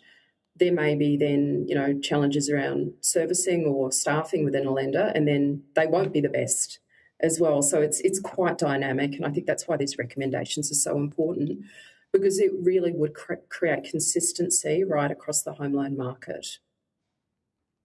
Thank you, Chair. Thank you very much. I think that's all the questions we have for you right now, Ms. Pinnock. Apologies, Senator Bragg. I do have one follow-up, and I believe Senator McKenzie as well may have And one. I've got some questions too, Senator Bragg. Sorry, fresh off the plane from the Farrer by-election. Still got the boots on. Haven't been looking at my telephone machine in the appropriate way, which is... Perhaps Senator McKenzie first, and I'll go at the end, Senator Bragg. Okay, Senator McKenzie, go ahead. Yeah, thank you, and thank you so much for your submission. I just had some quick questions around the role of rent-to-buy schemes. You nodded, so okay, I'm on the right track. So in 2019, the Victorian government banned most private rent-to-buy arrangements. Does banning rent-to-buy unnecessarily restrict options for young families seeking to progress to home ownership? It's not an area that we've considered in detail. Okay. I might put some questions on notice because I'd appreciate your expert advice on that. And I just had another question around brokers facilitating 77% of new residential home loans. Do you have much of a role in facilitating downsizes, selling a larger family home into a smaller dwelling? And what would be, in your experience, the impact of waiving or rebating stamp duty specifically for that downsizer section of the market? So our members support homeowners across the whole spectrum of their journey, from first home buyers to downsizers. We don't specifically model what that would mean for housing mobility overall. Really what the role of our members is to help borrowers understand which financing circumstances are in their best interests, from access to a broad range of lenders, and that is within regulation and credit assistance. If it comes to broader considerations which might sort of shift into financial advice or other areas, that's outside the domain of what they're regulated to do. Thank you. Maria? Okay, Senator Gurasic. Thank you. Just to follow up on the 10-day business day maximum for the refinances. Obviously, you have the brokers who are your primary members and your primary stakeholders, and obviously you have the major banks and other lenders and smaller lenders as well. Have you had any feedback from them in relation to the operational impacts of that? And I'm particularly interested in the impacts to smaller lenders and smaller regional customer-owned banks that might not have the resourcing and the scale of the larger banks to enable them to do something like this in 10 days. So I'm sort of wondering whether we're sort of, by doing this, and yes, it is an assistance to the customer in some cases, are we unfairly burdening the smaller players in the sector and sort of giving some, money for jam to the major banks? Our observations are, in terms of who currently with an existing practices do process discharges within a 10-day time period, do provide more friction in the process through retention strategies. It's right across the board when it comes to lenders, and sometimes it can even be more concentrated with some of the larger lenders as well. To your question around whether or not we've specifically engaged, no, but we have made it very clear through the work that we've done and through communicating with our lender members and publication of research that this is something we'd really like to see reform on. Okay. Thank you, Senator Bragg. Thank you. Thank you, Ms. Panic. We'll now, so thank you for your evidence today, and we'll let you get back to your work. And we're now going to go to the next witness, which is the Grattan Institute and the National Housing Supply and Affordability Council. Thank you very much for being there. I understand that information on parliamentary privilege and the protection of witnesses giving evidence to Senate committees has been provided to you. Please state your name and capacity in which you appear, starting with the Grattan Institute. Thank you very much. My name is Matthew Bowes. I'm a senior associate at the Grattan Institute. Okay, and we've got the Supply Council. Not yet. They're not here yet. Let's They're go. not here yet. We're chasing. Well, they must be off building some houses somewhere, so we'll have to... Let's hope so. Let's start with Grattan. Look, it was probably a bit awkward to have you all sitting there together anyway, so it's probably worked out quite well. So, look, do you want to make a brief 2-minute opening statement? Yes, for sure. Happy to, Senator. Go ahead. Thank you. And thanks for the inquiry for inviting Grattan to appear today. Our submission identifies 4 major economic reform opportunities to boost productivity in Australia. Tax reform to improve efficiency and support a sustainable budget, maximising talent by reducing barriers to work and improving skilled migration, supporting the economic transition to net zero, and creating more homes and better cities through planning reform. And my focus today will be principally on this 4th priority. Planning controls that limit what kinds of homes can be built and where they can be built shape how our cities grow, how productive they are, and how affordable they are. Much of the public attention on planning focuses on planning approval processes for new housing. And indeed, our research shows that these processes can be complicated and uncertain and can significantly delay construction of new housing, as a result adding tens of thousands of dollars to the cost of new homes. But our research also shows that the less understood impact of regulatory bans is even more important than these process barriers. So these bans are exemplified by zoning controls in our cities that limit the amount of those cities that allow multifamily development, and particularly, say, townhouse development.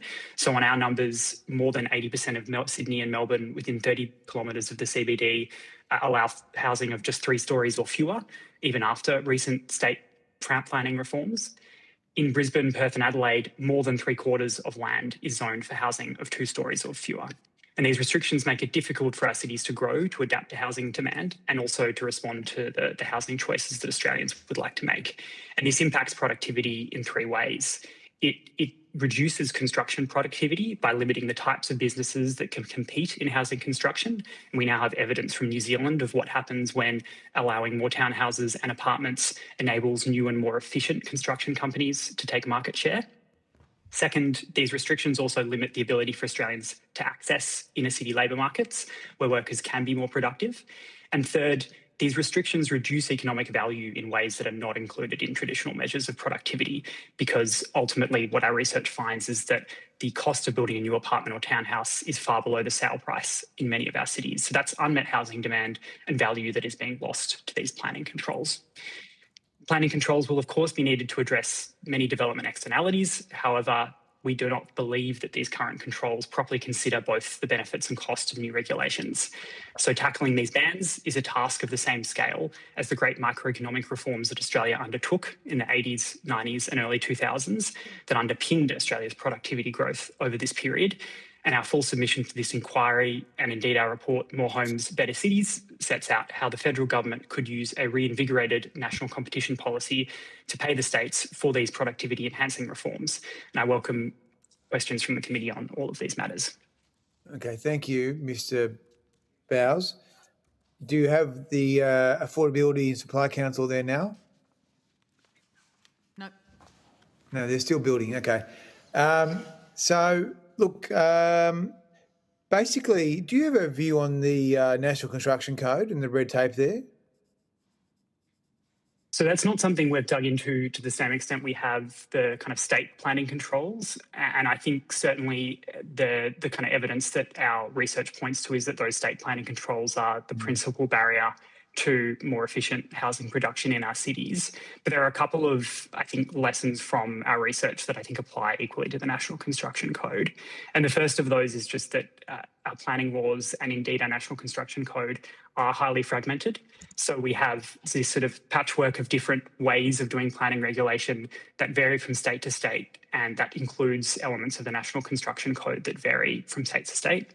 The other point is that often the ways that these controls target different kinds of externalities, which is the way that economists tend to think about the point of regulation, they're not always well calibrated. And particularly when we think about the National Construction Code, I think there are overlapping ways in which we are regulating livability in housing, both in the National Construction Code and in state planning laws, with overlapping regulations that perhaps could be looked to be pared down to ensure that we use the right tool for the right job, use the building code to regulate building code things, and then use the state planning laws to regulate how homes are constructed across our cities. So I think there's some of the things that our research points to in terms of how the National Construction Code could be reformed. Okay, so have you looked at the New South Wales standard housing system, the new thing? We certainly looked at the New South Wales government's recent planning reforms and the kind of broader New South Wales planning system, yes. Yeah, so they've got I think they're called, it's like a patent style system where they're similar, easily kind of taken off the shelf concepts which can be approved. Do you like that idea? I think there's a lot of potential for patent book development. I think what we've seen so far is that potential hasn't been taken up. So when we've seen these kinds of processes that try and create, I would say, effectively different pathways for new development, they tend to not be taken up by developers to the same degree as the kind of standard development pathways, because trying to match a patent book to an individual site, if the patent book is pretty prescriptive about what you have to build, can be really difficult. Okay. But, I mean, we've had a conversation today about not making the National Construction Code more complex, but are these the sort of things that could be somewhere in the appendices or the additional add-ons in the NCC? Because isn't this quite helpful for trying to address the missing middle? I think there's good questions around the interaction between the National Construction Code and the missing middle. And I think one point of tension there that is evident in our work is that there's quite a large cost difference in terms of the cost of construction for, say, a 3-storey townhouse versus 3-storey apartment building. And that principally has to do with how one of the hypotheses for why that cost difference exists is to do with the fact that when you are moving from stacking houses side by side to stacking them on top of each other, we regulate those kind of housing developments differently, and the regulations that apply to low-rise apartments are probably more prescriptive, and so add to the costs of that kind of development. So we don't see the kinds of low-density housing that we saw, particularly in our cities in the 80s and 90s, in terms of low-rise apartments, where there's still a lot of demand for those homes, but they perhaps don't get built at the same rates because our construction regulation doesn't make that easy. So I think they're probably more of the kinds of things that we could be looking at in that context. And certainly that points to the need, I think, as you were saying, to not necessarily look at the length of the code or the status quo as kind of being a good base to build off. We should be considering more broadly what are the kinds of regulations we think are worth it, and which of them pass the kind of cost benefit analysis that we really should be applying to all of our regulations, but which we don't often apply to planning controls. Okay, well, look, last one from me. What about stuff like airspace and granny flats? So there's kind of two elements here. So on the granny flats piece of that, I think granny flats are a really great way to sort of easily encourage density in cities. Obviously, they don't involve knocking down a new building, which is often a principal challenge with infill development, is that you are destroying a lot of capital value on a lot. So granny flats often avoid that, which is sort of allows for quite productive housing development. And I think we've seen really positive steps, particularly from Victoria, in both allowing those more broadly, so ensuring that the sort of base zone that applies across a lot of the city allows for granny flats, which is not necessarily the case in a lot of Australian cities and including a lot of regional areas. And secondly, providing an exempt development pathway so that granny flats can be built without necessarily having to go through a full planning approval process, similar to how a lot of knockdown rebuilds already occur in Australian cities. So I think there's real potential on that front. The aerospace development is not something we've looked at in detail. Okay, Senator Grogan. Thank you, Chair. I wonder if you could, obviously there's a lot of conversation around negative gearing and capital gains tax. What Grattan's modelling actually says about the likely effects of any potential reform would have on house prices and rents? Certainly, Senator. So the modelling that we've done on capital gains tax and negative gearing looks at sort of the potential impact from the reforms we propose. So they are reducing the capital gains tax discount from 50% down to 25%, and then also winding back negative gearing by not allowing deductions from non-capital investment sources on non-capital investment sources of income. And what we estimate is, as of sort of 2025, they would have raised together about $11 billion per year in revenue once fully rolled out. And we do probably recommend that they would be rolled out slowly. And that if you put that in the context of the broader Australian housing market, which is sort of more than $11 trillion of value, then that's a pretty small amount of capitalised value. And so the impact on prices is likely to be pretty small. We estimate less than 1% reduction in house prices as a result of winding back those concessions in the way that we recommend. And because the price impact is pretty small, that also suggests to us that any supply impacts would be pretty small. So that supply impacts we're looking at are in the order of 10 to 20,000 fewer homes over a 5-year period. So in terms of there's a range of proposals out there from a range of different sources. How, the theory behind each of them, do you have a perspective on that? I mean, because obviously it depends on what you're trying to achieve, right? And I feel like there's, from a range of proposals, there's a range of theories behind each of them. So do you have a view on that? So I think the key thing that we try and do with our proposal is keep it simple. I think when we're looking at trying to grandfather in existing investors, when we're looking to try and exempt some types of assets and not others, there are all ways in which we're introducing potential avenues for tax minimisation. That reduces the revenue benefits, but it also potentially creates distortions in terms of investor decisions between whether they invest in housing assets and other kinds of assets. So I think that there's definitely a merits in keeping any kind of tax reform that we pursue simple from that perspective, and that's why we think there is strong justification for reducing the capital gains tax discount in the way we recommend.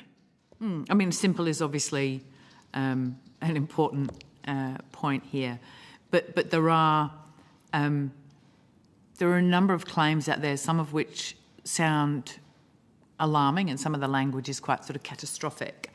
But I'm not sure that I'm seeing the reality of that in terms of the kind of data that's being provided. Do you feel like there are some proposals that would end up in a catastrophic outcome, or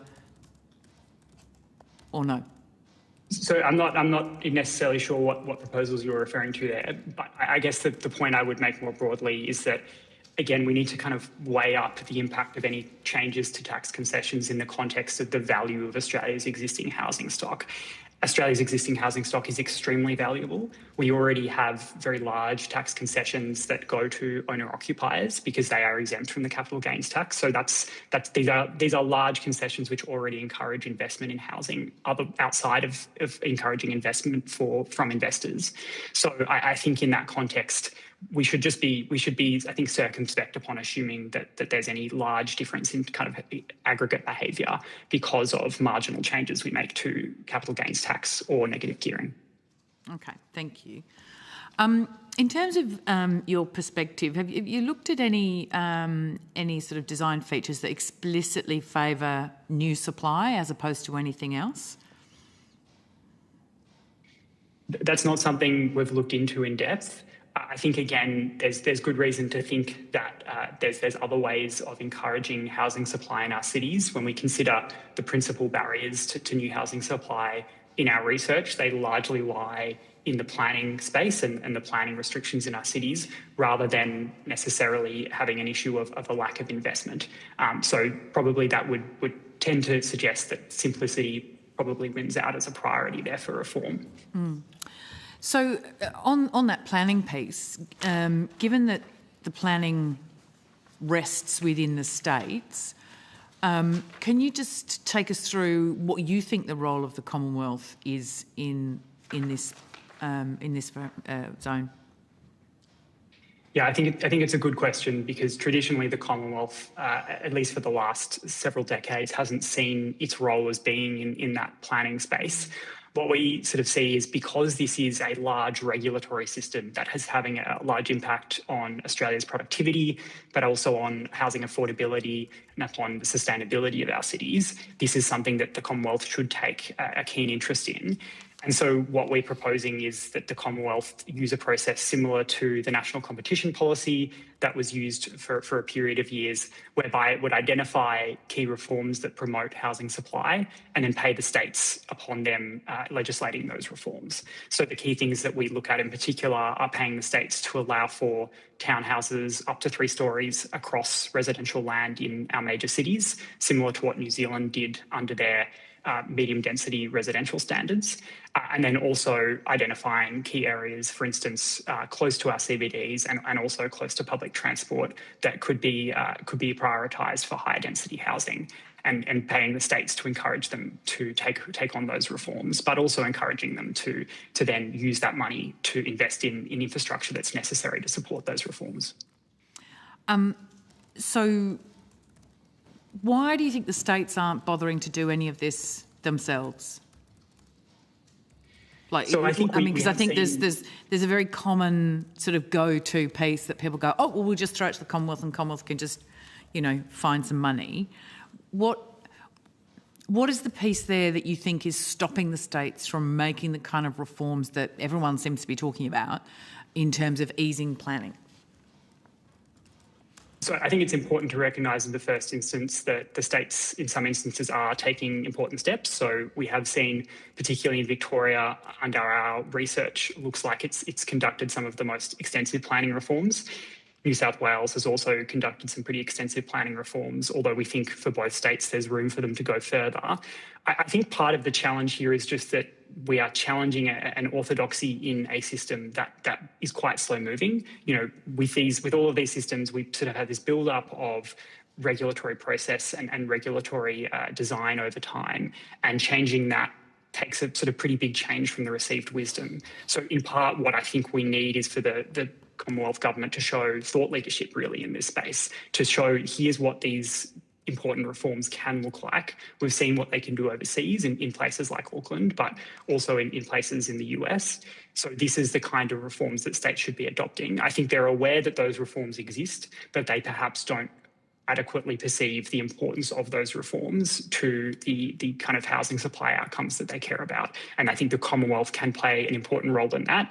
We also make a recommendation around encouraging the Productivity Commission to sort of tasking the Productivity Commission to do research into the impact of these supply reforms and regularly monitor the impact of those reforms that states are doing, so that states have a better way of comparing themselves to each other and seeing the impact of what their reforms might do. Like a league table. Exactly, and I think a league table that focuses importantly on the breadth of these housing, so the regulatory bands that I was referring to, rather than a lot of existing league tables that perhaps focus on the volume of approvals, which is an important measure, but a measure that's also impacted by a lot of other economic outcomes that are outside of states' hands. That may well be, in terms of a fair balance between the states finding the right measure. So what, if you were to look at the very precise measures that you would do that for, what would they be, and how would the federal government sort of monitor that? What would be the way of making sure that occurred, and it occurred in a kind of time frame that was going to make a difference?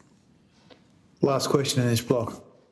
Thank you. Sure. So I think the reforms that we talk about are particularly around allowing townhouses sort of as a minimum level of density across our cities. Secondly, allowing for more higher density development around particularly public transport corridors, but also near to our CBDs. And thirdly, removing sort of easier, smaller developments from the planning system altogether. And the reason that reform goes nicely with the kind of the tasking and skilling up of the PC to do those inquiries into housing is because then that provides a way of the Commonwealth tracking the process of these reforms over time. But equally, the Commonwealth has previously created mechanisms to do that through the national competition policy. So there are ways of them from looking at the state legislative processes and ensuring that these reforms are both done and stuck with over time. Thank you. Senator Kovacic. Thank you, Chair. I want to have a little sort of segue to stamp duty. Grattan described stamp duty as the worst tax that we have in Australia, and as I believe he said, intergenerationally unfair because it's mainly hitting young people. Grattan has separately estimated that a national shift from stamp duty to a broad-based land tax would add about $17 billion to GDP per year. Could you sort of take us through what that transition would actually look like for a young couple who are trying to buy their first home and how long it would take the benefits to flow through to them, particularly if there was, as was started in New South Wales under the previous Perrottet government and halted by the Minns government, where you could actually choose whether you had a land tax or whether you paid the stamp duty up front. So there was no impost, it was a choice. Certainly, Senator. So I think the first thing to just note is that based upon the kind of estimates that we have of the sort of the economic damage that certain taxes cause, all taxes depress economic activity to some extent, but some do so more than others.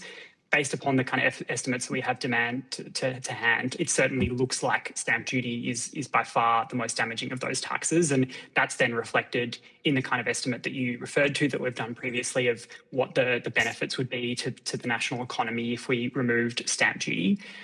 When it comes to what that transition would look like, there's a range of different models that can be pursued. The ACT has pursued this reform, but done so over probably a longer period of time than we think is necessary.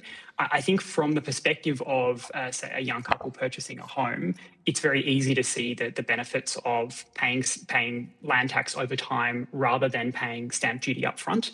And similarly, when you're thinking about people like, say, downsizers who might like to move into a home that better suits their needs, but are disincentivised from doing so because at the moment moving means paying stamp duty, whereas staying put, you've already spent the money on the stamp duty, so there's an incentive to stay.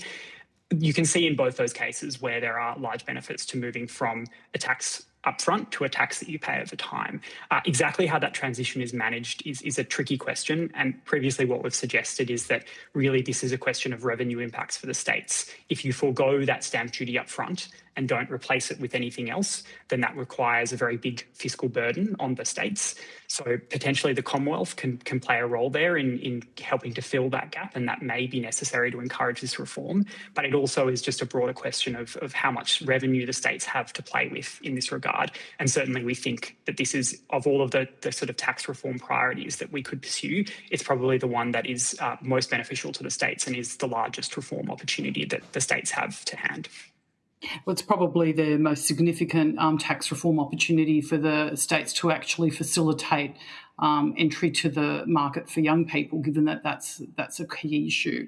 And I guess to that, do you have any insights as to why state treasurers claim that stamp duty reform is politically impossible, given that, as you say, we've seen it in the ACT for 20 years, and Grattan obviously, holds the ACT up as a benchmark. The former Perrottet government, put this in place, and then it was halted, as I said, by the Minns government. So obviously it can be done. Why are they choosing not to do it? Is it the sugar hit from, the upfront stamp duty that they are getting, and that's actually, first home buyers in particular are paying the price for that. And so are others as they try and navigate through the home buying cycle, as you rightly say, people hanging on to properties because they've paid their stamp duty. Yeah, I do think that fiscal gap is a really big problem for states when they're considering this reform. You know, you're moving from a tax that you get upfront to one that is paid over the life of a property. And so it just means that you are deferring a large chunk of revenue that otherwise you would have got upfront. So that transition point is tricky for states, and that's traditionally been one of the main challenges for this kind of reform. There's also secondary implications for things like the GST distribution that have previously weighed against states' decisions in that regard. Sure. And then when you spoke before about creating a national competition policy, do you think that this is sort of one of the criteria that could be looked at for that when you talk about paying states for specific regulatory reforms rather than outcomes, because outcomes can be impacted by other elements? You know, is this an opportunity for the federal government to go, well, hang on, states, you know, you're meant to get rid of stamp duty back when the GST was introduced. You've had the GST, you know, for well over 2 decades. You've still got stamp duty, so you're collecting both. At this point in time, you are absolutely disadvantaging young people who are trying to enter the market. It's time for you to front up and change the stamp duty impost. Like if the time is not now, when is it? Yeah, I think, again, that question of the fiscal costs and how the states can bear it is the one that I think needs to be overcome. But certainly the Commonwealth should take a keen interest in this. You know, when we consider the outcomes that the Commonwealth cares about, it cares deeply about home ownership, as all states do, but that's also a federal priority.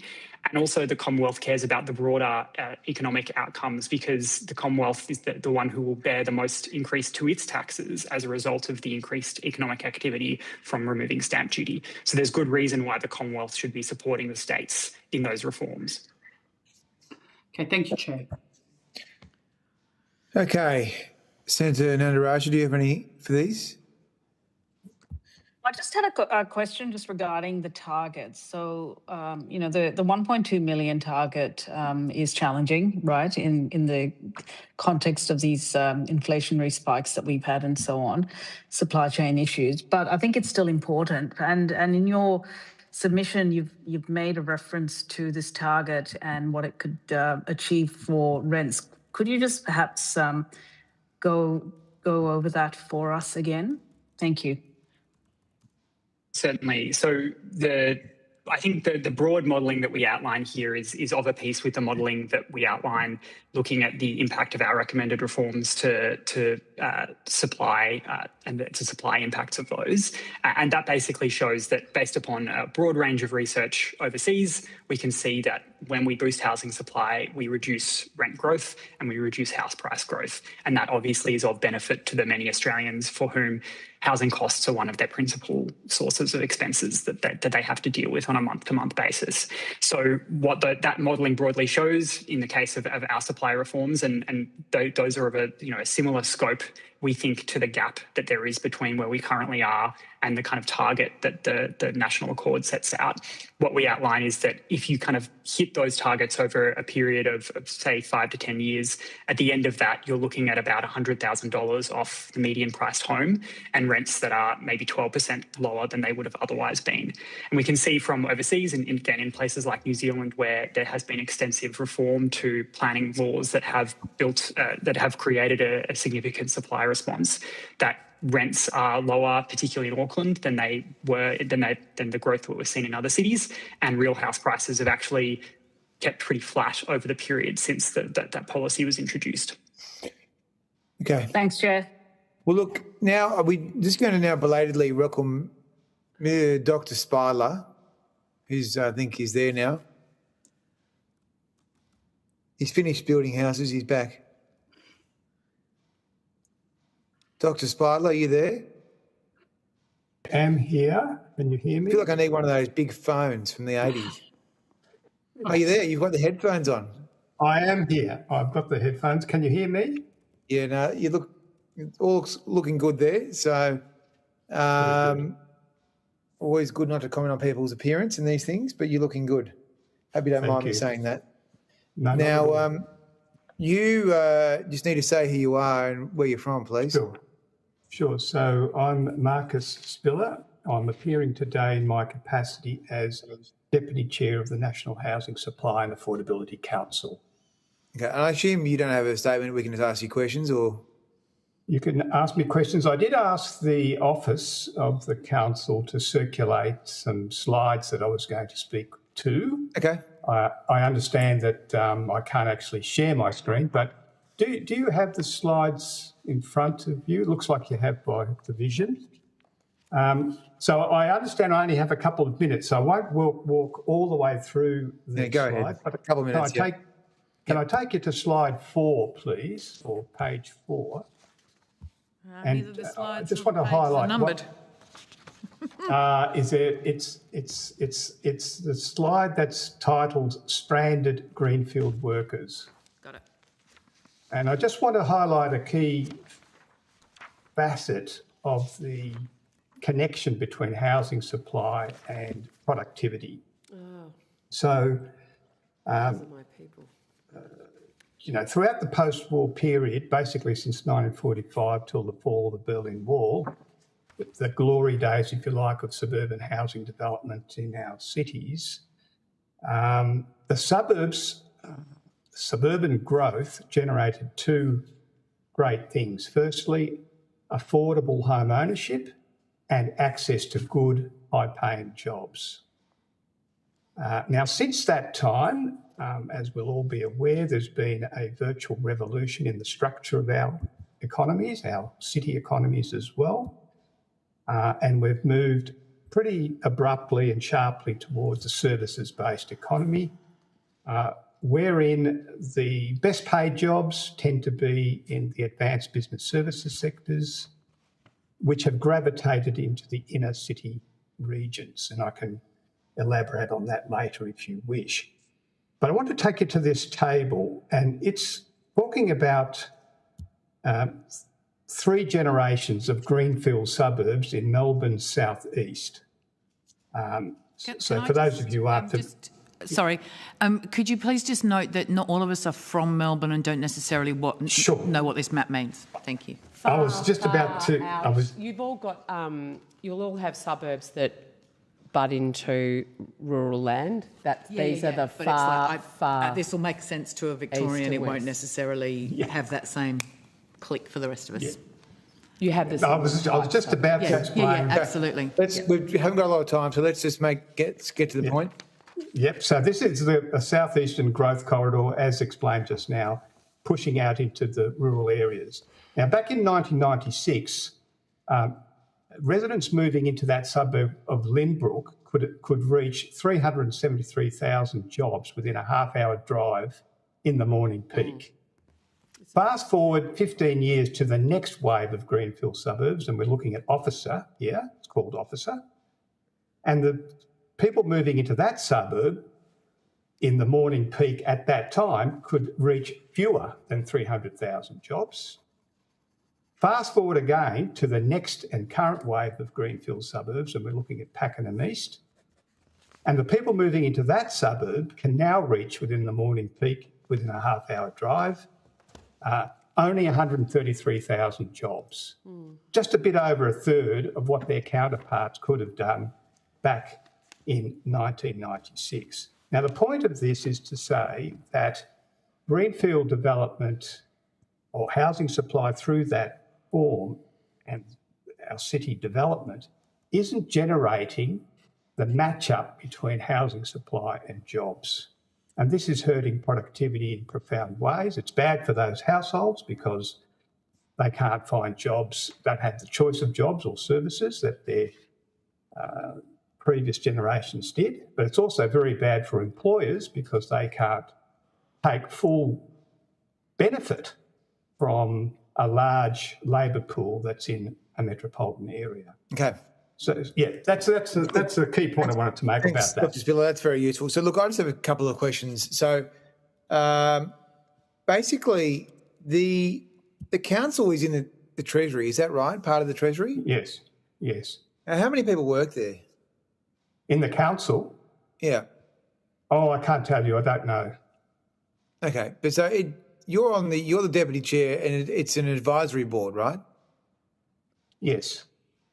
Okay. Are there any full-time staff? The council has its members, and it's supported by the Treasury, which has a body of staff. Okay, so your secretariat is from the Treasury Housing Division, is it? Yes. Okay. And in terms of the reports, how long have you been on the board for? Since its inception. Okay, so it looks to me like you've done a few reports. You did one on institutional investment, one on rental, a couple of things about Help to Buy, and then you've done a state of the housing system. So who decides what you investigate or inquire into? The council is an independent body, so it can initiate research and analysis under its own steam, or it can act on request from the minister into particular matters. Okay. And who commissioned the report into institutional investors? That was prepared on request from the government, from the minister. Okay, so the government wanted to find ways to improve the levels of institutional investment. I presume so, but we were requested to look into it, yes. Seems like a strange priority. I think most people would prefer not to live in a house owned by an institution. Maybe, maybe not. I don't know what the question is there. Yeah. Okay, so the Labor Party commissioned that report, did they? The institutional investment report, that was a request to the council from the government. Seems like a very strange priority. Okay, and then you've done a couple of other things here and there. Okay, have you done any modelling on the impact of the government bringing in 1.6 million people over the last few years, but only building 600,000 houses? The council has a model that projects housing supply. It's based on a model that was prepared previously by the RBA. It's called the Saunders-Tulip model, which the council has extended, and this model takes into account population growth. So embedded in that model is modelling of trends in population growth in the recent past. Okay, so what does it mean to bring in 1.6 million people but only build 600,000 houses? The model gives us outputs which project the supply of dwellings versus the population increase and the latent increase in households. And it gives us estimates of the impacts on prices, rents and vacancy rates, which are in our reports. I can't quote you the numbers here, but they're in our reports. Okay, but what's the general impact though? I mean, is it good or bad or indifferent? Are you putting a proposition to me that it's... I'm asking what my question is, have you done any modelling of the impact of bringing 1.6 million people into the country but only building 600,000 houses? Yeah. Yes. My answer is yes, we have, because those are inputs into the model that we use to project housing supply and demand. And so what is the impact on the Australian people? Well, I can only tell you what's in our projections. I can't actually tell them to you off the top of my head, but they are in our State of the Housing System reports. Yeah, what are they? It's clearly tabulated. Well, it's in the reports. You don't know? I don't carry them with me in my head, no. Okay, well, that would be a pretty material issue, wouldn't it? It is definitely a material issue, and we monitor it closely. You don't know the answer? No, the council monitors the increase in supply and the increase in demand using the Tulip-Saunders model. Well, it's not clear to me whether you know what the impact is. The model gives very clear indications of the impacts of a range of variables, including the increase in population. It's clearly documented in our State of the Housing System reports. Well, I understand that, but we're at a parliamentary hearing and I'm trying to get to the bottom of something. I can only refer you to our reports. I wonder if it would be helpful to you have to take it on notice. Sorry, Chair, I was just thinking it might be useful to... I'm not sure I'm quite following here either. It would be useful to maybe have those reports to look at. Yeah. Okay. Well, we'll take that on notice. I think that's probably all I have for you. Does anyone else have anything else for Dr. Spiller? I've got one question, Chair, or Deputy Chair. Go ahead. Thank you. And I assume the situation around jobs within a certain radius is a similar problem for places like Donnybrook and all the way on the west as well. Let Hansard show, witness nodded. I'm just wondering, I'm a National Party senator and I'm interested less in cities becoming less livable and much more interested in how we have a great country of grand inland cities with great jobs and livability and affordable housing. Have you done any work on that, Mr. Spiller, on how we can have a better settlement plan? The council hasn't really addressed itself to national settlement strategy as such. So we haven't really addressed that. I should just mention that, and I was going to mention if I was able to go through these slides, that there is a conundrum here for policymakers such as yourselves, because as per my earlier discussion, there is a problem with making the best possible use of our labour force, given the mismatch between where the jobs are and where the houses are being put. The conundrum is that one of the big productivity drivers in our country is, in fact, the urban agglomeration benefits from density in our inner cities. So if one were to propose, a pretty unadorned decentralisation policy, it could come with a productivity cost. No one's suggesting that at all. And I'm very happy to take you to cities like Albury-Wodonga or Dubbo or other cities, Bendigo, going gangbusters with really high-paid jobs, not with a decentralisation agenda. We're not in the 70s anymore, and as much as Albo likes to pretend he's Whitlam, he's not.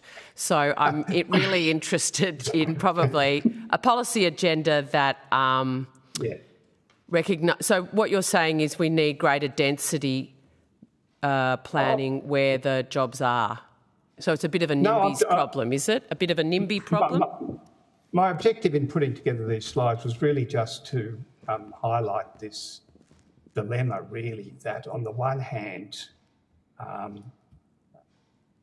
having more density, more jobs in the central cities is a productivity boost for our country, but at the same time, the structure of our urban development is acting as a drag on productivity because we're putting more and more workers at a distance from jobs that suit their skills. I don't really have any answers to that dilemma. We're looking for answers. We're looking for answers. Senator, I was going to... Sorry. Thank you. On notice, Mr. Bowes, answer. Dr. Spiller, your chair said publicly in July that construction labour productivity has fallen 12% over 30 years, while the rest of the economy grew by almost 50% over that period of time, and that the National Construction Code, at over 2,000 pages in length, had a cumulative burden which dampened productivity significantly. They were his words, dampens productivity significantly. As the Deputy Chair of the government's own statutory housing advisor, is that a fair summary? And what advice have you given to the Treasurer and to government as to what they should be doing to, help start solving this problem specifically over the next 12 months, given that we are in the depths of a housing crisis? Sure. So our State of the Housing System reports not only give the council's modelling of supply versus demand, as mentioned earlier, it also maps out a set of what the council sees as priorities for reform. And certainly the council has really from its inception highlighted the lagging nature of productivity in the construction sector. So it's not something that's popped up in the last little while. It's really been there for some time. And in terms of the advice that the recommendations that we set out in our State of the Housing System report, and I'm now, you can look this up in the 2025 report. I'm sure I can look it up. I'm asking you what advice you've given the Treasurer. Well, the advice relates to promotion of modern methods of construction. Yep. And looking into the feasibility of that, and should it be found to be feasible and workable and able to be scaled up, then maybe we've said in our reports there may be a role for government in underwriting the take-up of modern methods of construction. Say, for example, in the course of social housing programs, using that purchasing power to underwrite the setup of modern methods of construction to demonstrate and to illustrate the economies of scale that are available. So that's one thing. The council has also consistently said that we've got a massive shortfall in construction workers, which is hurting productivity. We have said that needs to be addressed through a combination of skills training and also targeted skilled labour migration programs. And we've also said that industry itself needs to or should look at ways in which it can boost training and skills development within the sector, because it's lagging in that space as well. Have you had any feedback in return from government or from the Treasurer in relation to your recommendation in relation to skills training and targeted migration? The reports have been received. I don't recall any specific feedback on those matters, no. So you've had no response? To your knowledge? To my knowledge. Yeah, okay. And just very quickly to finish off, as I know we're at time, your council has forecast that no state or territory will meet its share of the Housing Accord target, which is a pretty sad state of affairs. And no state or territory on track either to meet it. So for Australians watching at home, what does that shortfall mean in practice for people that are hoping that there will be more supply, that it will be easier to buy a home? And what confidence that can we give them that we have something that we're working on, particularly given your important role to actually increase supply in the system of housing to make it easier and cheaper to buy a home? Part of the mission or mandate of the council is to advise government on the suitability of the target. And the council has said consistently that it's good to have a target, it's good to have an ambitious target, because that helps to galvanise coordinated reform across the spheres of government, Commonwealth, state and local government. It's important to have that target for that purpose. The target or the volume implied in the target will be met later than was originally hoped for. How much later do you think? How many years? Some jurisdictions later than others. Roughly, what's the band later? In terms of what it means for households, the target is serving a useful purpose in the way that I've described. It does keep the pressure on in terms of reform. And as so just to be clear, because we are running out of time, it is your view that the target is unachievable, but you believe that the target should be there because it puts pressure on the states and territories to achieve the target. So that's fair enough. Could you tell me roughly how many years in a band? You did say some sooner than others. Will the different states and territories achieve their target within 2 years, within 5 years, within 10 years? What's your expectation based on the modelling that you've done? Yeah, there's a quarterly report, and if I can take that one on notice, we can get that information to the committee. Okay, that would be great. But overall, the target will be met in the June quarter of 2030, roughly a year late. Okay, thank you. Okay, all right, well, thanks very much, Dr. Speiler, and thanks to Grattan as well. Chair, we will now put something on notice for Grattan. Is that all right? I'm interested in the net zero transition, which you reference in your submission. I'd be keen to have you sort of unpack that, particularly how the shift to clean energy is going to affect productivity in the housing sector. That's good. You've taken on notice. Agricultural production. I'd like also, Grattan, how the net zero transition, what the impact will be on the productivity of agricultural production. Okay, that's gone. Thank you very much. All the best for your afternoon. We'll now move to our penultimate witness, which is Dr. Peter Tulip from the Centre for Independent Studies. I think Dr. Tulip's online. Hello, Senator Bragg. I'm here. Oh, he's in person. Okay.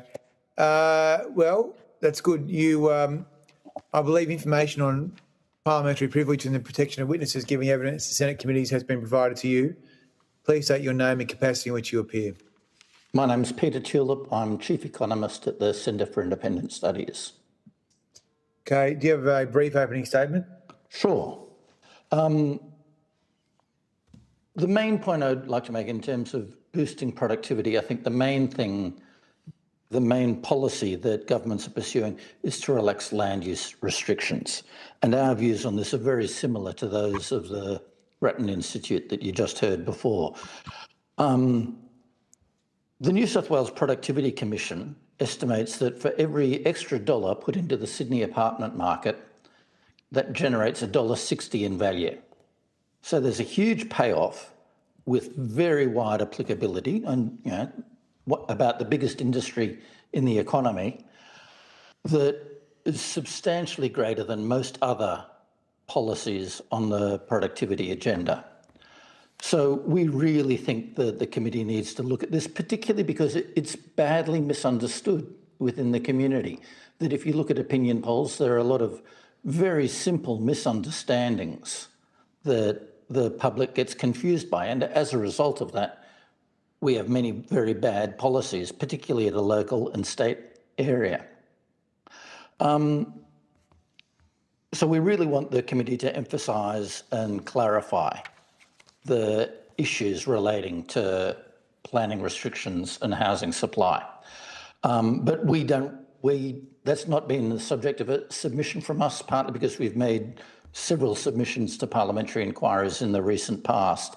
But also it seems, I think, very well understood, both by people such as yourselves and the broader policy community. And so there are good summaries of the issues in the New South Wales Productivity Commission, the Queensland Productivity Commission, the Commonwealth Budget Papers, and so on. In contrast, in our submission, the thing we did talk a lot about was financial regulations, which is an issue that we think needs to get much more attention and coverage because there's a lot of scope for improving productivity in that area. In particular, high deposit requirements, restrictions on responsible lending, the 3% interest rate buffer, all of these strike us as paternalistic meddling that really lack cost-benefit justification. And I'd be happy to answer questions on any of those issues I raised. Okay, thanks, Dr. Tulip. So, in terms of the 3% serviceability buffer, that's currently set at 3%. It has been for some time. Others have been advocates of having it as a lower level in the past, but of course the argument is, well, it could be risky. What do you think would be a better mechanism than the current arbitrary 3%? The important market failure that policy has to address in financial regulation is systemic failure. Something like the global financial crisis, the bank failures of 1990, the Great Depression and so on. When all banks together fail, it's a catastrophe. The 3% buffer doesn't do that. It's focused on individual risks, preventing individuals going bust, and it doesn't. It does almost nothing for systemic stability. What you do, how you do achieve systemic stability is with capital requirements. And that's a much more cost-effective way of ensuring financial stability. Okay, so you think it should just be flexible? I don't think so. There are many design flaws with the 3% buffer. Maybe the most obvious is that it applies to fixed rate loans. I mean, this is a buffer so that you have to have serviceability in case your interest rate raises by 3%. Why does that apply to people on fixed rate loans, mortgages? I mean, it's just silly. You're forcing people to take out insurance against a risk that can't occur. So the simple and obvious thing to do would be to reduce the buffer for fixed rate loans more broadly. The scope for the buffer as a whole should really be replaced by financial education. That if the authorities think that borrowers are being imprudent or risky or undertaking commitments that they can't finance, they should tell the borrower. I mean, at the moment they don't. That there's a lot of borrowers are poorly informed on this. They're not sure of the risks that they're undertaking. And the government's response is just to do a blanket ban on a huge class of borrowing, even though some people know what they're undertaking, others don't. But in general, everyone would like better information. I mean, what do you think is the biggest barrier for people getting access to finance? The deposit requirements on getting a mortgage. So we know that from focus group discussions with first home buyers that serviceability is an issue and a problem, but the much bigger issue has been the deposit requirements. So, I mean, typical house costs $1 million, deposit is 20%, $200,000. Saving that amount of cash is incredibly difficult for many, if not most, Australian households. So what do you make of the APRA trying to rein in these high LVR mortgages? Well, the first thing to say is that it seems to be running exactly counter to federal government policy, which is providing guarantees for high LVR loans. Specifically, I'm talking about the government's 5% deposit guarantee. If these loans are risky, then the taxpayer should not be guaranteeing them. The government and APRA need to get together to decide what is the issue here, what is the market failure, what's the best appropriate solution, rather than having two policies that seem to cancel each other out. Well, the 95% mortgages, by definition, are risky mortgages. Yes. The question is, what impact is APRA's new policy having on those? It's unclear to me from my own questioning of APRA. You may have some insight, I'm not sure. If you've spoken to APRA, they will know more about it than I do. Yeah, okay. Look, just because you were name-checked in the last session because yes. You are the author of a Treasury or RBA model. I was flattered, yes. So, I mean, the question really I had was, well, if you've got 1.6 million people coming into the country and you're only building 600,000 houses or thereabouts, what impact does that have? So at a typical household size of 2.5, then I think you're having more household formation than you are housing creation. And that's going to put upwards, essentially the demand for housing will exceed the supply. And so that's going to put upwards pressure on rents and prices. So if you have 1.6 million people come in, which is not a hypothetical, how many houses roughly do you think you need? Oh, just to keep the market from getting any worse, you'd probably need, I can't do the maths in my head, but what is it, about 700,000 or 800,000? I mean, 1.6 divided by 2.5.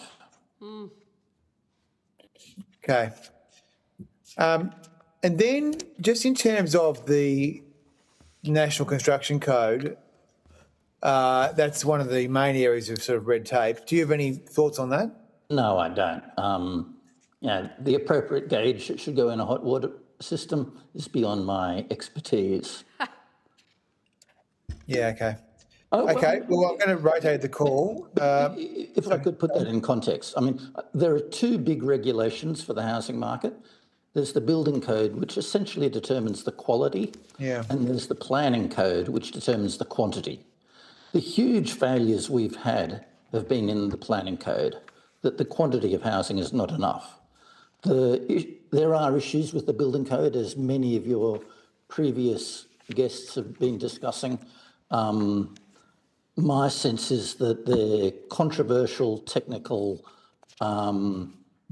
and much less important to housing affordability than the problems in the planning code. Okay, thanks.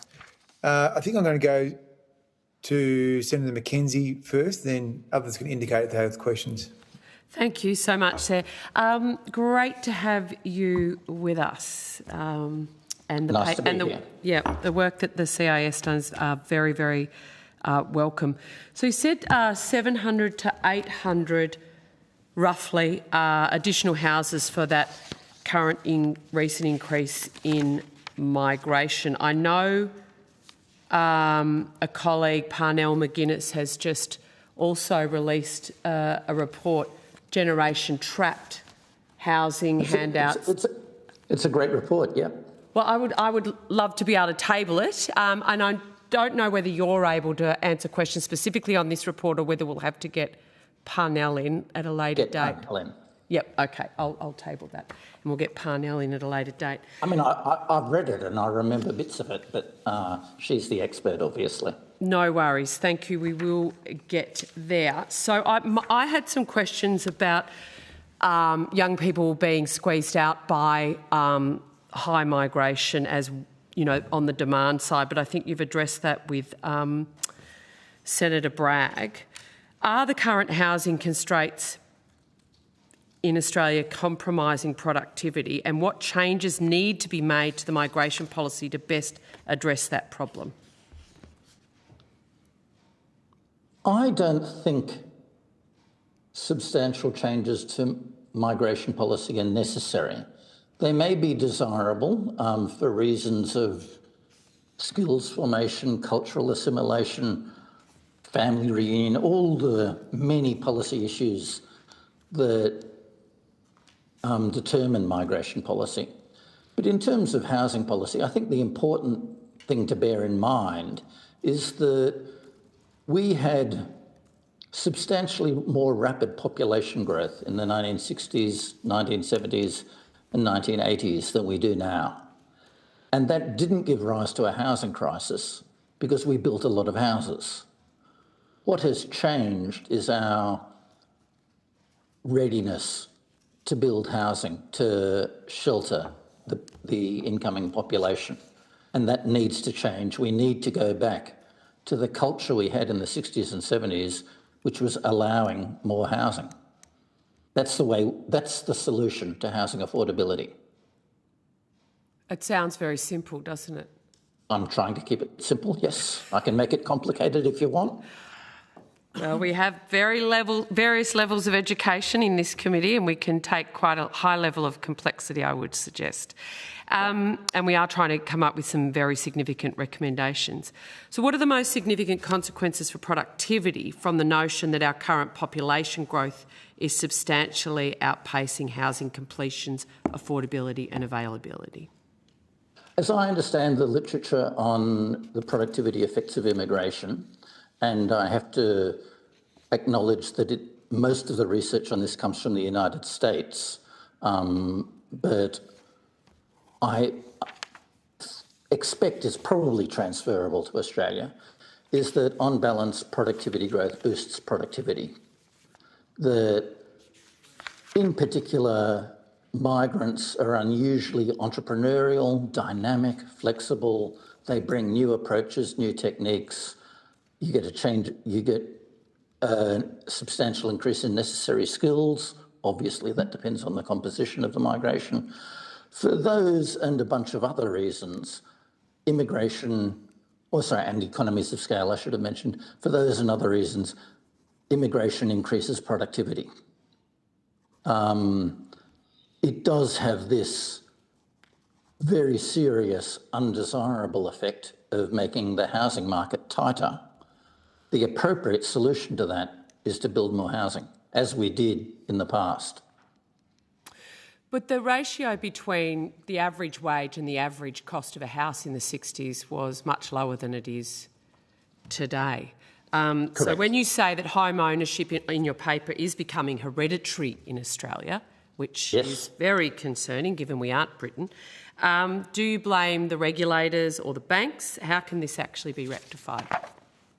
No, I blame the planning regulations, that we're just not allowing enough housing to be built. It's that simple. Well, as I said, I can complicated. Make it more I can make it work. Yeah. Okay, but and no, it doesn't apply everywhere. It doesn't apply. I mean, I know that you have a very strong interest in regional housing, and it's much more important in the cities than it is out in the country. But I know I've lost the track of my thoughts. Mr. Chilib, I do have an interest in that. I am a senior shadow minister in infrastructure and transport, so I do have a concern about the national interest. I guess saying it's about planning laws and just opening up more land, this is a much more complicated scenario. And a few minutes ago, sort of saying we don't need any changes to migration law, are simultaneously saying we need to build more houses when we are 32,000 tradies short to be able to do that. I think we want the complicated answers here. So the general answer is we need to build more houses, and the complicated part of that is how do we do it? Yeah. One aspect we can do that you touched on is infrastructure. That one of the reasons that local councils and state governments are reluctant to allow more housing in many suburbs is because of shortages of infrastructure. And in particular, the transport-oriented development in New South Wales and the activity precincts in Victoria are limited in number in large part because they were restricted to train stations or transport nodes where there was substantial infrastructure capacity. If there were more infrastructure, and to be precise, I'm talking about more federal support to state infrastructure construction, in those areas, they could have many more transport-oriented development sites, more activity centres. We would allow much more housing. That's one of the big overlaps between your interest in infrastructure and the housing issues I was talking about before. Just in terms... Sorry, and just on that, essentially I'm talking about Peter Dutton's proposal at the last federal election. Yes, our $5 billion Enabling Infrastructure Fund. You're welcome. Exactly. You're welcome. Exactly. And I said at the time in my op-ed in the Financial Review that I thought that was one of the most promising policies. Yeah. It's the big piece that will unlock a lot more land. Just when on page 5 of your submission, the CommBank predominantly lends to income earners with incomes between $200,000 and $500,000. That's a very small proportion of our population. What are some really sound recommendations you can make about how we address this type of issue? Right, so I think APRA's deposit requirements are incredibly cautious and don't seem to be based on the experience we've had of housing defaults, that a lot of middle-income earners are very safe, secure loans, but out of an excess of caution, in part driven by APRA, the Commonwealth Bank, is restricting its lending and on the most favourable terms to the most secure borrowers. And yeah, and the evidence we have on loan defaults and foreclosures just does not justify that. Loans should be much more readily available than they have been. And the funny thing is that that is being reflected in the government's 5% deposit guarantee. And as I said before to Senator Bragg, I really wish the government would get together with APRA and agree, do we want to encourage this borrowing or discourage it? Because at the moment they have two policies cancelling each other out. Agree. Just also in your submission, you encourage corporate landlords in Australia, citing Europe as the example. However, in other parts of the world, there's evidence of market dominance by corporate landlords in cities has driven up the price of rents, particularly, we're a market that does tend towards duopolies, if not monopolies, across in other industries, and I imagine this would end up the same. Just want you to expand on that and allay our fears. Australia has millions of landlords. Millions. The risk that one particular landlord will dominate the rental market is tiny. We're just so far away from that. Even within small regional towns, we're just so far away from that. I think the evidence on the effect of corporate landlords on rents is mixed. There are results going both ways. What is really clear and really evident in the research is that corporate landlords offer more security of tenure. That in Australia, because our landlords are dominated by single property mums and dads, they churn.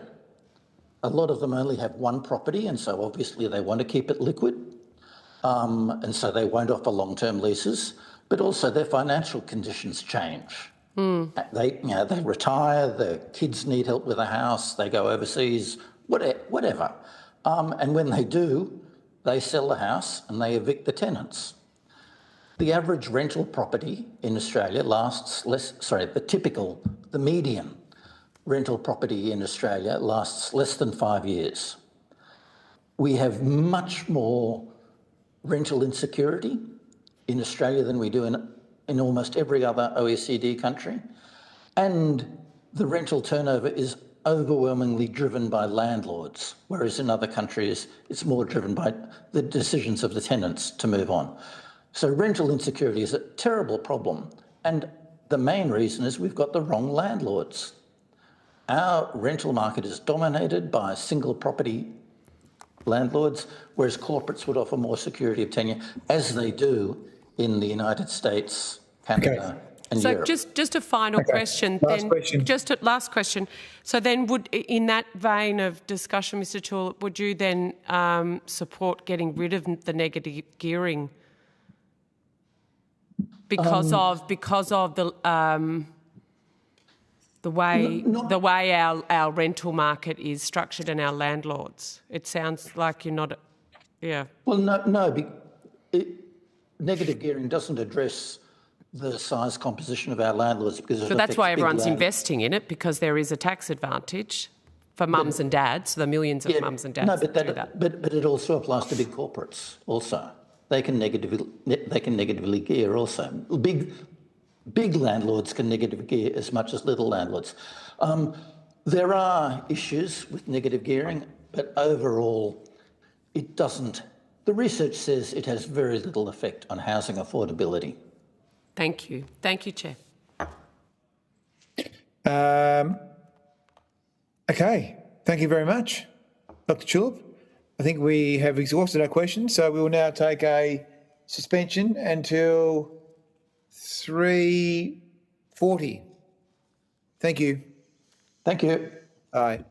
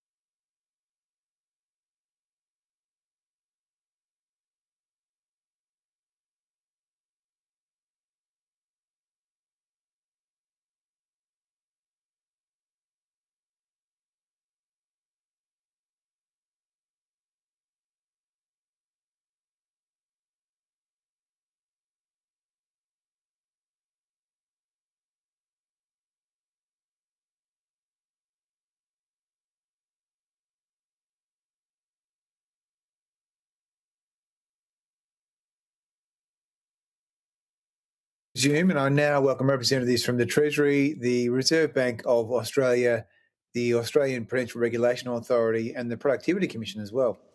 I understand the information on parliamentary privilege and the protection of witnesses coming up in Senate committees has been provided to you. Please each state your names and capacity in which you appear, starting with the Treasury. Dr. Nathan Deutscher, Assistant Secretary, Data and Structural Analysis Branch. Nicholas Dowie, Acting First Assistant Secretary, Housing Supply, Productivity and Engagement Division. Peter Johnson, Assistant Commissioner, GST Distribution Review, Productivity Commission. Paul Gardner, Acting Assistant Commissioner, Productivity Commission. The RBA. Sarah Hunter, Assistant Governor, Economic. Michael Plum, Head of Economic Analysis. APRA. Ian Beckett, Acting Executive Director, Policy and Advice. Ben Lowe, General Manager, Strategy and Governance. Well, I assume, given that you're all government agencies, you don't have any opening statements. Is that right? Okay, very helpful. So far, you're our favourite witnesses. Look, we'll just have a few questions for you. So thank you for making yourselves available. I'm going to start off with some questions to the Treasury. So what involvement has the Treasury had in the National Construction Code commitments made by the government after the Economic Reform Roundtable? So, Senator, since that announcement was made in August, Treasury has been providing support to the Housing Minister to take that proposition to Building Ministers meeting, which is in October, where State and Territory Building Ministers agreed to the freeze or the pause of updates to the NCC, and then agreed to the NCC modernisation process. Since then, we have worked to draft a discussion paper that's been made public to elicit stakeholders' feedback on how the NCC process should be changed and improved, and we've received 213 submissions in response to that discussion paper. We've been working through those submissions and preparing some advice to the Minister around what that report says and, what those submissions are saying and the direction of travel from which stakeholders have identified areas for the code to improve. So, I mean, you'll forgive me for being a bit confused, but effectively what you're saying is there'll be a freeze in the future once the 2026 code, which is actually called 2025 code, is concluded. So the commitment there was there would be a pause since the implementation of the NCC 2025 to provide industry with certainty. Okay. So effectively it's a pause. There's no attempt to massively rationalise it. That's correct. It's a pause was the announcement that was made. Yeah. Now, what's happened with the 2025, which is really the 2026 code? Has there been any feedback from the states? Any adverse feedback? Well, they, as came out of Building Ministers on October 2025, there was agreement to implement that code or implement those changes that Building Ministers agreed.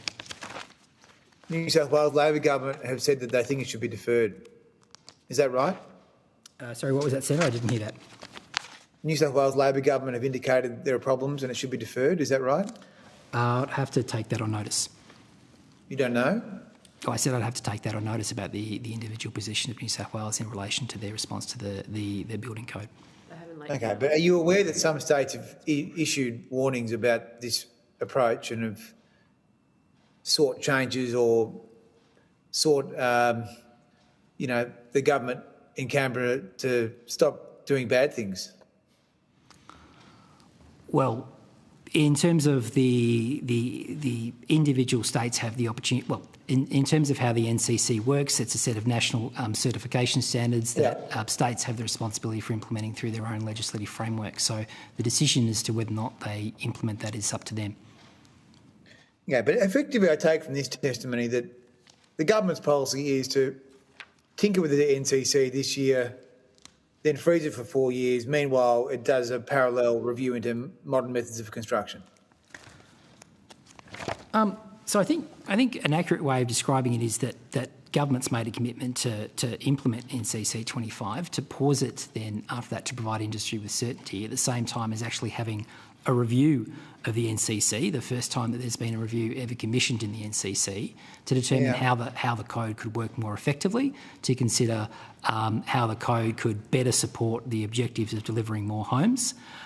So that's a work that's in process, which is very much about how we can assist the building industry to become more productive, as well as exploring ways to increase the penetration of modern methods of construction.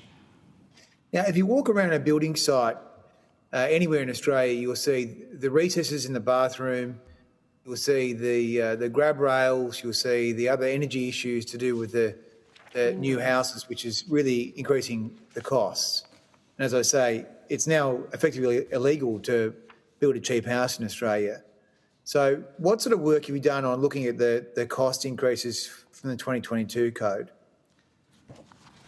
So, Senator, in terms of your question about the cost and the impact of regulation on building, there has been some work that has been done more broadly about that.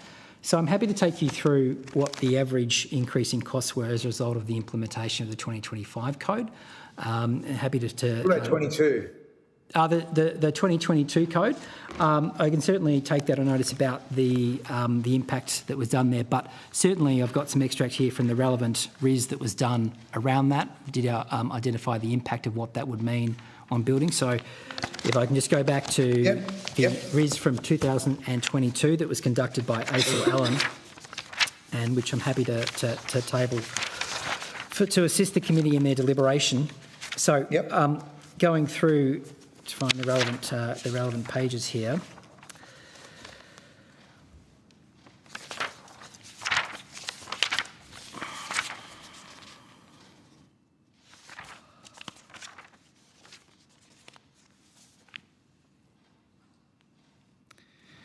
So from that from that regulation impact statement conducted by ASIL Allen, it states is that, I'm quoting, based on the analysis presented in this RIS, the preferred option to improve the energy efficiency of new residential buildings and applying option A for Class 1 dwellings and option B for Class 2 dwellings. While this combination of policies results in net cost to the Australian economy of $547 million, it is the preferred option when compared to the other options analysed because it provides the highest levels of emissions savings at the lowest net cost to the economy. It is the regulatory option that results in the highest business cost ratio at the economy-wide level. At a household level, it will deliver net benefits to households in both Class 1 and Class 2 dwellings in all jurisdictions, except households in apartments in Queensland. Right, that's 2022, is it? So you said 540 million. That's what the RIS has said is the combination of policies results in net cost to the Australian economy of $547 million. And how is that stacked up with the lived experience? So certainly we've heard from anecdotal evidence from others that the changes that were put in place in 2022 did add to the costs of building homes.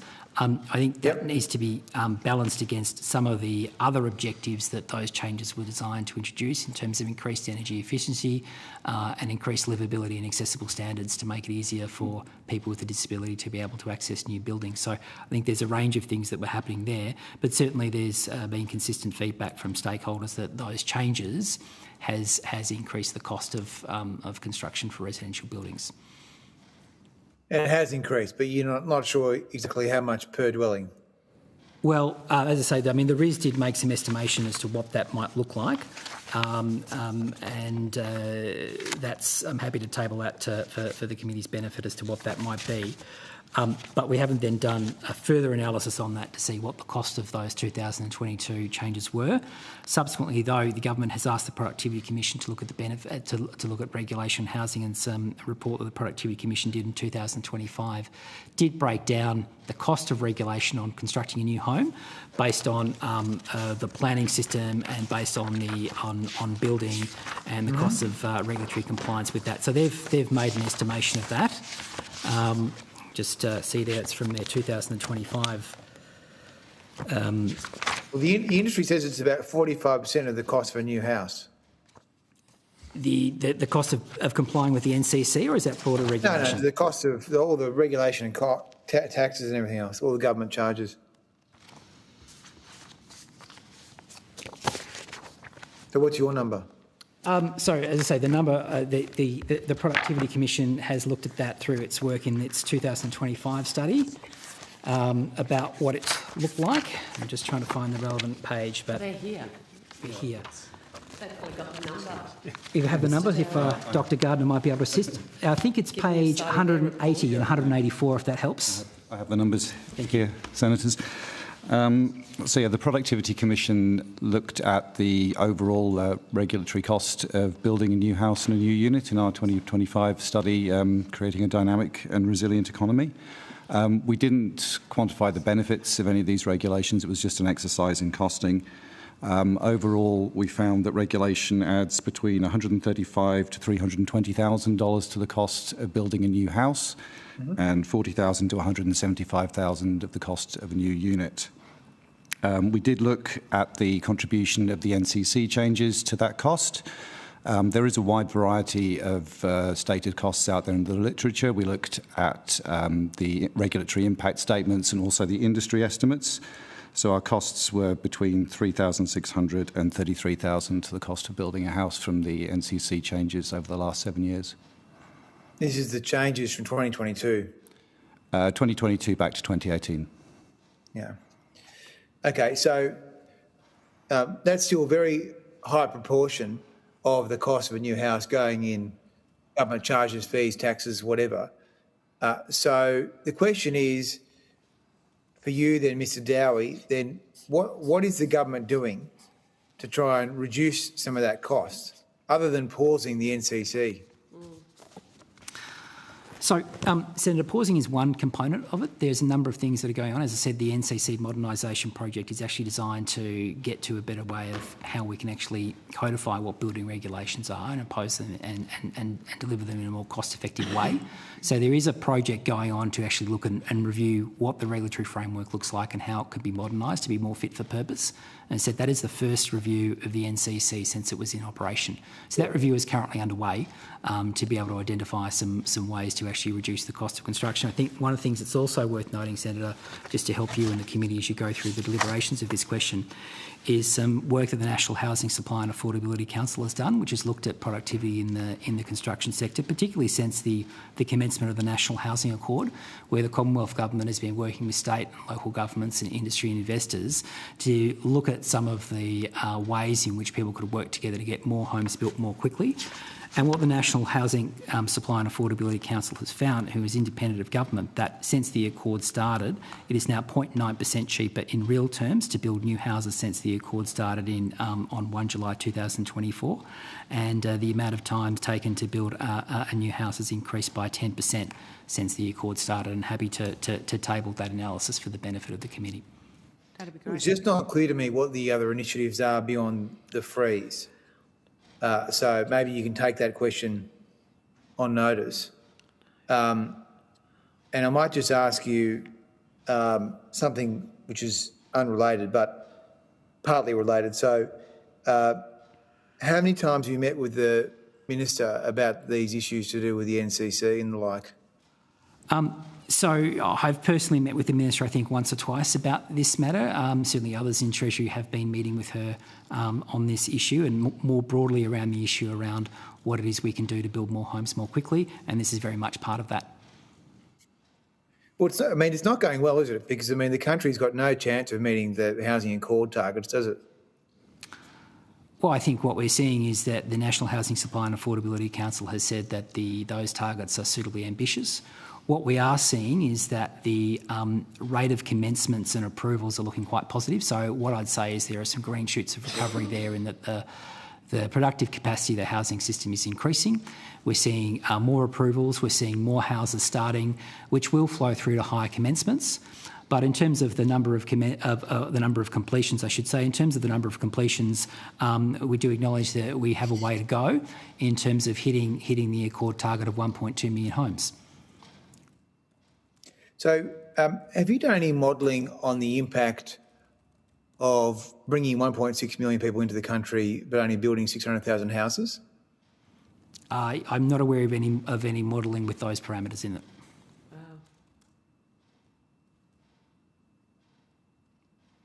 Yeah, I'm not sure whether you lost me there for a minute, but have you done any modelling on the? Can you hear me?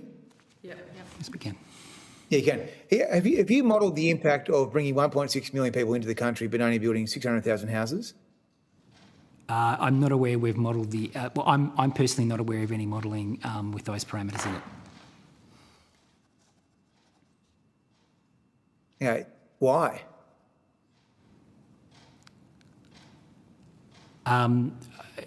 Well, I guess. Sorry. Are you asking me why has Treasury not done the modelling of the question that you just asked? Well, hasn't the government asked you for that? Look, personally, they may well have asked other parts of Treasury. I'd have to take that notice. I'm just aware that the housing group has not been asked that specific question. So I'm happy to take that on notice to see if that question has come in to other parts of Treasury.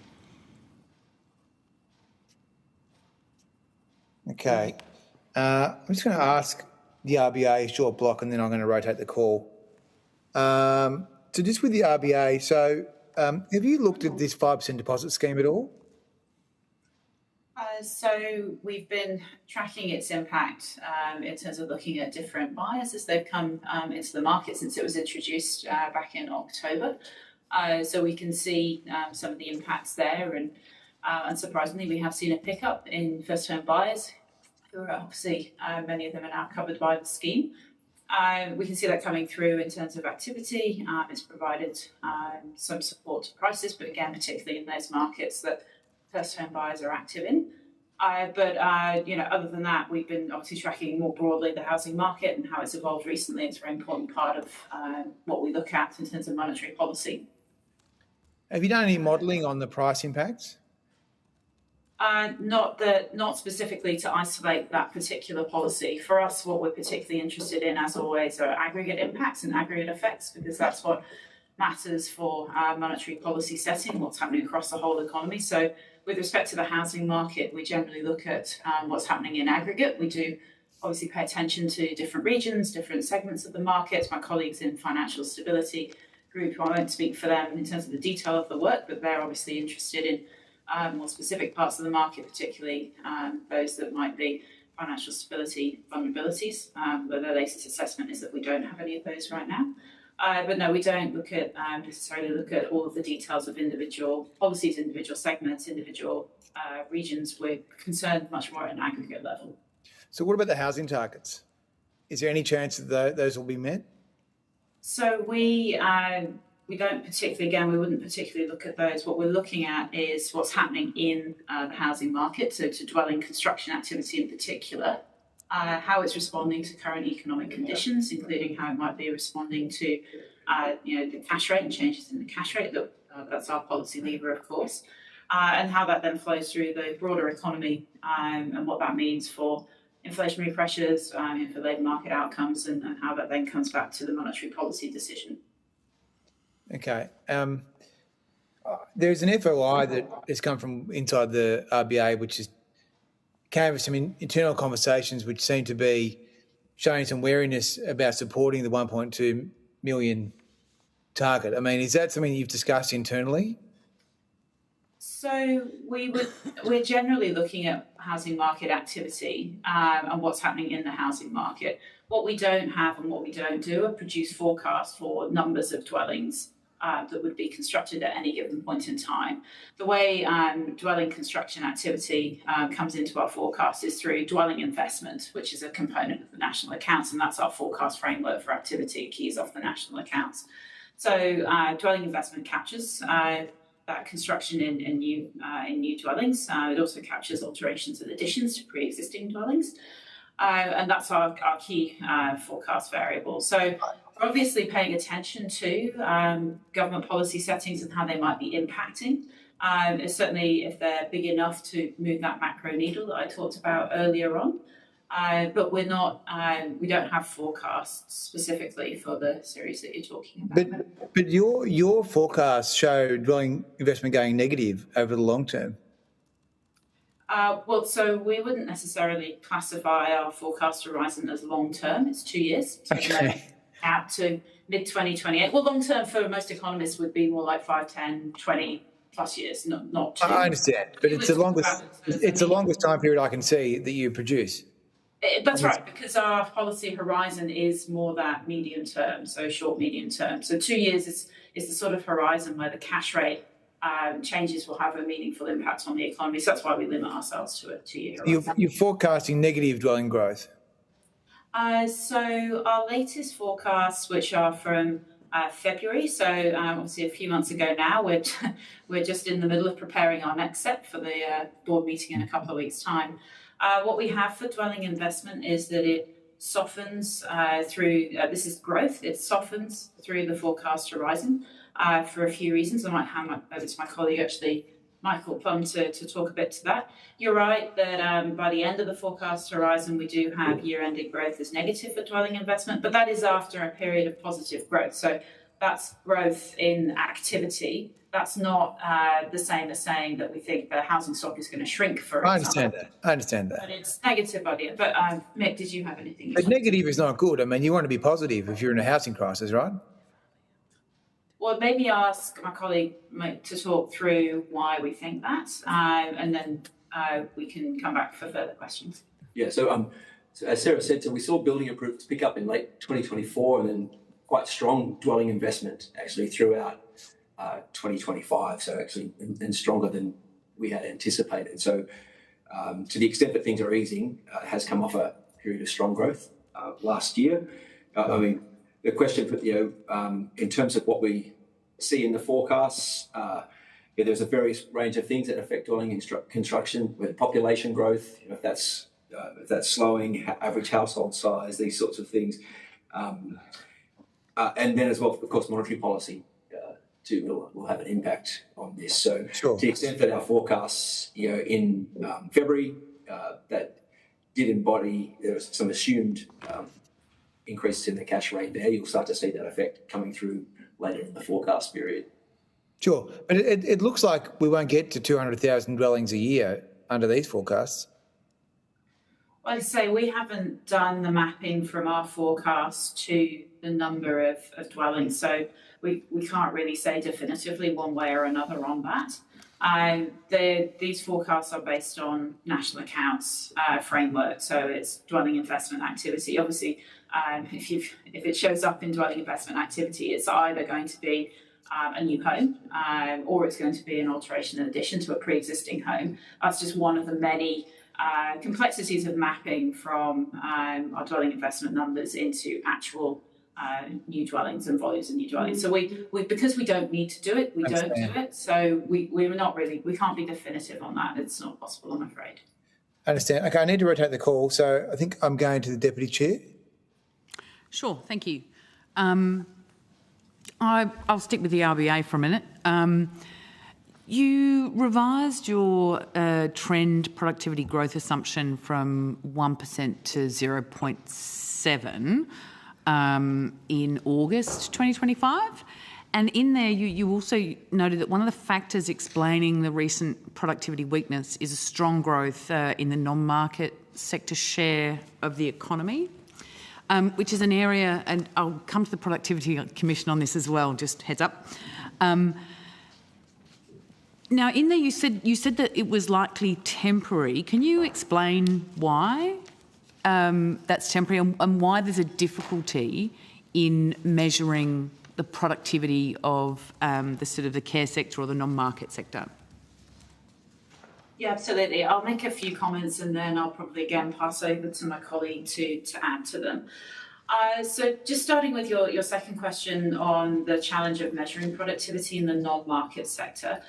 So I should say for us, productivity has quite a narrow definition. Again, going back to the national accounts that I was just talking about. So we use the national accounts and effectively labour productivity there you can measure as GDP divided by labour input, and we would use total hours worked.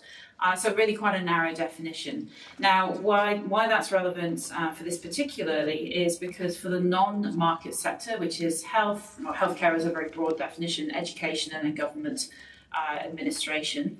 For those particular sectors, the way the National Accounts Framework measures their output is effectively it counts their inputs. So if you double the inputs in that sector, you'll double the outputs. Very, very broadly. There is a lot more underneath the surface. I won't go into those details, but very broadly, that's what happens. And so as a result of the way they measure it, effectively, productivity growth in that sector, if you look on a very long historical trend, is zero, more or less. It's flat. Because what goes in, what you put in as an input, comes out as the output, and there's nothing that sort of happens in between. And so having said that, then, if we go through a period of time where that part of the economy is growing more quickly than the market sector, where the measurement issues are not so challenging, you can actually get a bit more of a handle on productivity through the framework I've just said.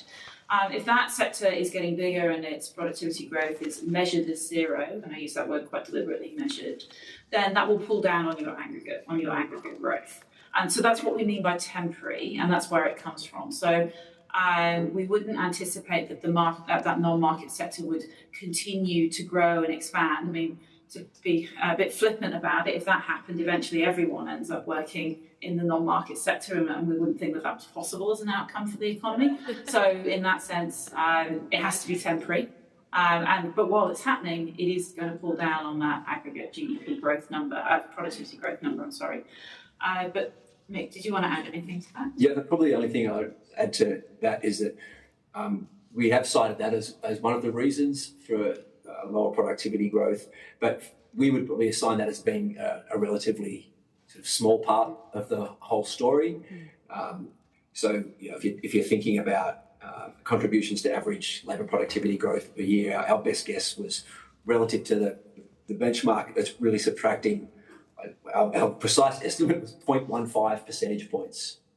So that's not a lot in terms of the whole story. So we'd be sort of looking at a broader range of factors that we cite in that work that you referred to in August, which would be sort of more prominent. And then just to come back on the measurement point, the reason that's important is that the National Accounts Framework that we use really struggles to pick up things like improvements in the quality of care or improvements in outcome from healthcare, for example. I'm sure my Productivity Commission colleagues are much better placed than me to talk to that, but just to give you a sense of why that matters, and I'll leave it to them to provide more detail. Yeah, I might go to the Productivity Commission. I think you're probably clear where I'm going here, that the notion of how we measure the care economy or the non-market sector, given that, if we have a robust health system, then people are healthier. If we have more access to primary health, then obviously people don't get so sick, and their ability to go into the world and make widgets and affect the productivity numbers are increased. Same with education. Access to education is going to make a difference. Can you just unpack that from your perspective? So I think there's two things there. So agree with your portrayal there that yes, healthy people, well-educated people are going to contribute to stronger productivity growth. So no concerns with your portrayal there. In terms of the impact that the non-market sector has, I'll refer you to our submission in February this year, where we, under the heading of challenges in measuring productivity, we identified that there are a number of challenges in trying to identify the productivity within that non-market sector. But what you just were referencing does get reflected in the market sector to the extent that people who are healthier and are better educated are working in the private sector. So I can certainly go into some of the details on some of those challenges if you like, but not sure if that answers your question. So I think one of the things in looking at it, the manner in which the measurement is done through the ABS, there are some limitations there. Can you unpack that from your perspective? Sure. No worries. Okay, so some of the biggest element in that, of course, is in non-market industry, so it's not a market price. And so that is the biggest challenge in trying to measure productivity. The return on capital as well means that they don't necessarily reflect the productivity changes in those industries as well. But the one thing that I can definitively say is that the non-market productivity estimates are probably an underestimate of productivity in that sector. And so the value of sort of adjusting those measurements, as you've outlined, is very difficult because kind of productivity, you know, widgets in, widgets out sort of theory doesn't capture what could potentially be seen as that pipeline in. It doesn't necessarily, obviously the reflection of us currently having an older population for a time, and how that replacement piece comes with a lower proportion of younger people over those decades. Those, and look, and I'm not trying to, you know, shove a square peg in a round hole here, but because we have got a very strong focus on productivity, which is important because we need a robust and growing economy. We need to be able to measure that. That challenge between those two things of actually productivity in and of itself, it's not just a number for the number's sake. The whole idea is to strengthen our economy, strengthen our community, and make it, a stronger country, delivering what we need to do. And by not measuring those things, do you see a challenge in that if we just look at productivity as, like I say, widgets in, widgets out?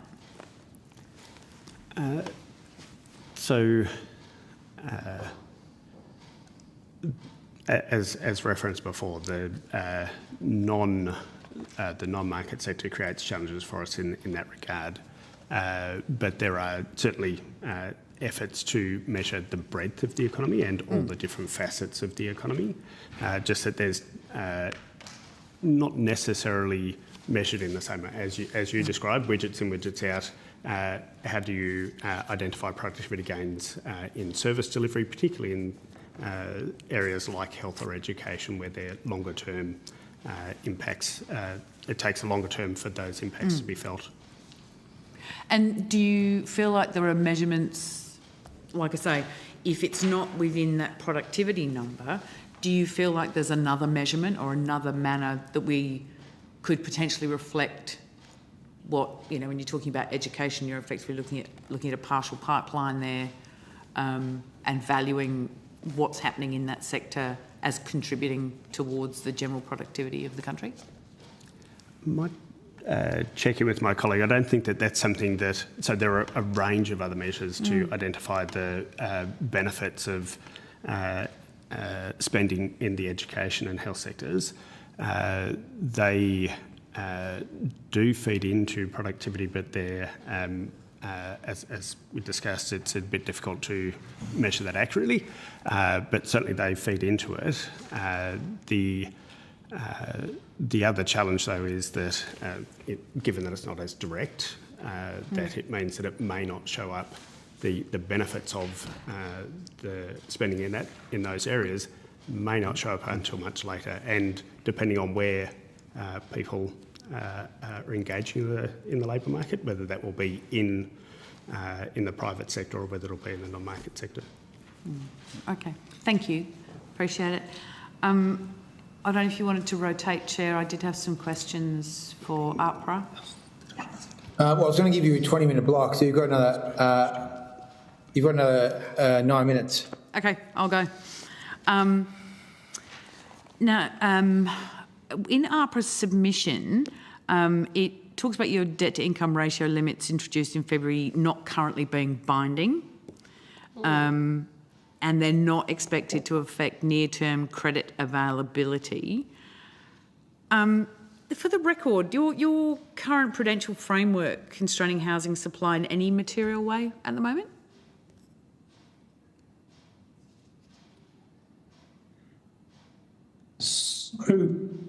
So our prudential framework is really trying to constrain risk-taking by banks that lend for housing. So there's two parts to that. So there's one is our microprudential framework, which is how we regulate individual banks. So we have things like minimum capital requirements for particular types of loans.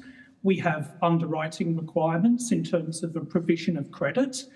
And I guess they constrain lending to the extent that we want creditworthy borrowers.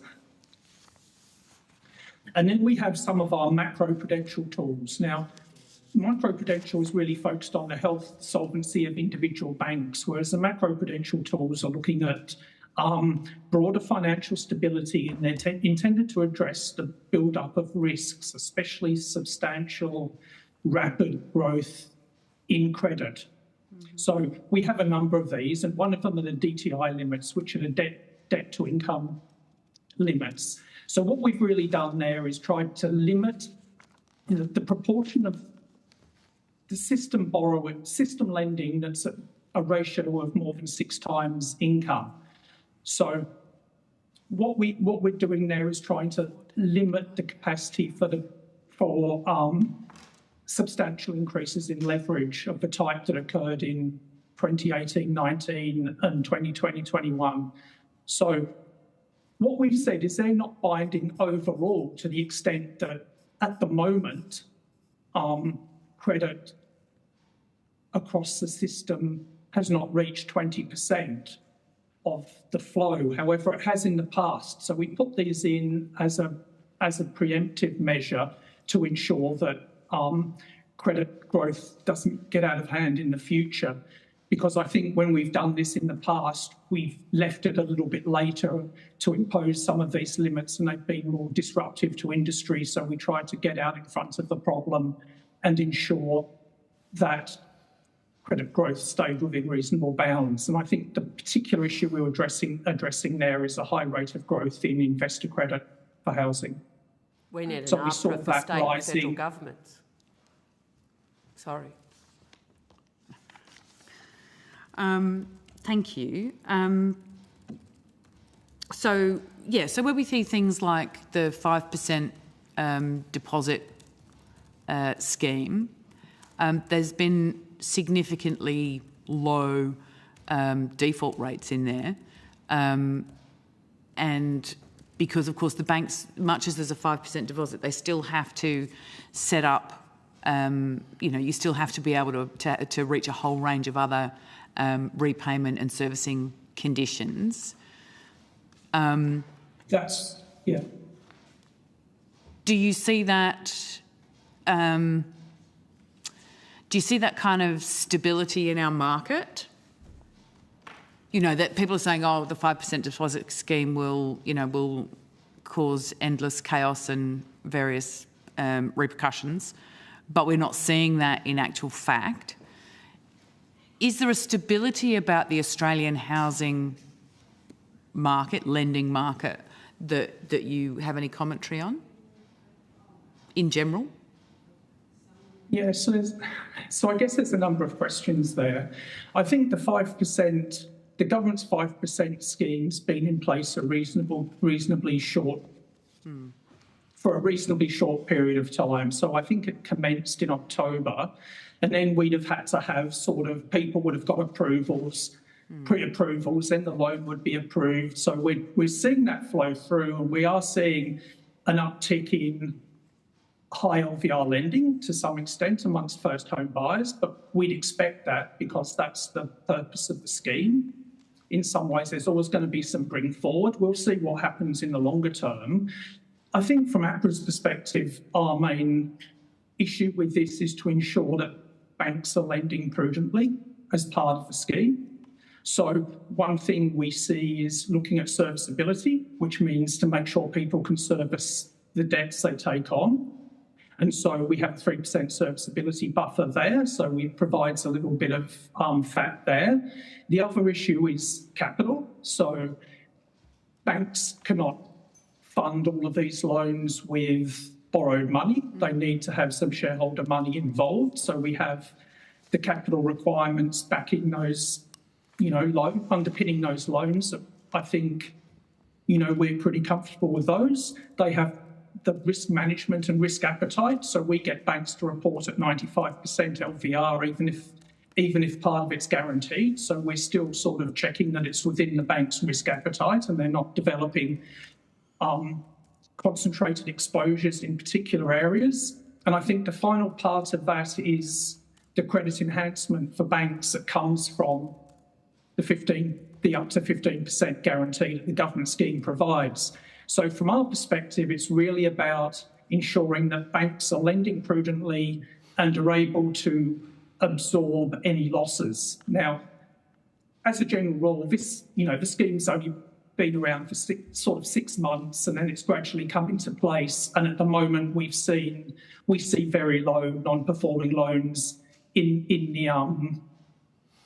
the household sector, and I think that basically reflects the strength of the labour market and the economy, and that people are generally employed, people aren't defaulting on their loans, and so in that sense, the non-performing loans are at a sort of very low level still. And I think it's the stability point, the sort of like overarching sort of financial stability that I think is a characterisation of Australia's system. Would you? Yeah, I mean, I think our system is definitely liquid and well capitalised. And I mean, in some ways, we have some macroprudential tools, and we have the countercyclical capital buffer, so we have 1 percentage point higher capital. We have 3% additional serviceability requirements. That's ensuring high quality loan underwriting. And then we have the normal capital requirements and the additional overlay of the DTI requirements. Although the DTI requirements were really introduced and are really likely to bite in response to investor credit. They're not likely to bite in response to owner-occupier or first home buyer credit. Okay. You have 9 specific initiatives that, to minimise the burden and support productivity. Do you want to quickly... It's the last question, yeah. Yep, very quickly just step through what those look like. What's most likely to make the biggest practical difference? Yeah, so just on those 9 initiatives, there's 2 lenses on those that we applied. And firstly, importantly, those measures, they don't undermine the safety and stability of the system, and we think that's important because safety and stability is critical for long-run growth and productivity. So that's the first lens. To your point about the income impact that we expect those measures to have over the near term, there's 3 lenses that those 9 measures are working towards, and we're really focusing on taking away any undue burden or unnecessary duplication that might be in the framework. The first is around efficiencies and kind of freeing up resources for industry. So we're focused on making our engagements more targeted, more efficient. To give you an example, we're sharing 40% more data with other regulators to reduce what would otherwise be duplicative requests coming from other regulators. The second lens is around freeing up costs so that capital could be invested in more productive purposes.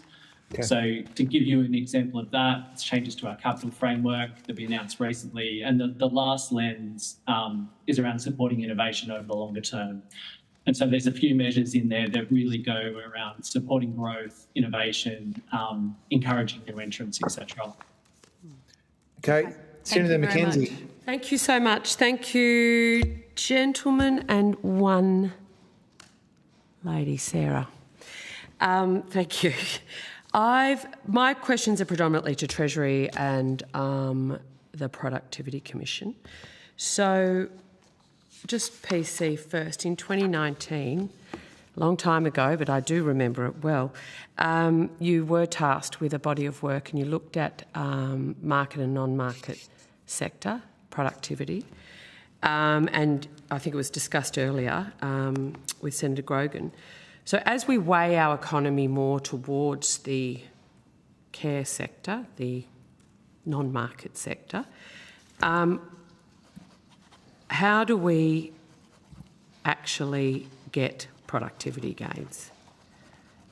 Because as I found it, like you recognised that labour productivity was much lower in the non-market sector.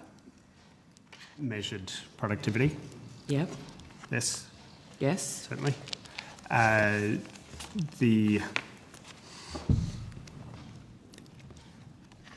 part of the challenge is that one, the measurement, but I won't dwell on that because we did talk about that before.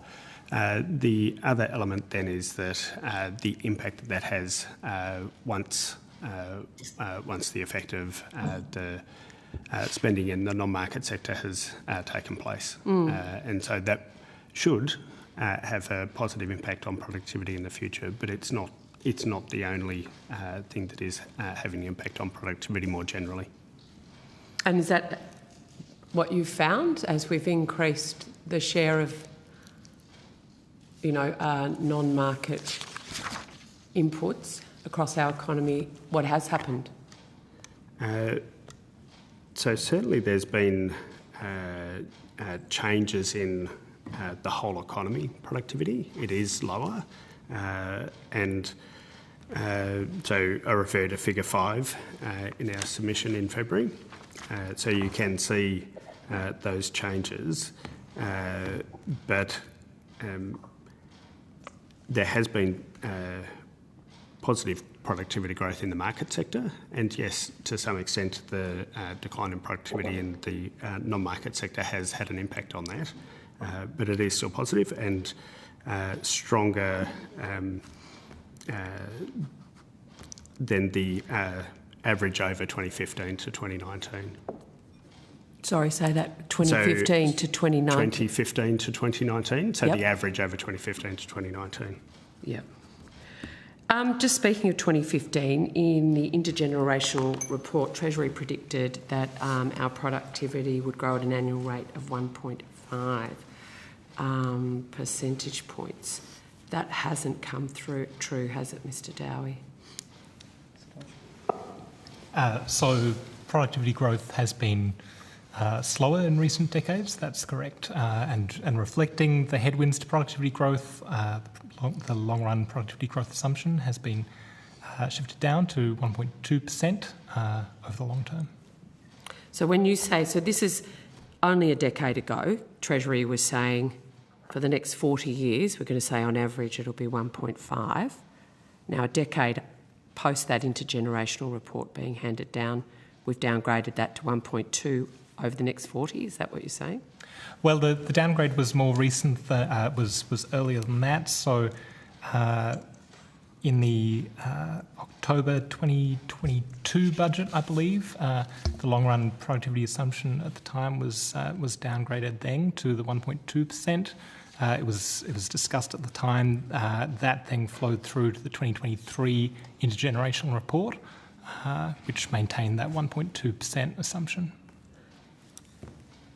Would improved economic and productivity outcomes be achieved if migration policy was more tightly linked to labour market needs and national priorities than it currently is? So the link between migration and productivity is going to be complicated. It will reflect the characteristics of migrants themselves. It will reflect the potential for spillover benefits. So the transmission of knowledge, of trade connections. There's a large economic literature pointing to the benefits of migration that go beyond those that are directly reflected in... Don't make assumptions that anyone here is anti-migration. My question was linking migration to labour market needs we're talking about the Australian economy here. Would that be more beneficial to lift productivity than not doing that? I think that would depend on the specifics of the policy in question, and there'd be distinctions between short-term labour market needs and long-term needs. Outcomes can differ quite significantly depending on the horizon you're looking at. So you don't think that labour market needs in the short term or the long term should be considered in any migration policy? No, I'm not saying that. I think there'd be many factors that would be considered. I'm not... Well, I'm asking, is this considered in setting migration policy? Does Home Affairs come and have a chat to Hamish McDonald's team or anyone in Treasury about that? The the Centre for Population is in that division. They're not here at the moment. If you've got specific questions, I can take them on notice and we can... we might get them back for some other questions. So which is more determinant of productivity outcomes for our economy currently? The size of the migration intake or the makeup of the migration intake? The skill makeup. That's not a particular piece of analysis that I'm aware of being done. I'm not sure how you'd go about doing that piece of work. So is it right to say that just the blunt number is the piece we're interested in, the makeup, when we're considering productivity increases? I think and trying to lift productivity, it's more about the macro number for Treasury than the makeup of the migration intake. If you were attempting to look at policy settings and the connection to productivity, which is an incredibly challenging thing to do, it's incredibly challenging, as we've discussed, to get aggregate productivity projections right, which is why we tend to look at it in aggregate. But you would want to look at the whole suite of factors that feed into the migration program, numbers composition, and the like. Does the Productivity Commission have a view about whether it is a number or the makeup, the skills makeup of any migration scheme impacts positively or negatively on productivity growth? That's not something we've done any work on, Senator. Do you have a view? No. No. Fascinating. Okay, if migration policies and laws were working as intended, how and where should skilled migration be making its biggest contribution to productivity? Is it filling workplace shortages, lifting the capability of our own business networks, fostering new ideas and practices, or a combination of those things? Is there one that really stands out that you want a migration scheme to actually contribute to? I'll go to Treasury, then I'll go to Productivity Commission. And RBA, if you've got any suggestions, feel free to jump in. I'd defer to the policy colleagues there. Okay. Mr Johnson. Could I ask you to repeat the factors that you listed? Yeah, so I was looking at building the capability of our local businesses, fostering new ideas or practices when you bring new people in, that's what happens, or filling our workforce shortages specifically. Specifically in relation to the migration program? So I think you've mentioned all of those are important.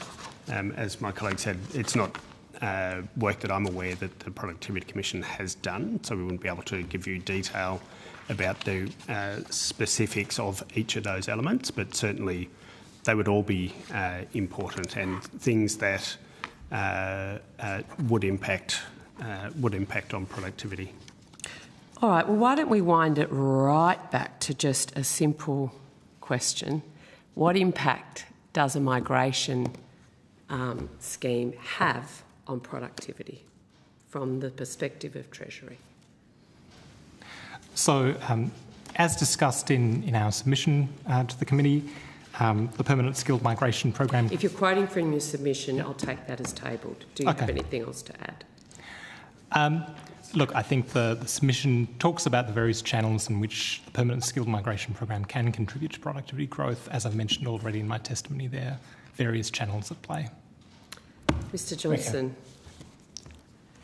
how does a migration scheme impact productivity?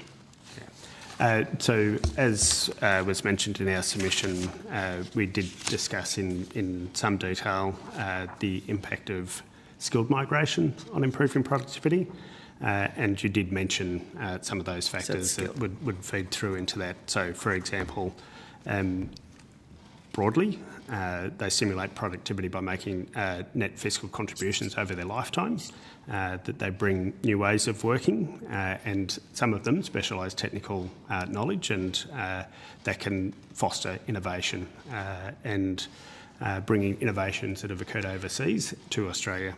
Okay. Just Okay. the review you were... Need to rotate, Mr so last week. Mr Dowie, the review that you were talking about to Senator Bragg that you'd begun, when's that completed? When are you going to hand that to government? So, Senator McKenzie, the plan for that is to hand that one to government in September, and an interim finding, or to the Minister, I should say, in September, a final report, and the interim report to the Minister later this month. How does the government... rotate the call, so I'll have to come back to you. I'll have to come back to you. Yep, sure. Yep. So Senator Nataraja. Thanks, Chair. Question to the RBA and to PC.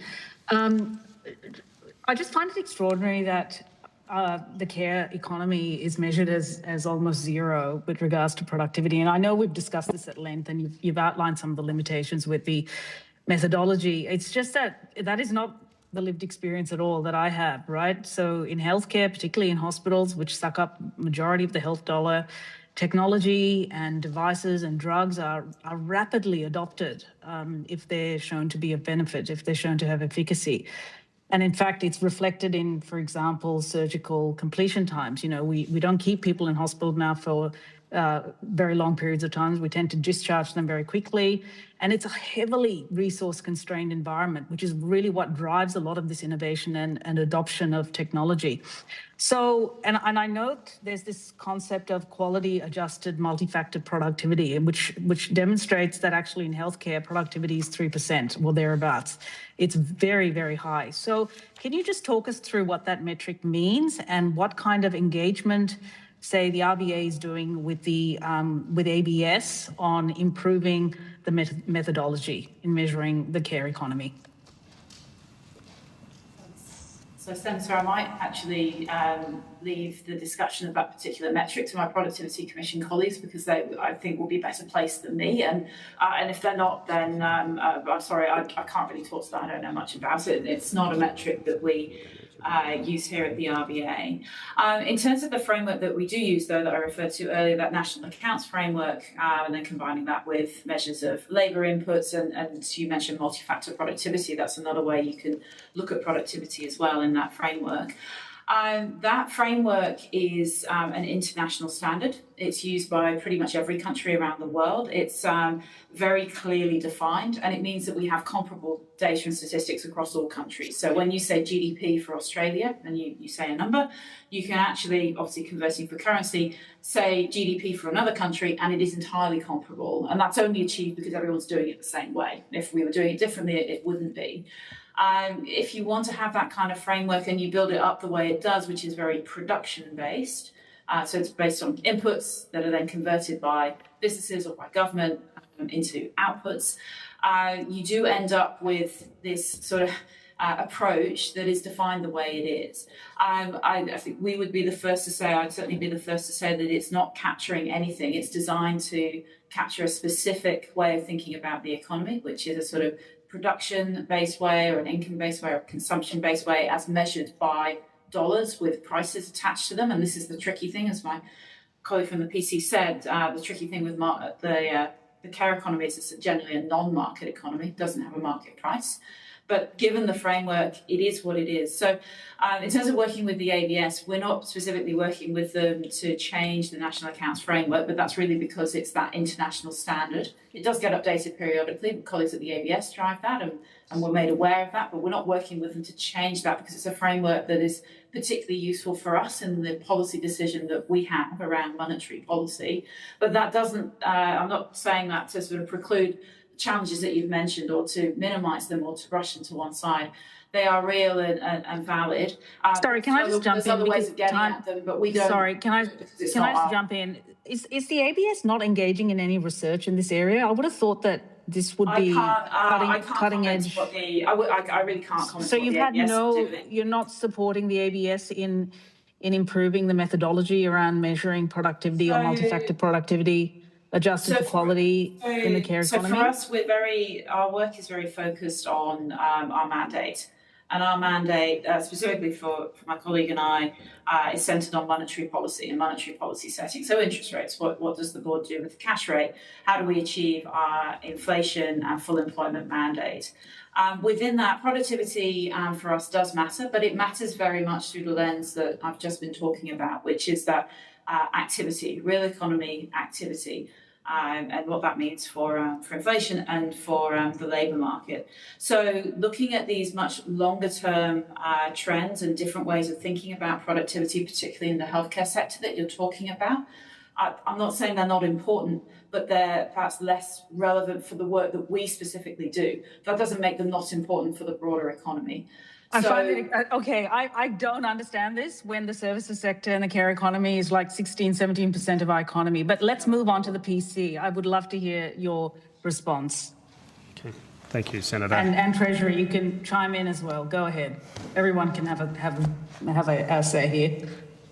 Okay. Because I think this is really pertinent to this discussion. And if we don't measure this right, you know, our forecasts are going to be off. We're going to be underestimating aggregate productivity, and it just flows on to, you know, a whole bunch of decisions. So keen to hear what you think. PC, go ahead. Okay. Thank you, Senator.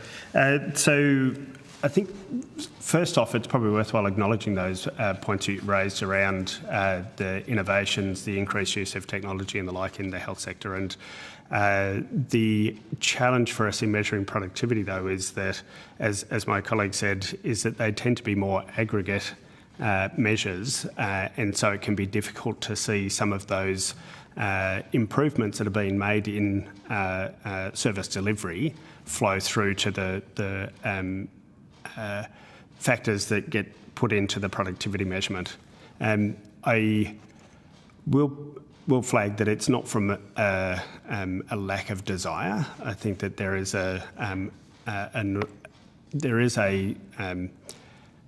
desire to try and improve measurement of productivity in the market sector, but there are challenges, as we identified before.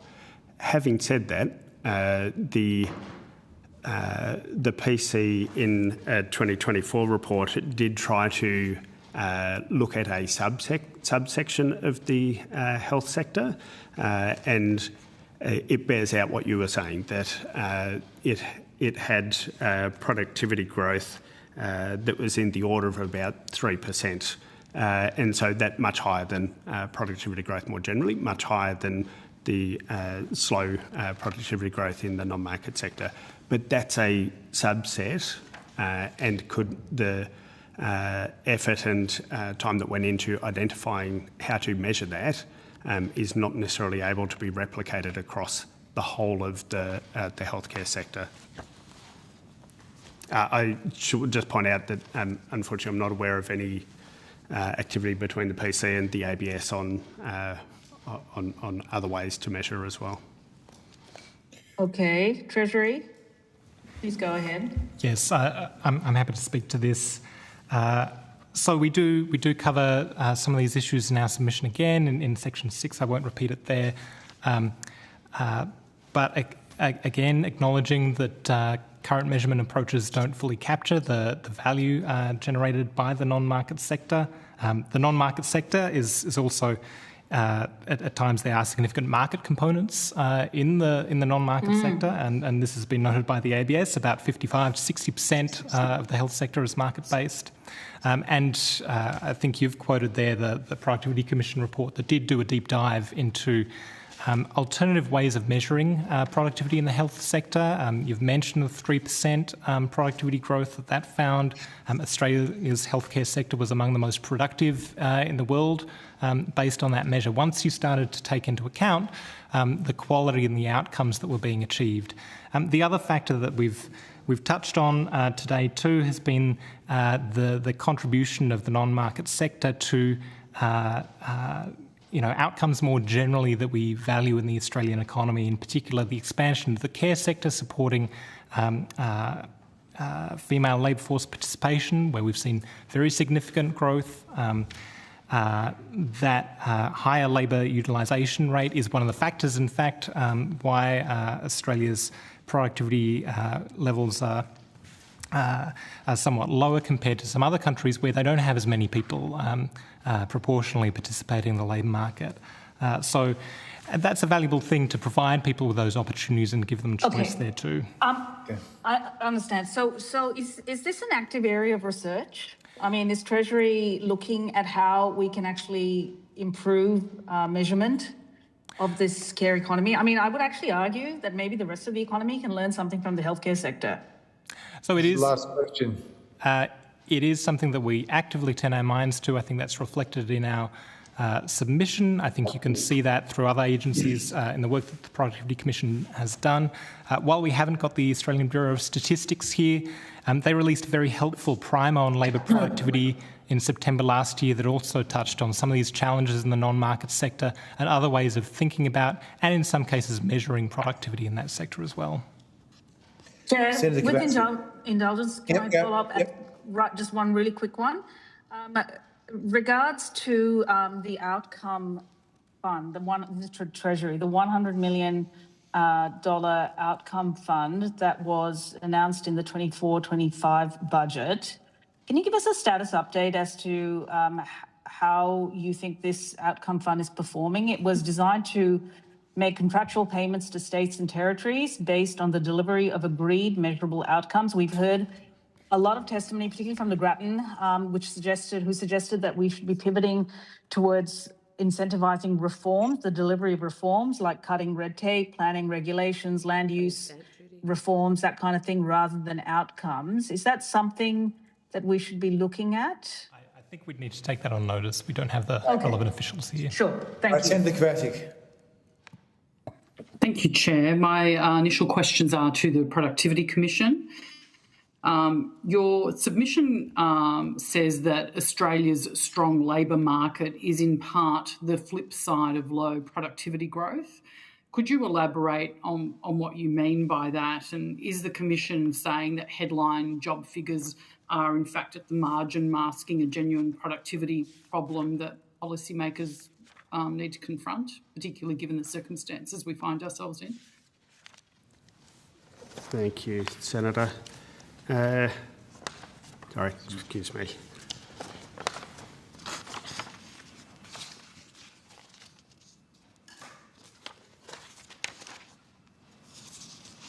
So I'm not sure what that's referring to. Yeah, do you want to? It is, yes. Yeah. So I can answer at a broad level. I'm not quite sure that I can find that in the submission right at the moment, but as my colleague from Treasury flagged, higher labour force participation is valuable in and of itself, but doesn't necessarily directly correlate with increases in productivity. Okay. Is that the only comment you guys have in relation to that for now? I'm happy to take the balance on notice. Sure, happy to take that on notice. Okay.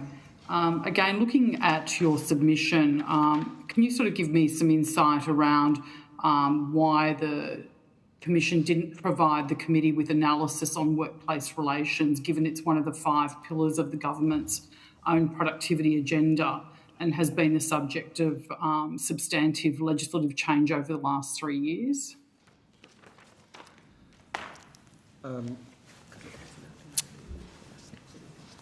So we haven't particularly looked at any workplace relations issues, partly because they have been the subject of changes over the last few years. So we've been waiting to see how those might bed down before we might consider any further work on that. So they're too contemporary for you to consider at this point in time? That's right, yes. Is there anything in the pipeline to have a look at, so there've been changes over the last 3 years? Is there sort of a pipeline plan for 12 months, 18 months, 2 years? Well, we haven't got anything particularly planned, but if the government were to refer something to us, then of course we would look at it. Okay. So how long would you normally? So you wouldn't look at that just as a measure to sort of have a look at your own tracking. So only if government were to ask you. That's right, Senator. Yeah. Okay. All right. And just out of curiosity, when would the Commission deem these schemes as mature enough to actually review? So if the government asked you to review it, at what stage of maturity would you believe you had sufficient data? I don't think that's something I could venture an answer on. It depends very much on the type of the scheme and the settings and how long it's intended to operate over. Oh, okay. So there's no sort of minimum period of time or fixed period of time or natural window that you look at? No. Yeah, I'm just mindful that the last review in terms of this space was, I believe, in 2015. Is that correct? I'm not sure, Senator. Sorry. Okay, all right. On notice, could you provide us, when you last looked at industrial relations, impact on productivity? Yes, Senator. Thank you. And also just to confirm that, in the past 4 years, the government has not asked you to look into IR policy settings and their impact on productivity? Not to my knowledge, no, Senator. Okay, lovely. Thank you. So just with the PC, can you also take on notice the evidence you provided before about the increase in costs arising from the NCC? That would be useful for the committee's reporting obligations we have to the Senate. So, look, I just have a couple of questions to the RBA and a couple more to APRA. So, just Dr. Hunter, we talked before about completions. Just in terms of the FOI, which discloses some of the internal deliberations of the RBA on these matters, I mean, it does say here under EC, well, sorry, maybe I should ask you, what does EC forecast meeting Q&A mean? What does that mean?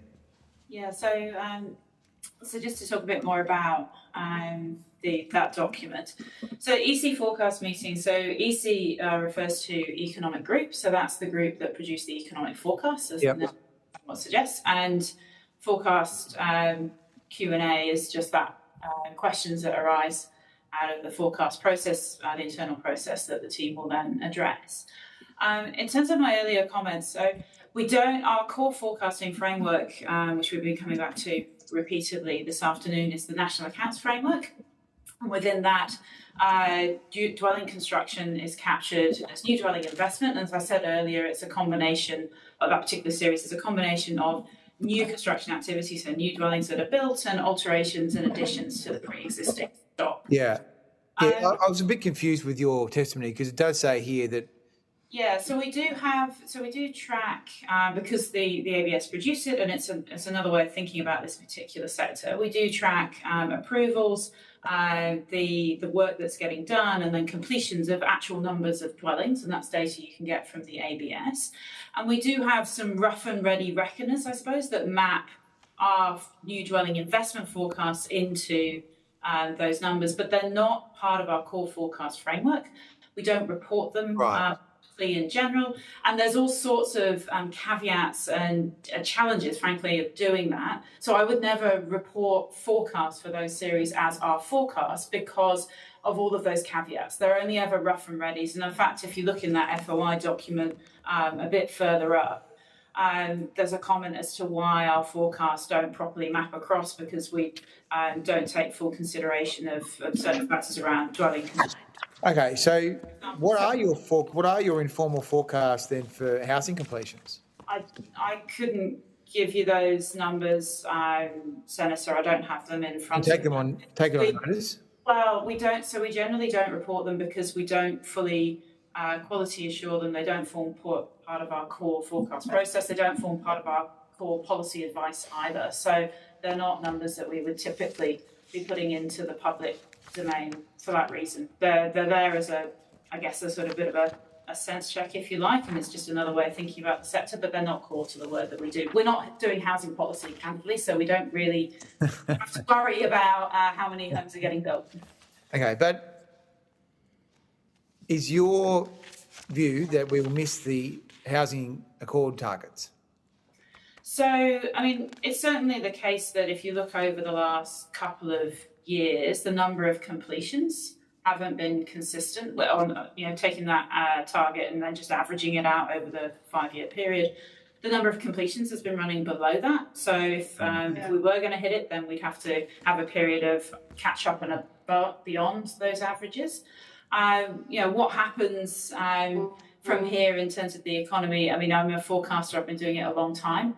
Very hard to make definitive predictions. I'd say actually impossible. Forecasts come with big error bands. So I don't want to give you a definitive answer because I really don't think that I can. Okay, thanks, Dr. Hunter. Just a couple from APRA, then Senator McKenzie will take us home. So, look, just what work has APRA done to try and work out whether we can help get finance to people who want to buy a first home? What are the barriers you identified? So we haven't done any work on removing barriers to first home ownership because our focus is on the solvency of banks as lenders and overall financial stability. So that's not part of our mandate. Okay. What assessments have you done on the punitive 3% serviceability buffer and what that might do to first home buyers who would like to be able to purchase a first home? So I'll take that on notice, Senator. I'm not aware of any assessments. I know we look at our macroprudential settings around every 6 months and we put out a report. I mean, the main role of the 3% serviceability buffer is to ensure that borrowers are resilient to shocks and that a rapid increase in interest rates doesn't propagate a series of defaults throughout the economy. And I think our chair said midway through last year we were pretty happy with the 3% about where it was and we didn't have any plans to change it, but it's something we look at regularly or periodically, I should say, in consultation with other CFR agencies. Okay. Have you done any work on your policies to see whether or not they impact disproportionately or in a negative way the ability of builders and developers to get finance from Australian banks? So, the main objective of our policy is to manage risk associated with commercial property development. And commercial property development tends to be a riskier class of lending. So the risk weights, the standardised risk weights and the risk weights that are derived from IRB models are intended to reflect that. The one thing I would say is our chair announced in a speech in March that we were going to review the standardised risk weights for property acquisition, development and construction. And so that could lead, because we thought they were a little bit over-calibrated, so that could lead to some adjustment in risk weighting for those types of loans. But we really want banks to be very, and the other thing we've done is to remove the 100% pre-sale rule or the alleged 100% pre-sale rule, which we were told was another barrier to banks lending to property developers. But it does remain a risky bank activity, and we just want it we want those exposures appropriately capitalised. Okay, well, if you can take on notice anything you're doing to help on that construction and building side. Then finally from me, so what is a high LVR loan in APRA's view? Well, there are different, in our prudential standards, there are different levels of loan to valuation that have different capital requirements. So I guess, in some ways, when we look at a high LVR, I guess it would be 80%. So above 80% LVR, where we start to get into high LVR, and a lot of lenders require some sort of credit enhancement in the form of a government scheme, lenders' mortgage insurance, parental guarantees, or if they take it on their book, it'll be higher risk weights. So I'd say, 80% is a key threshold in our framework. Yeah, so 95% mortgage would be a risky mortgage? Depends what you mean by risk. Initially, the key thing is that the loan is well secured and that the person can service the debt. And what will happen is that will amortise over time and people will build up equity. And so that will go down. I guess the risk to the extent there's risk with a 95% loan, it's probably that there's a narrower equity buffer. They haven't built up the equity buffer, so in the event of a default, there's more like the costs are more likely to exceed their equity buffer. So from a borrower's perspective, that's, the larger the equity buffer you have, the better off you are in a way. But as I think you heard earlier, the other dilemma is that the larger equity buffer you have, the more you have to save as a deposit and the longer it takes. So it's a trade-off. But aren't you trying to reduce the number of high LVR loans in the system? No, I think there's LVR and DTI. What we're trying to do is we're saying banks are able to lend high LVR, and they generally have credit support in the form of LMI or a government guarantee. And we just want to make sure that they're doing it prudently, people can service the loans, and they're appropriately capitalised. I think the DTI issue is a broader issue across the system about build up of high leverage, and that relates more to investor lending. Okay, Senator McKenzie. Oh, thank you, Chair. Just wanted to go to, we may have to get the population people in, but earlier it didn't seem clear to me that there was a view within Treasury or the Productivity Commission around migration's makeup or broad numbers impact on productivity, that you didn't capture that data, you didn't analyse that and couldn't provide us with any evidence around that. But I just thank you to my fabulous staff downstairs being provided with a Treasury paper from 2021 outlining the fiscal impact of New Australians model, the Fiona model. I'm seeing some nods. Yes. Which does go to quite granular details around skilled, non-skilled, permanent, temporary visa class holders. And so I just wanted to understand, if you're not able to answer the questions on the compositional impact of skilled migration on productivity and the economy, can you explain what elements of migration impacts are actually modelled by the Fiona model, your own model? So I think it would be better to have the relevant officials here with us to discuss that model. That model is held by our tax analysis division. That was going to be my next question. So it's not the macro conditions and population divisions, it's the... No, so the Centre for Population sits within there. Right. I think if we were wanting to get into these sorts of questions, we should have a broader suite of people here. So that brings me to my next question, because I was very interested when Senator Bragg was asking a very sensible question of government officials about, particularly when we heard where, 600,000, 700,000 houses short for the 1.6 million migrants that have been brought in, what macro conversations within the Department of Treasury are taking place, or across government. Is there an interdepartmental committee or some such body where the officials in charge of housing policy or advising government on housing policy, the experts in that field, are having a matched-up conversation with those who are advising the same government around migration numbers and makeup? Now, I heard the evidence earlier that there was no such conversations occurring because, Mr Dowie, I would assume you'd be part of them or you'd at least know about them. So, Senator, from time to time we do have conversations with our colleagues in the Centre for Population and others on aspects of population growth, but the question I think that you're quoting me from was in response to Senator Bragg's very precise question about the modelling. I think the numbers that you gave, Senator Bragg, was, and I don't have the transcript in front of me, was about 1.6 million migrants for 600,000 homes, and you asked me very, very precisely, was I aware of modelling around that?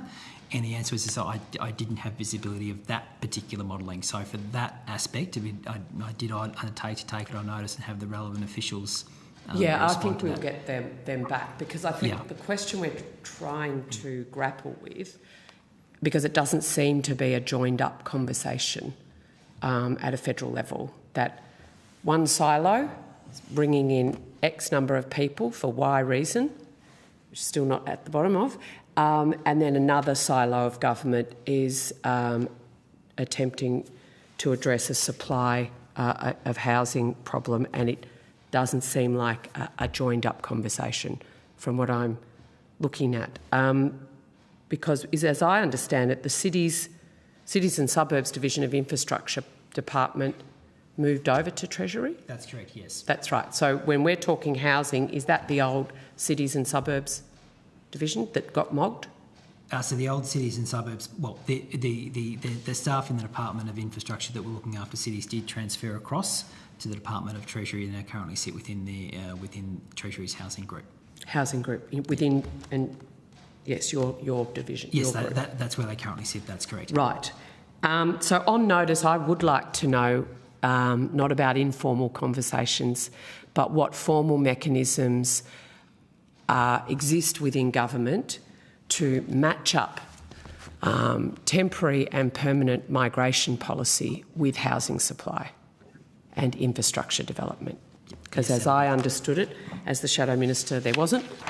Post-MOG, they might be, and I'd like to know if there is. We'll take that on notice, Senator. Just finally, sorry, Chair, I know I got distracted because of my hard-working staff and that Fiona modelling.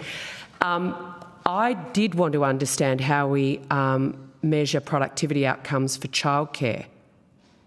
And the PC, you did some work on childcare. Child development outcomes, hours worked, numbers of children within formal care, or some other measure. Do we have a?